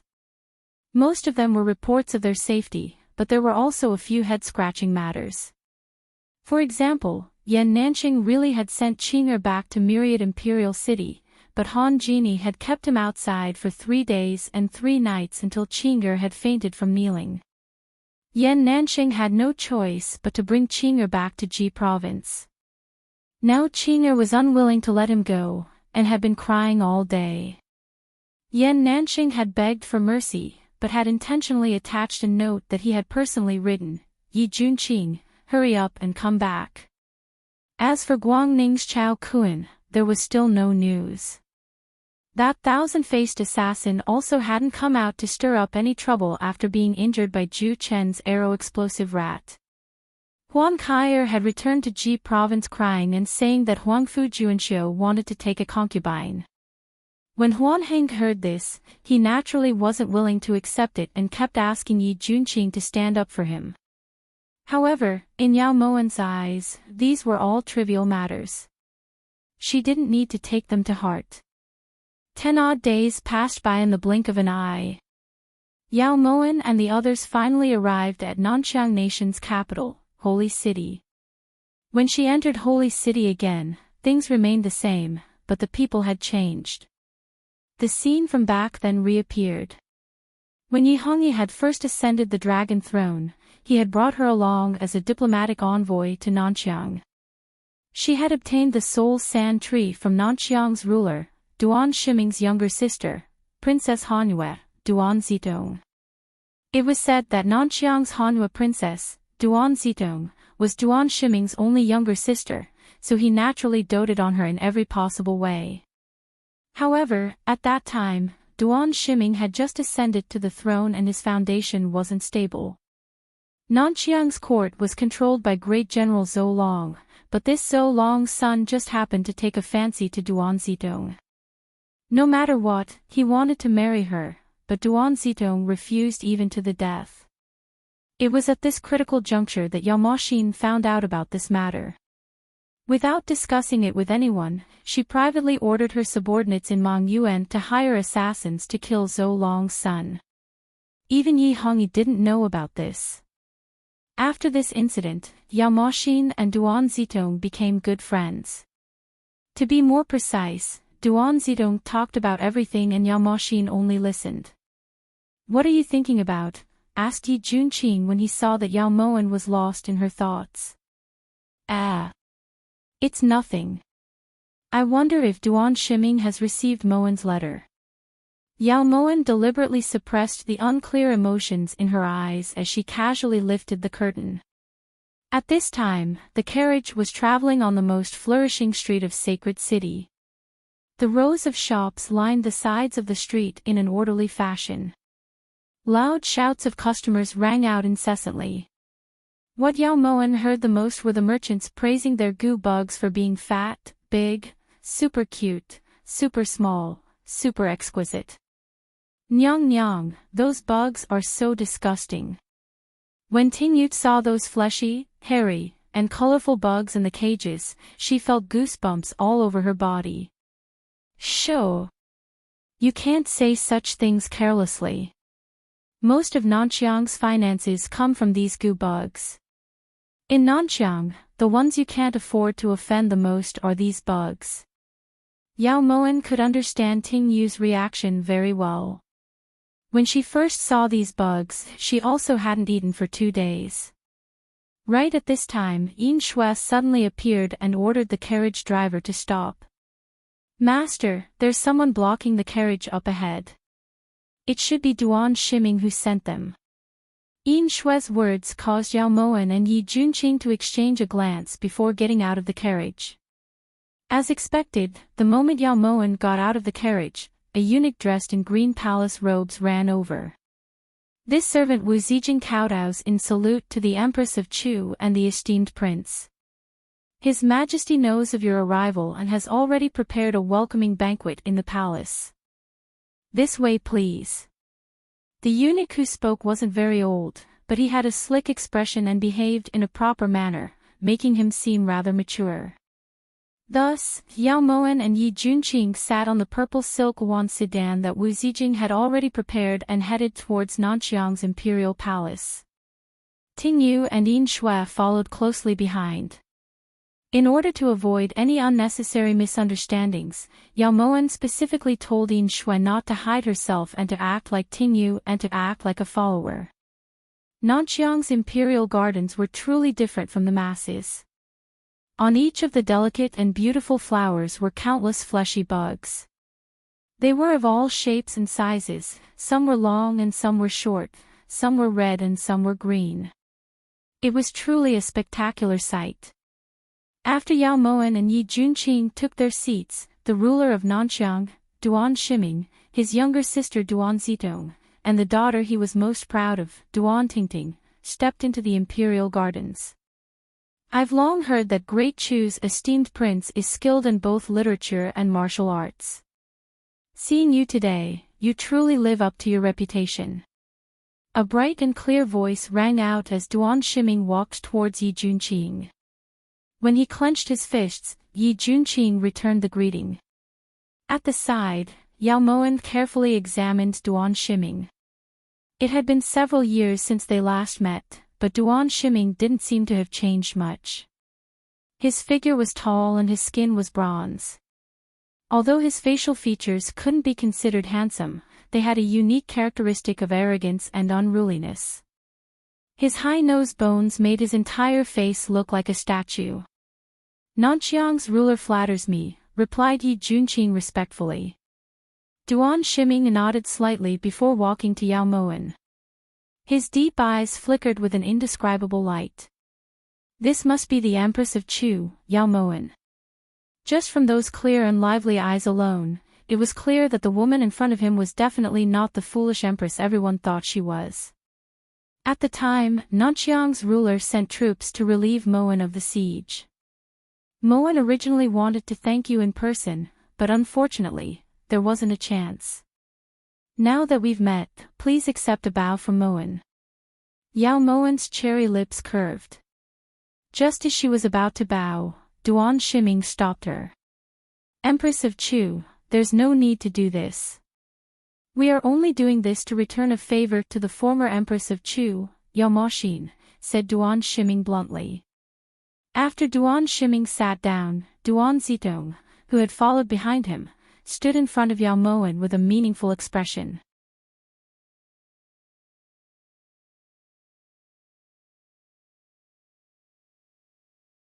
Duan Zitong's expression was extremely solemn and her eyes were cold, but harmless. "Yin Shui, withdraw first."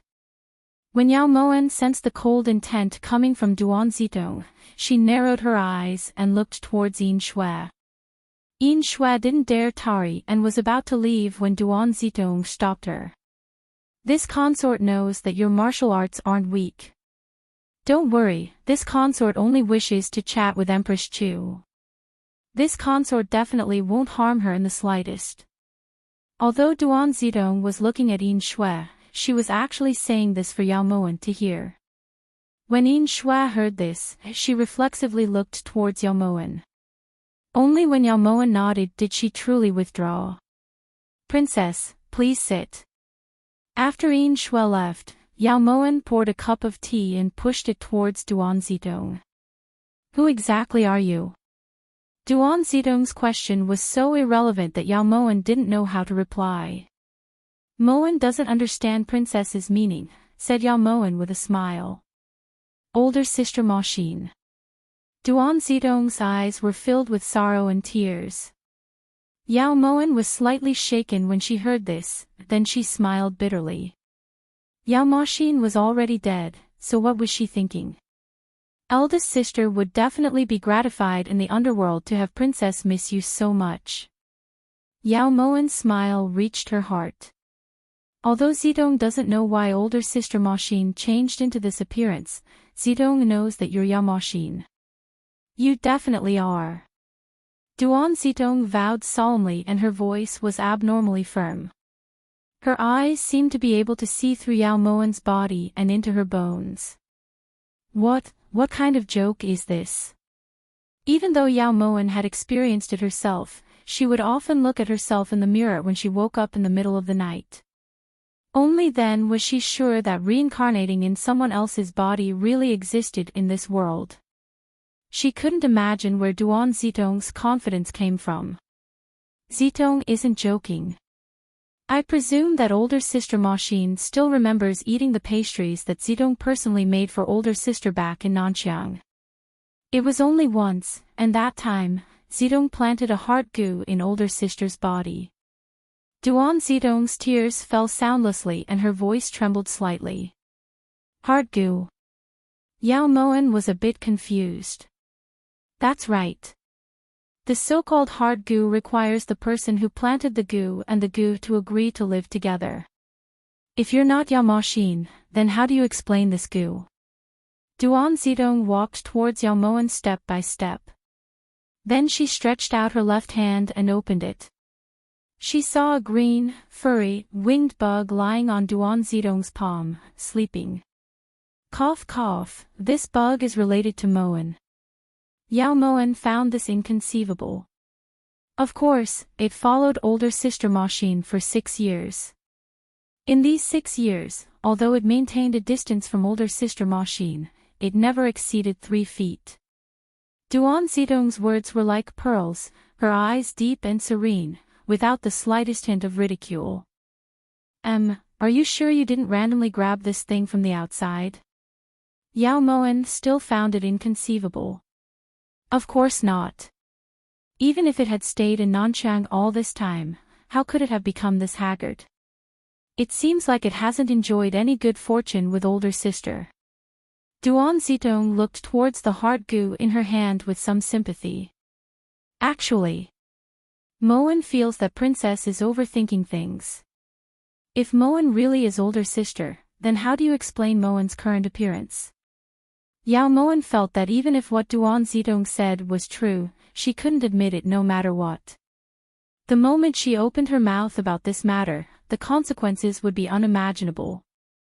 But what made Yao Moen depressed was that she had never imagined that there would be such a goo hidden by her side. It was so ugly that it couldn't be looked at. Disguise, disguise. Anything is possible. Duan Zidong disapproved. Although Moen doesn't know why Princess would have such a bizarre idea, Moen is still willing to prove everything to Princess. Princess can try and see if Moen's face can be peeled off. Yao Moen very cooperatively walked to Duan Zidong's side and stretched out her face. Softer, softer. It hurts so much. Yao Moen hadn't expected that Duan Zidong would really be so ruthless. Her face started to heat up. In any case, whether you admit it or not, it won't change the fact that you're Yao Ma Xin. Duan Zidong pinched for a long time but didn't find any flaws, so she just gave up. However, she firmly believed that Yao Moen was Yao Ma Xin. If Princess feels that treating Moen as older sister will make Princess feel better, then Moen doesn't mind. Yao Moen was a bit helpless.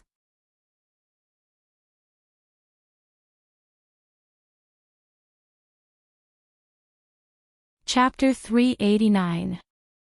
Forget it, if it wasn't for the difficulties, Zidong believes that sister wouldn't deny it. Sister, don't worry, Zidong won't tell anyone about this. Duan Zidong took a deep breath and threw the heart with heart's goo out the window. Yao Mo Wan smiled but didn't say anything and handed the teacup to Duan Zidong. Don't know why sister came to Nanchang this time. If Zidong can help, I definitely won't refuse. Duan Zidong didn't argue about Yao Mo Wan's identity anymore and spoke sincerely. To be honest, Moan came to Nanchang this time to ask for the support of Nanchang Lord. Now that Dechu is in internal strife, Yi Junqing raised the flag and changed sides, opposing Yi Hongyi as an equal.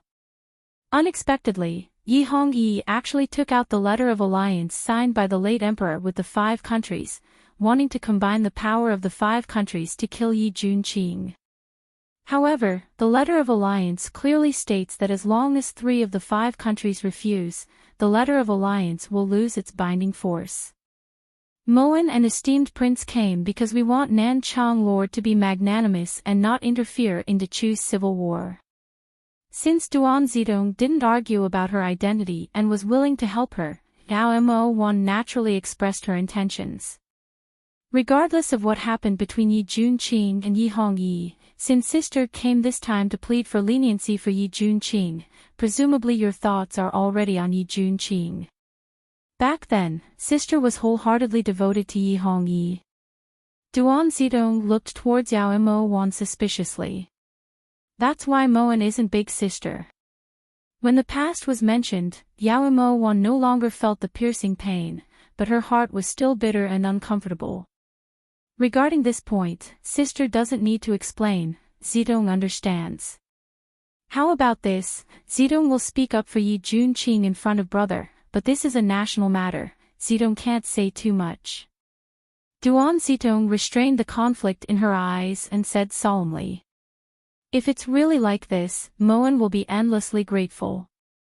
Yao Mo Wan smiled again, her eyes bright. Zidong heard sister died of dystocia and privately felt it was very strange. If Yi Hongyi didn't do something worse than a beast, sister wouldn't be so disheartened. Zidong doesn't want to say too much, but this time sister didn't make a mistake. It's late, sister should rest first, Zidong will come see you tomorrow. Duan Zidong's words, Duan Zidong's eyes. Yao Mo Wan only smiled slightly and didn't explain further. Sometimes, explaining too much would instead be a burden. Only after Duan Zidong left did Yao Mo Wan let out a sigh of relief. She never would have thought that Duan Zidong would actually be able to guess her identity. She really was godly. Just as Yao Mo Wan was sighing, she suddenly saw that hairy, ugly bug in the corner, and that bug seemed to be staring at her. For a moment, Yao Mo Wan suddenly had the urge to rush up and trample it to death, but in the end, she gave up on this idea. The so-called one heart, presumably it had also suffered a lot with her. In the Imperial Dragon Palace in the middle of the night, Duan Shiming's eyes widened and he looked at his daughter in amazement. What did you say? You put the winged goo into Yi Junqing's body. Tingting, you've only met him once. Duan Shiming's voice deepened as he glared at Duan Tingting. Just by looking at him, Tingting is sure that he is the person that Tingting wants to find in this life. Duan Tingting firmly believed in her feelings. Nonsense. Not to mention you, even Imperial Father doesn't know much about him. You've been too careless in this matter. Also, how can you be sure that Yi Junqing doesn't have another woman in his heart? Duan Shiming reprimanded angrily. Imperial Father should know the power of the winged goo. Even if he has another woman in his heart, from now on, he will slowly forget all his feelings for that woman. His heart will only be filled with his daughter. He will only dote on his daughter. Duan Tingting said resolutely, her eyes burning. You are. Then you should know that the winged goo has a lifespan. If. Duan Shiming's brows furrowed as he looked at Duan Tingting's expression helplessly. There are no ifs. As long as Imperial Father is willing to let daughter follow him, daughter will definitely make him fall in love with Tingting. Duan Tingting's confidence wasn't without foundation. With her beauty, there was no man that could escape her. Fine, since you've already decided, Imperial Father won't stop you. But there's one thing, don't let yourself get hurt. Imperial Father only has you as his daughter, so he can't bear for others to bully you. A grown girl couldn't be kept at home. No matter how reluctant he was, he couldn't keep Ting by his side forever. It was rare for her to have someone she liked, so perhaps it was time to let go. Ting thanks Imperial Father. Ting looked at Shiming happily, but her mind kept on flashing with Yi Junqing's handsome and pure celestial appearance. The next day, Shiming officially summoned Yao Mo Wan and Yi Junqing. The two of you are correct. We have also heard the late emperor mention this matter. The letter of credence of the 6 countries also clearly states that if one country is in trouble, the other 5 countries will send troops to help without compensation. However, the prerequisite is that 3 or more countries agree. Shiming spoke solemnly. His gaze fell on Yi Junqing from time to time, causing Yi Junqing to feel uncomfortable. Since strong Lord Nan knows about this matter, Moan has a presumptuous request. We hope that strong Lord Nan will refuse to help Yi Hongyi. Yao Mo Wan got straight to the point. This matter involves the court, so we must discuss it with all the officials before replying to the two of you. The time won't be too long, so we'll have to trouble the two of you to stay in the Imperial Palace for a few more days. How about it? Shiming suggested. Then we'll accept deferentially. Yao Mo Wan glanced at Yi Junqing and nodded in agreement. Once Shiming left, Yi Junqing immediately walked in front of Yao Mo Wan. Look and see if there's anything on this prince's face. Yi Junqing pointed at his own face as he asked this. Prince also noticed. Yao Mo Wan lifted her brows as she looked towards Yi Junqing. His eyes were about to fall off this prince's body. If this prince still didn't notice, then this prince would be blind. Yi Junqing didn't like being stared at by women, but compared to that, being stared at by men really was a pain in the ass. If Moan's guess isn't wrong. If you don't want this trip to be in vain, Prince will definitely have to give something up. Yao Mo Wan looked towards Yi Junqing with pity. What? Yi Junqing asked. Chastity. Yi Junqing was speechless and turned to stone. Perhaps it was because the meal hadn't been eaten, but at dinner the next day, the meal on the table had undergone a qualitative change. Although the culinary skills weren't satisfactory, at least it was a normal meal. Thus, Yi Junqing and Yao Mo Wan were finally able to eat their fill on the second day after coming to Nanchang. After the palace maids brought the meal away, Ting unexpectedly appeared in front of Yao Mo Wan and Yi Junqing. Ting greets Empress Chu, greets esteemed prince. Her clear voice was as beautiful as always, like the sound of rain falling on porcelain, pleasing to the ear. At this moment, Ting was ordering the maid behind her to place a bowl of ginseng soup on the table. Ting knows that the two of you aren't used to Nanchang's food, so Ting specially ordered the kitchen to imitate the food of the Central Plains to prepare dinner. This bowl of ginseng soup is a small token of Ting's sincerity. I hope that Prince and Empress Chu will accept it. As Ting spoke, she personally scooped a bowl for Yi Junqing and Yao Mo Wan. Princess is of noble birth, it's better for this servant to do this kind of thing. At the side, Tingyu respectfully walked up and took the bowl from Ting's hands. Just as she was about to present it to Yi Junqing, Ting stopped her. Empress Chu, please try this ginseng soup. Is it to your liking? Once Ting said this, Tingyu could only change her direction and present the ginseng soup to Yao Mo Wan. At the same time, Ting scooped another bowl and personally walked to Yi Junqing. You're tuning in to the LoveLore Library YouTube channel. We're so grateful for your support, and don't forget to subscribe to join us on this incredible journey through captivating stories. Your generosity through donations truly makes a world of difference, as it's the primary source of revenue that allows me to expand and enhance this channel for you. Thank you from the bottom of my heart for being a part of this adventure.